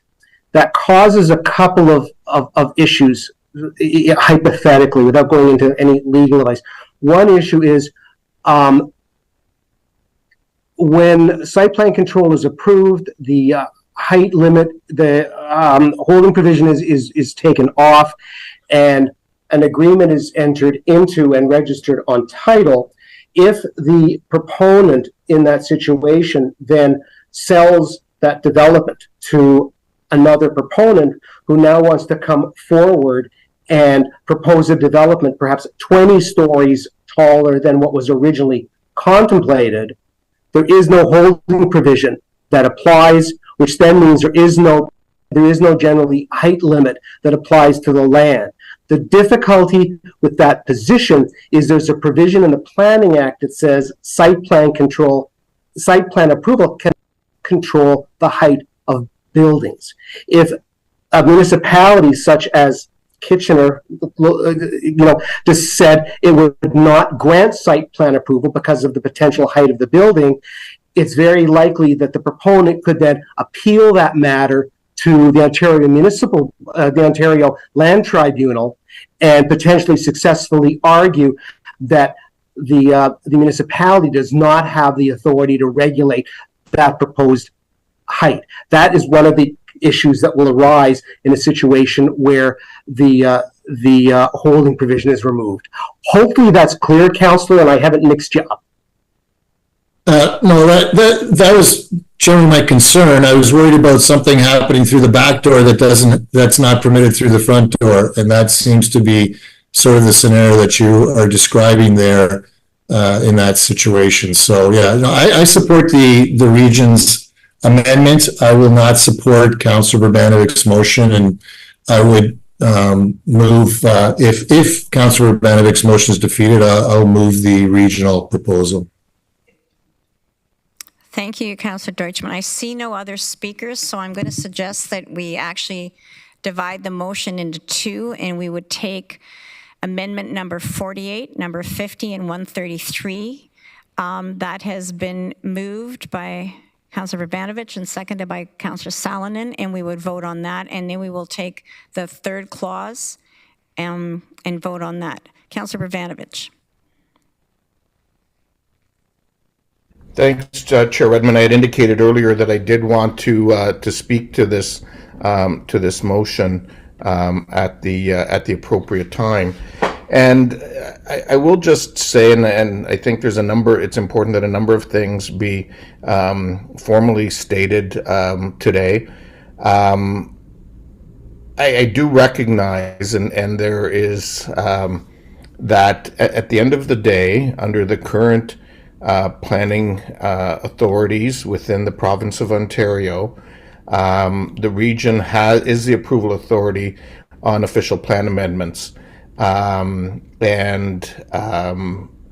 I think it's also important that we understand as a regional council, where this is normally delegated to staff and staff deal with these things, this has been bumped up to us because obviously it's a more substantive policy matter.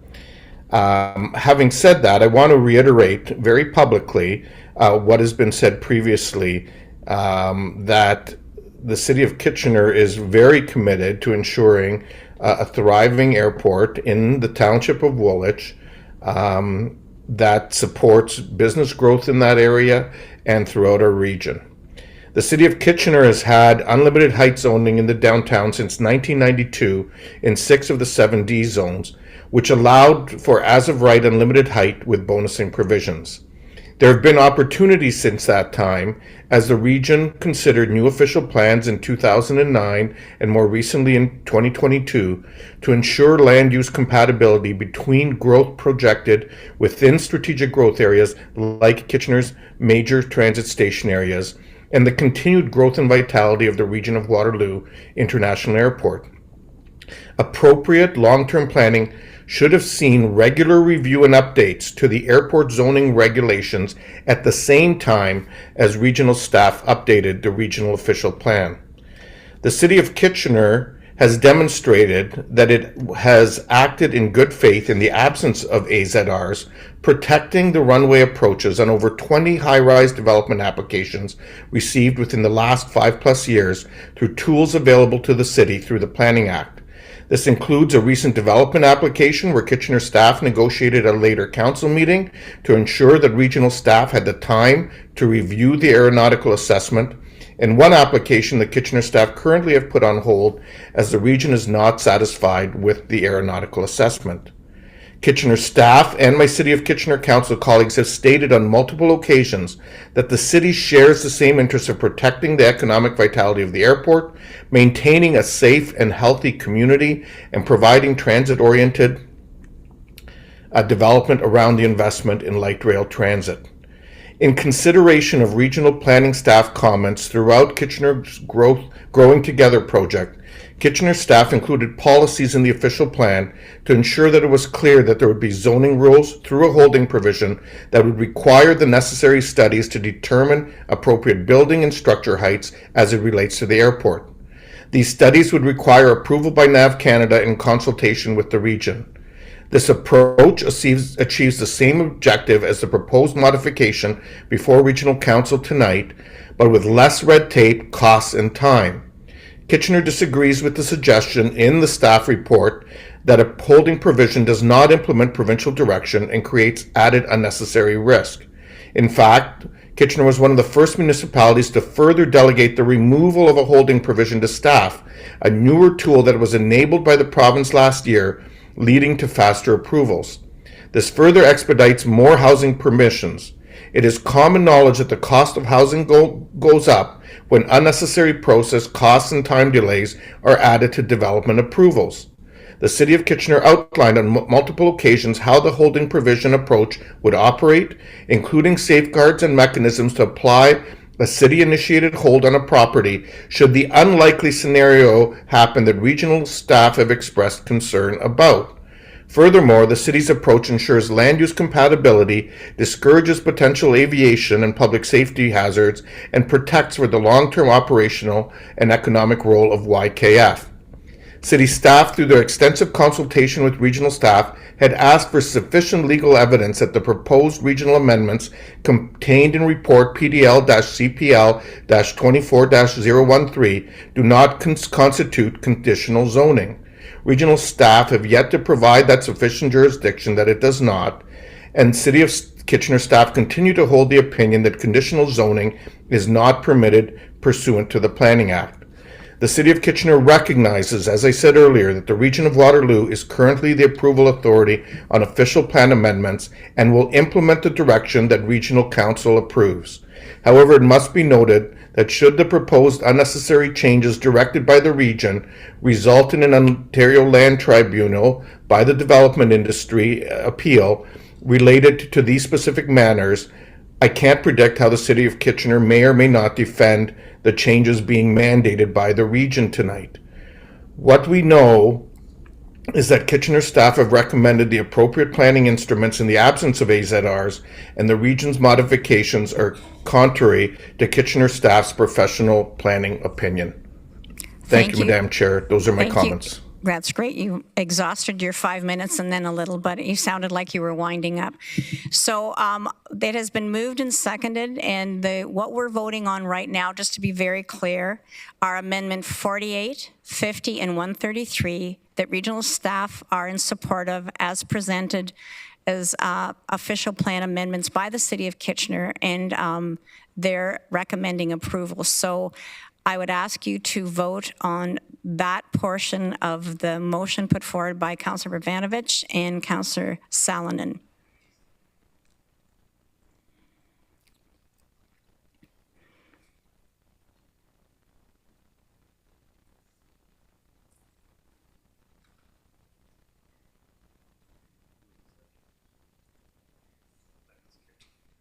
Colleagues, that is carried. The final clause, and I'm going to read it just for clarity.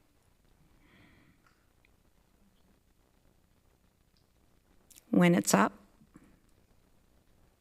So this is an amendment from staff's recommendation.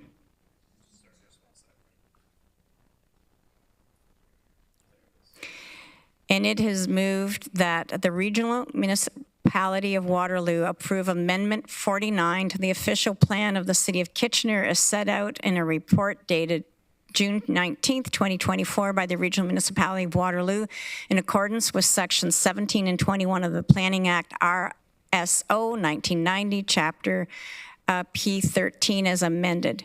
So it removes modify and Appendix A. They are no longer part of this motion, so I would ask you to use your e-scribe to vote. Sorry, is there confusion? Yeah, just some clarification, Madam Chair. It was my understanding that Councillor Vrbanovich wanted to move the original Kitchener motion or amendment, but I might have that wrong, so I'm confused. So if I can provide clarification, we're simply adopting Amendment 49 as we did the other three amendments up above.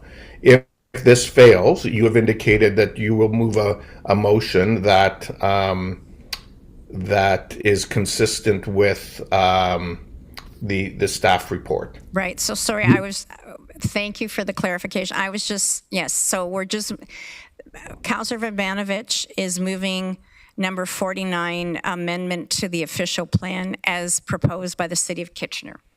Right, okay, thank you.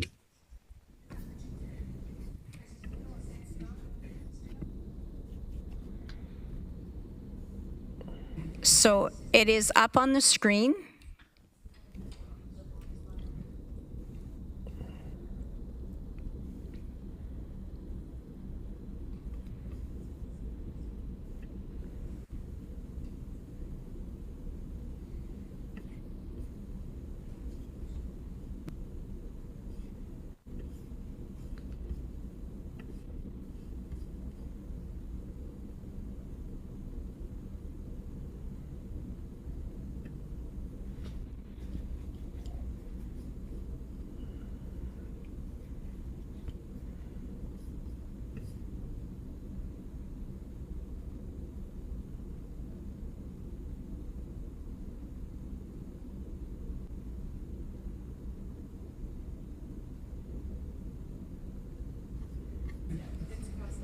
Is everybody clear now what we're voting on, which is basically the amendment as proposed by the City of Kitchener?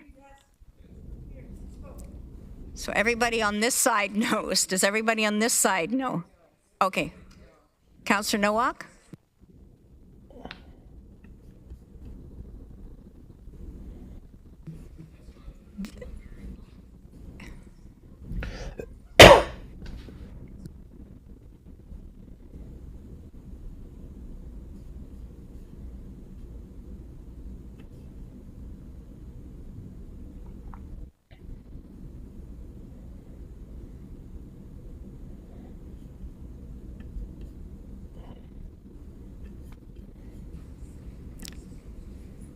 Is everybody clear on what we're voting on? I was just, Madam Chair, I was just waiting for is it popping up or? Yes, it will pop up. So it has been moved and seconded, and it will now No. pop up and use your e-scribe to vote yes or no. So you're basically, if you vote in favor, you're supporting the report as it was presented by the City of Kitchener. I thought we might need another extension before we got to the vote. I'm glad you're up for an all-nighter, Councillor Deutschman. I told Councillor Harris to wait for Alex, me. that is defeated, so I will now turn to Councillor Deutschman, who indicated he would move the staff recommendation. Over to you, Councillor Deutschman.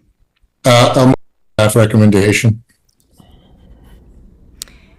So we are now, and seconded by Councillor Harris. What we're voting on is that the Regional Municipality of Waterloo modify and approve amendment number 49 to the official plan of the City of Kitchener as set out in Appendix A of report dated June 19th, 2024, by the Regional Municipality of Waterloo in accordance with Sections 17 and 21 of the Planning Act, RSO 1990, Chapter P13 as amended. So this now, we're voting on what regional staff recommended. Thank you.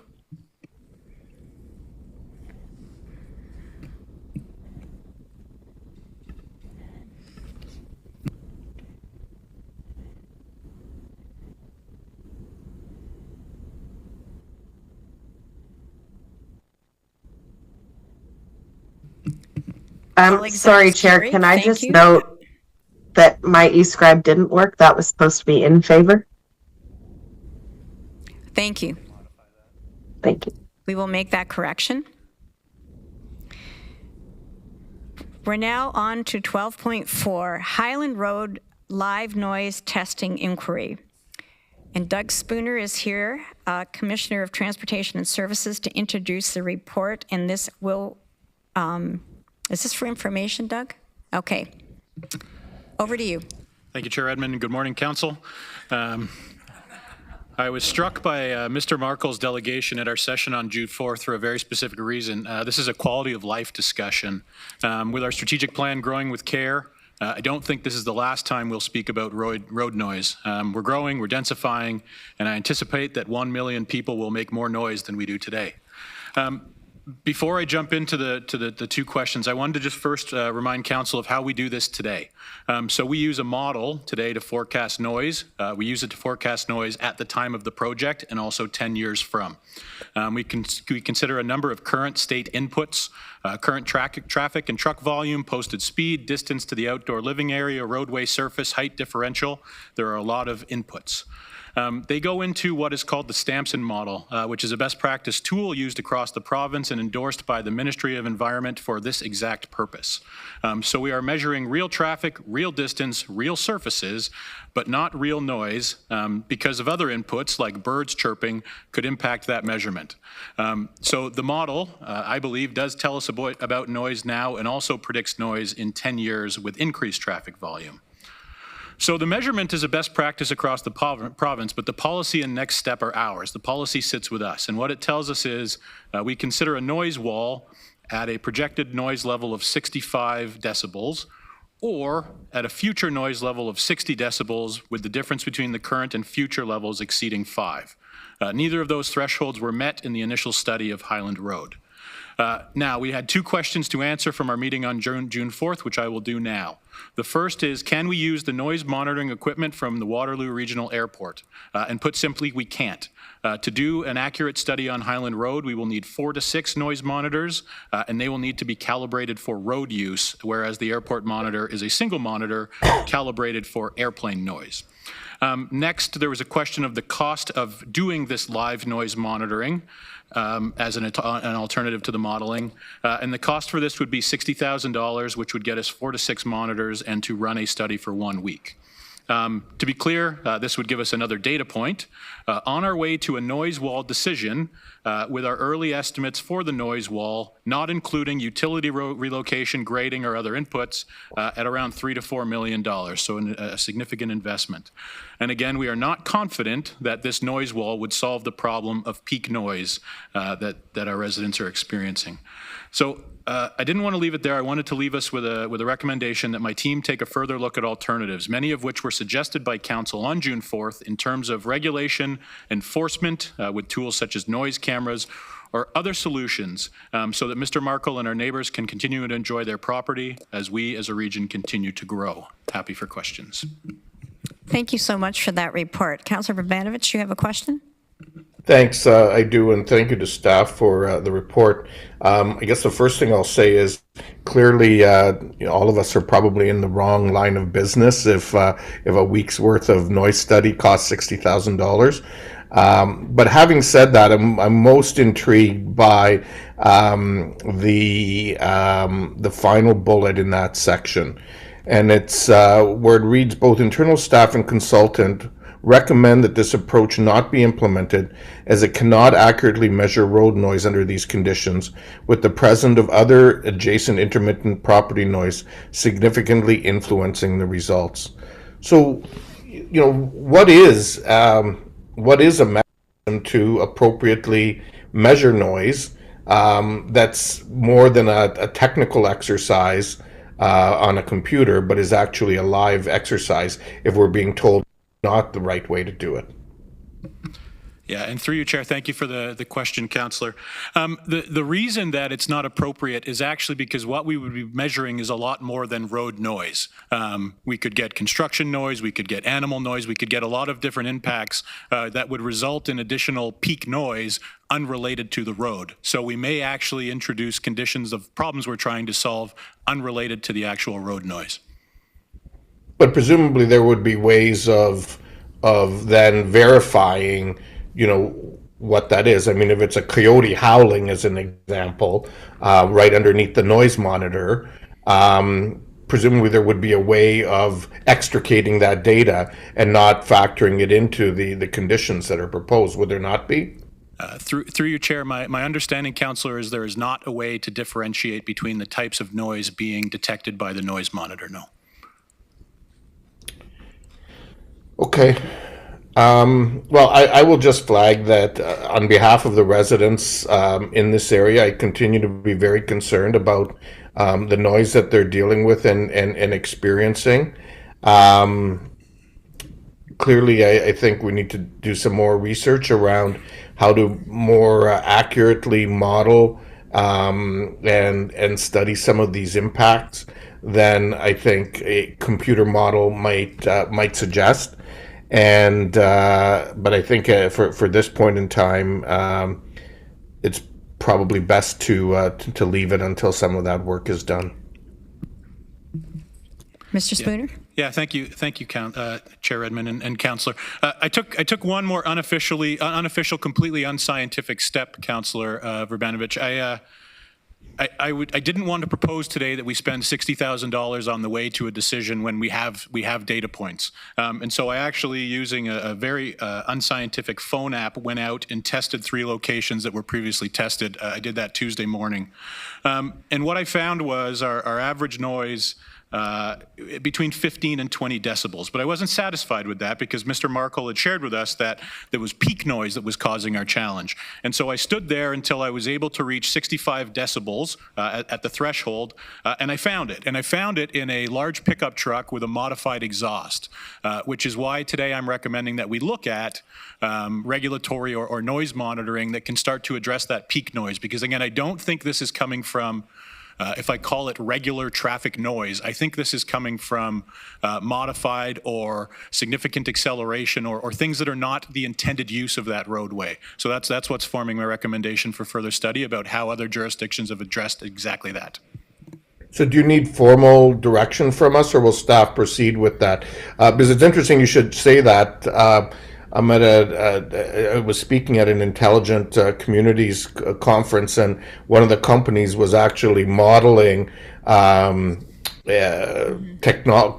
technology that actually captures motorcycle and other vehicle noise that crosses a threshold, captures the license plate, and presumably allows you to do the ticketing. I know in Ontario we don't have that authority yet, but that may be something that's coming down the road. Through you, Chair, I don't believe I need formal. We are going to do this research. We're going to start it now because, again, I think this is a quality of life issue, and I'd like to get ahead of it. So we'll proceed with that research. Thank you. I appreciate your progressive work on that. Thank you. Yeah, I do really appreciate the context, not that it's getting late, in which you've put this report forward. I have two more speakers just to remind everybody. It is getting a little bit late, and this is for information. It is a very interesting topic. I'm going to go to Councillor Deutschman and then Councillor Williams, and then we're going to move on. So, Councillor Deutschman. Thank you, Madam Chair. And yes, I mean, noise comes up so often, and really it's up to us around the horseshoe to decide what we feel is the appropriate community standard at the end of the day, since we're the elected representatives. Mr. Mayor, what I'd like to do is I'd like to get a note from you on your testing that you did with your phone, indicating the decibels and the scenarios under which you obtain that information. I think what I'd like to do is have Councillor Williams and myself and the Kitchener councillor for that area go out and meet with some of the residents to have a conversation with them about the information arising from this report and see what they have to say, and then come back to council with that information as well. So can I get a copy of a report or just a note indicating the testing that you did with your phone and the levels and under what scenarios? Yeah. Through you, Chair, absolutely happy to provide my very unscientific, unofficial report, but also happy if we wanted to do a site visit, I can replicate the experiment. That absolutely available. Yeah, I think it's relevant since you brought it up in the context of the conversation here, and we're having a discussion about what we're going to do, and you brought up that information to support a point, and I think it's important that information be provided in written form. So, so I look forward to that, and we'll follow up with the community and come back to council at a future date. Thank you. Sounds like a field trip. Councillor Williams. Not to add to your scope of work, but I was just kind of curious, and I mean, you don't have to answer this right now, but it's kind of in the same thread as what Councillor Deutschman was talking about. I know that other municipalities set their decibel limits at 60 instead of 65. So I was just wondering if at some point you could do the calculations to see if the future noise based on the Stamson model, if it was set at 60, would meet those requirements into the future. That'd be great. Thank you. Did you have any idea it would be of this much interest at this hour of the evening? This is the hour for noise, Chair Redmond, so. Thank you, colleagues. I would now entertain a motion for the Committee of Whole to rise and council to resume. If I get a mover, Councillor McCabe, Councillor Shantz, please use your e-scribe to vote.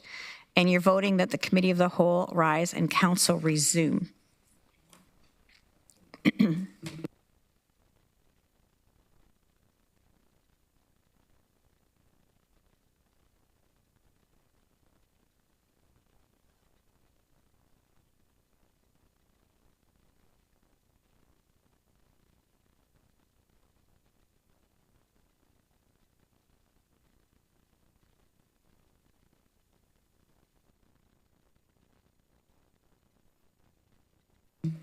Colleagues, that is carried. I will now entertain a motion to adopt the proceedings of the Committee of the Whole. If I could have a move by Councillor Craig, seconded by Councillor Nowak. Please use your e-scribe to vote.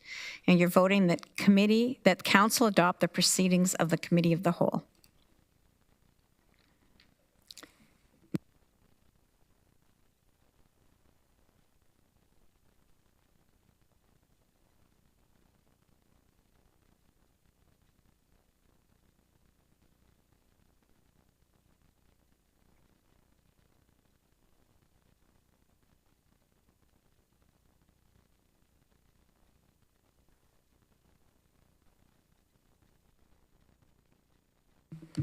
Colleagues, that is carried. We have no motions. However, we do have notices of motion, and the first one is 16.1.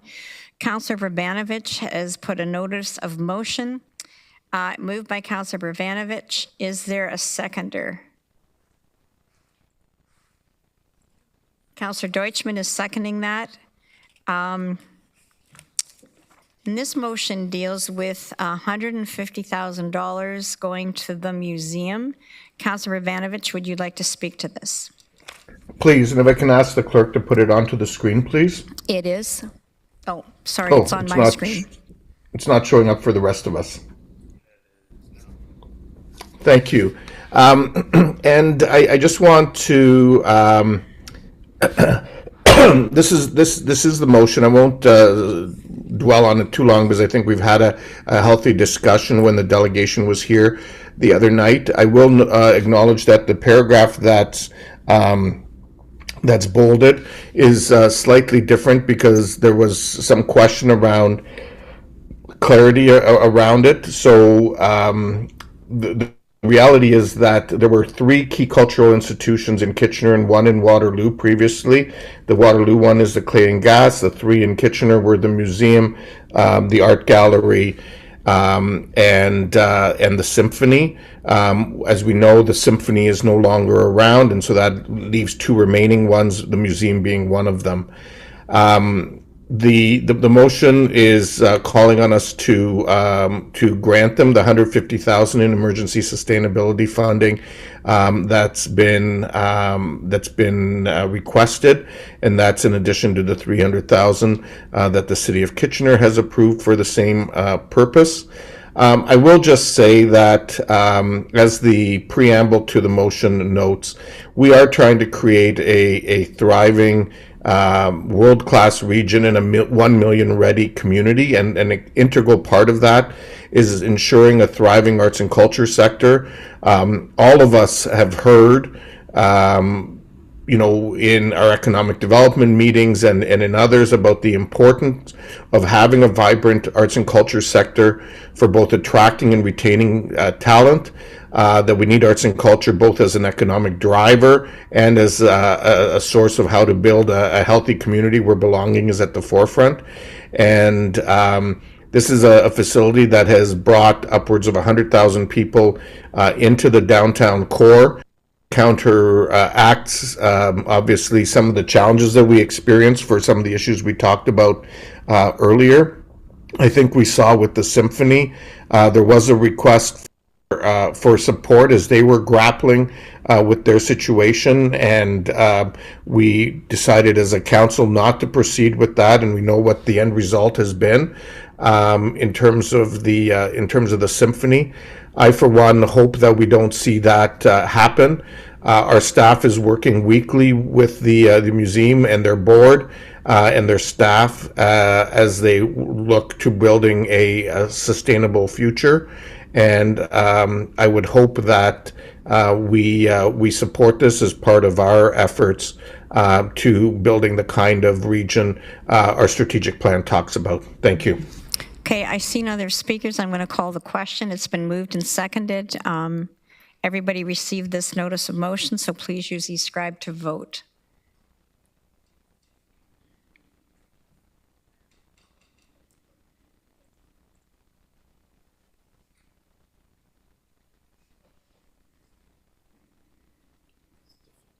Colleagues, that is defeated. 16.2 is a notice of motion from Councillor Craig.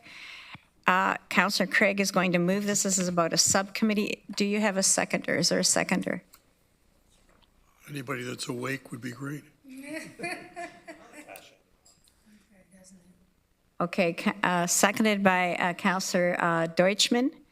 Councillor Craig, would you like to speak to this? I won't speak too long to this because I think it's quite straightforward with regards to suggesting that there be a subcommittee to work on the regional budget under the direction of Councillor Harris.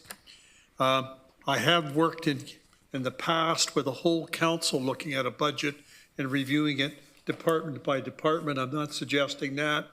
What I'm suggesting is that a number of us work with Councillor Harris to try to reduce the budget in every way possible, look at all aspects, look at all savings, and try to come up with a better scenario in terms of the next public announcement that should be at least below 8% and moving down.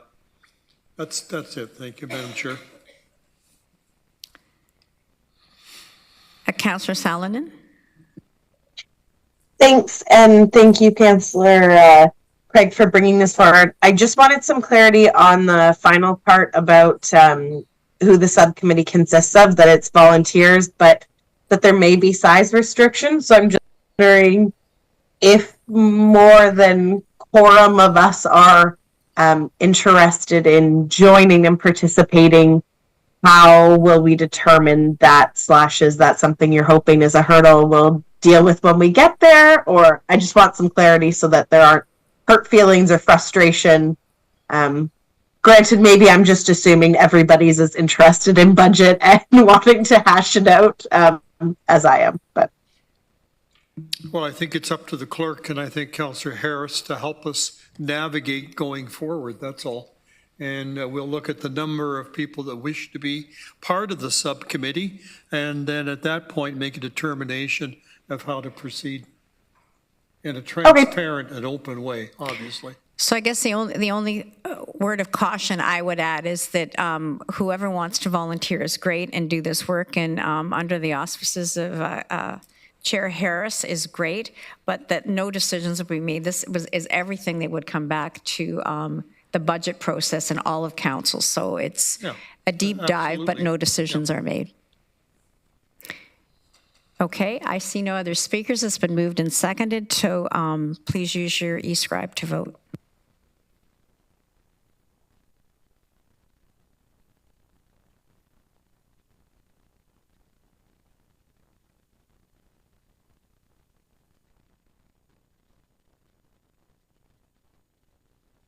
I have the spinning wheel of death, so I do support it.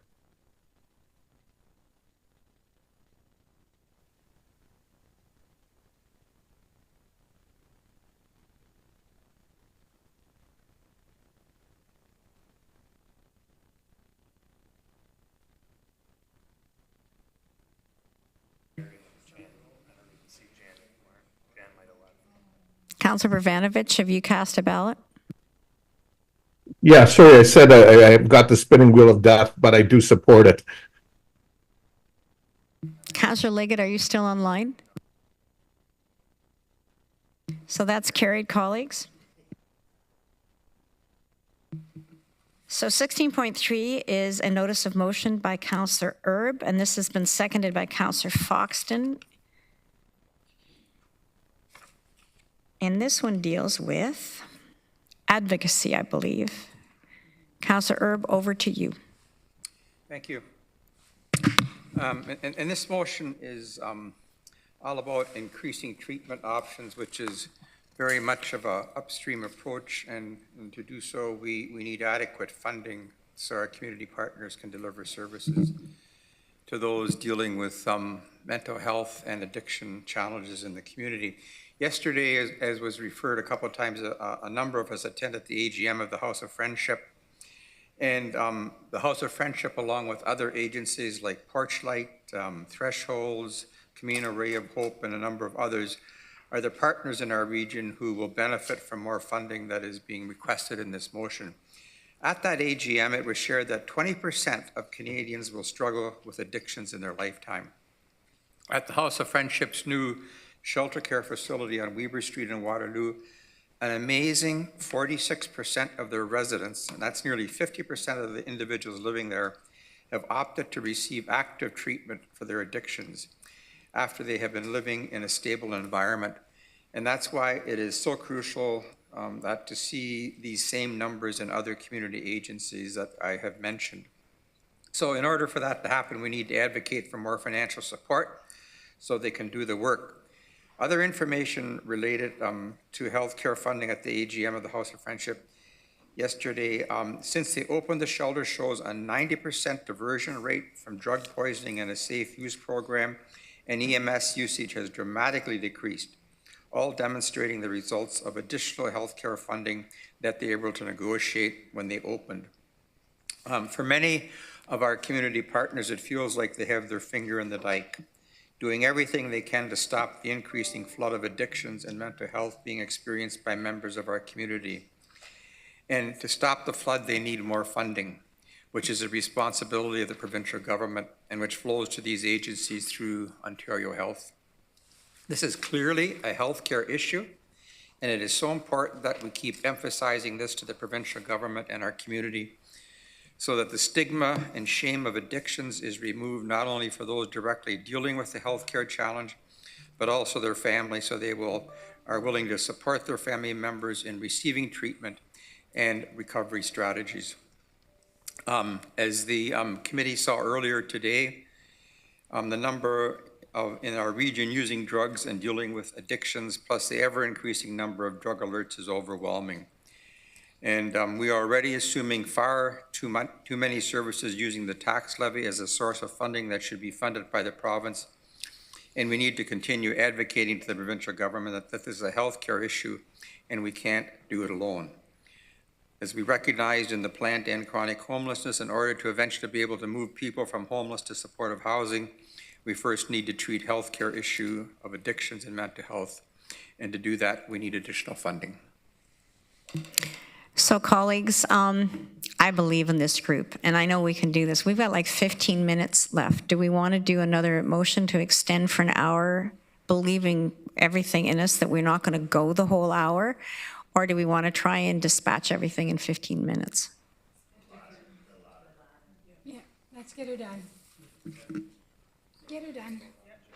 Okay, so the motion is on the floor, introduced by Councillor Erb and seconded by Councillor Foxton. Councillor Deutschmann, are you going to be the soul of brevity? Yes, Madam Chair, absolutely. So I appreciate this motion completely. My concern is that it's a motion without numbers. It's a motion without a drug strategy plan. I mean, we have a plan to end chronic homelessness, and we're working on the details for that. So the only thing I'll say is I'll support this, but it's a motion without detail. It's a motion that's expressing what we've expressed many times around this horseshoe. But I would hope to hear, and the thing I keep asking myself is, what are we doing about a drug strategy in our community? And I hope Chair Erb, as Chair of Community Social Services, will put some focus to that going forward, and I would support him wholeheartedly in that effort. Thank you. Thank you, Councillor Craig. Again, the soul of brevity. No, I'm going to be following Councillor Deutschmann once again in terms of commentary. I think when we look at the motion, and I support the motion, but it's like knocking on the door at Queen's Park saying, we're here, we got a concern, but it doesn't go any farther. And I think what I would like, which is along the lines of Councillor Deutschmann, is that our health department, community ed would in fact give us something more substantial in terms of what they mean by treatment, in terms of do we need more beds, more counselors, whatever it may be. But we need to have a proposal to go forth with. And I think that's the next step. And I believe that's important in terms of us going down the road to trying to do things. I've said before, we don't have a strategy. And I think that has to be part of where we're going in terms of the regional community. Thank you, Madam Chair. Thank you. I'm going to call the question. It's been moved and seconded, and I guess we would acknowledge that this is a first step along a long journey. So thank you for bringing this forward. I'd ask you to use your e-scribe to vote in favor or against the motion.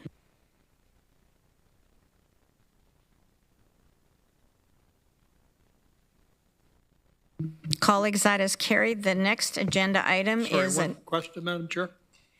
Sure. I'll try to be brief. I've just suggested we need to have more information or a proposal. Do I need to bring that up in a notice of motion in terms of what I want? Or is the health community looking at this right now in terms of giving us something that has some substantive kind of, meat to it in terms of what we want to see happen in the region of Waterloo? So I don't know that you need to bring a notice of motion. You're always free to do that. I would tell you that perhaps an environment scan of what is happening both by the region and in the community in this regard would be a good starting place. So I might suggest that if we would direct staff to bring back sort of a list of everything that is happening, if that would satisfy I you. want a list of where we're going to go in terms of we need this kind of treatment and so on. I want to know specifically, what do you mean by that? What do you mean in terms of dollars? What do you mean in terms of extra professional staff in the region? Beds, the whole thing. That's what I'm looking for. Okay, given the hour, okay? It's Connie. only an hour, I know, but still, Connie. it's important. Sue? Yeah, just for a second. Okay. I'm going to move that we go past 12 o'clock, should we need to. Okay, all right, that's been moved by Councillor Foxton, seconded by Councillor Erb. Please use your e-scribe, or can we just do show of hands? Yeah, show of hands. Just, can we do show of hands, clerks, or is that going to make you crazy? Look at me. Everybody voted except Councillor Harris. It's only if needed. I think we need maybe 5 minutes. Thank you, I think actually that's prudent. Okay, It's only if we need it. I think we need 5 minutes max. okay. Connie, go ahead and answer the question, and then we're going to move on to Councillor James, Monroe's motion.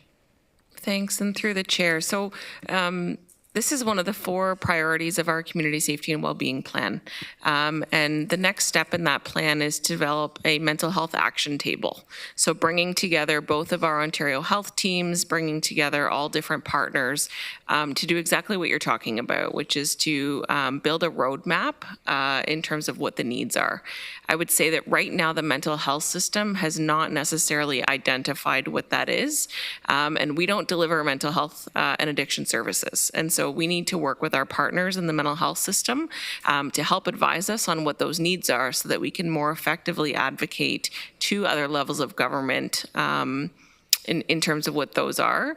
I will also highlight that where we do have some control are in things that was mentioned tonight, like the Alternative Destination Clinic, where we're an active partner, we're working on that, and we're advocating very specifically to the province for resources for that.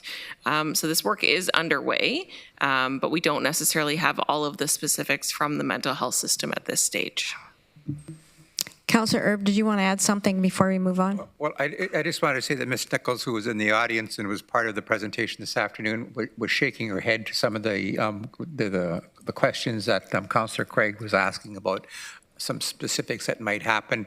And also in a conversation earlier this week with Cameron Dearlove, who is now chair of the Waterloo Regional Integrated Drug Strategy, the intent was that they would work with public health, as well, to bring some of those specifics forward. So I think we can assume it might. So Doug, just nod your head. That's good. Okay. It's happening. We're moving on. Chair, I want to know if we're going to have a roadmap. When's the roadmap going to be presented? That's what I want. I mean, we can't go on like this. I've mentioned that earlier in the evening about what we're seeing in the community happening. And so we need to move at a quicker pace. We need to have something we can have in our hand to present. This is a political issue. It's not going to be solved by staff complaining to Queen's Park or us sending a motion.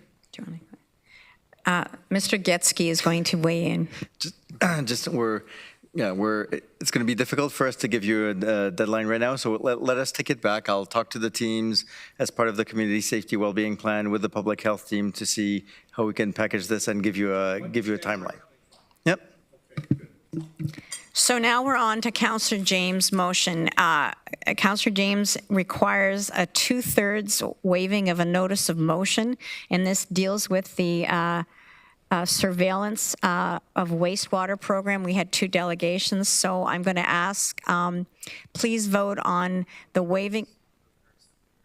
a mover and a seconder to waive a notice of motion. Moved by Councillor Sean, seconded by Councillor Williams. Please use your e-scribe. And again, we need 2/3.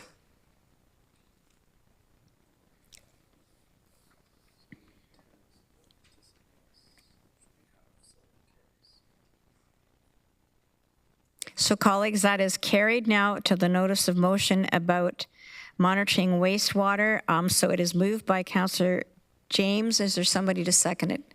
Seconded by Councillor Wolf.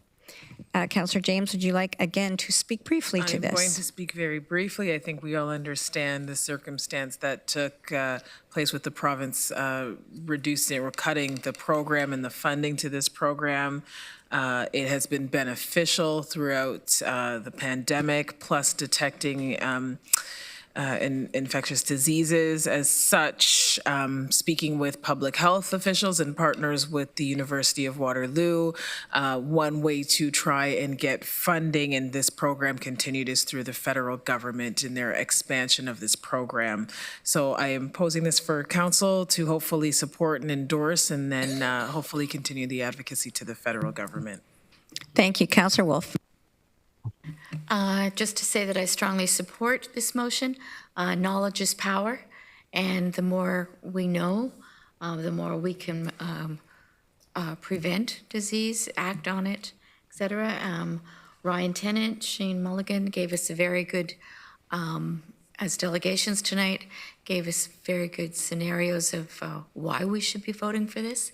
And if we don't get the federal support, then I think we should, our next motion will be to ask the province to continue. Thank you. Councillor Deutschmann. Thank you. I just wanted to see, can we, if not, like, can we get a direction to staff or public health just to find out what it would cost for us to maintain the program if we so desired and were unsuccessful? That's what I wanted to find out. Otherwise, I was going to make an amendment to the motion. So Dr. Chang-On, do we have that information?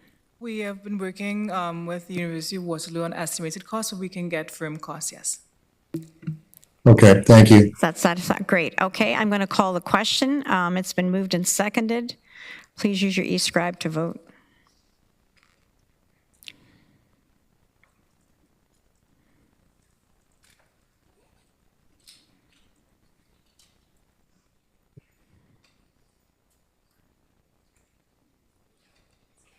$11.56. That is carried. I have no unfinished business. Does anyone else? Councillor Shantz. Not unfinished, but just a question on the last motion. Yes. Is that time sensitive in any way? Like, I think they're ending it shortly, and I think it is time sensitive. So can we just take note of that?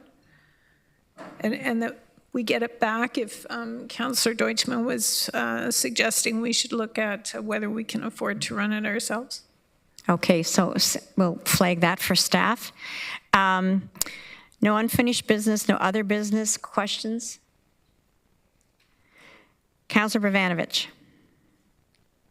Yeah, I'm wondering, Chair Redmond, if you can provide us with a little bit of an update about the session on Monday morning and what's happening, who the federal and provincial members are that are participating, and what we might expect.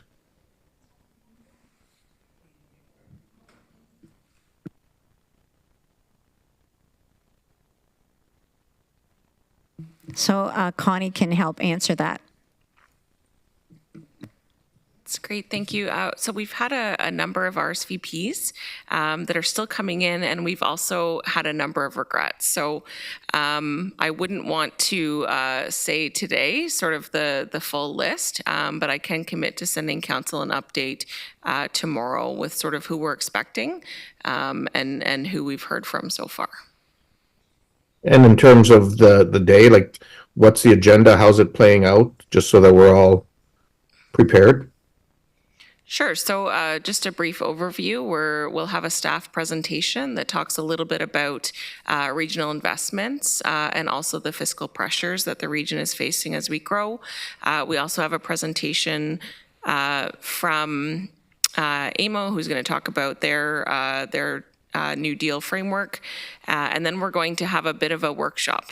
So we have a number of different questions for you, which we'll work through with our government representatives. Okay, thank you.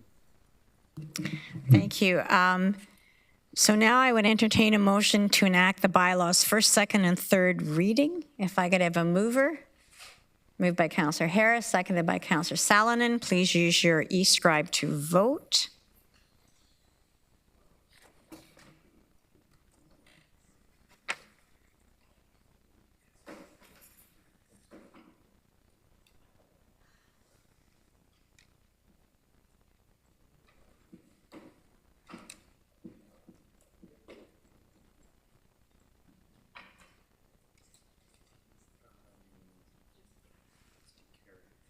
Colleagues, that is carried. I want to personally thank Councillor Foxton for taking a little bit of pressure off, but now we have arrived at a motion to adjourn. Moved by Councillor Foxton, seconded by Councillor Nowak. Please use your e-scribes. I dare any of you to vote against this one.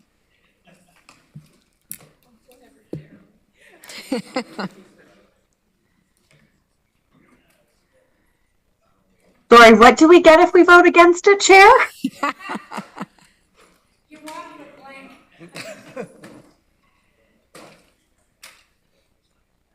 Those Wilmot people. Thank you, everybody. It is carried, shockingly enough.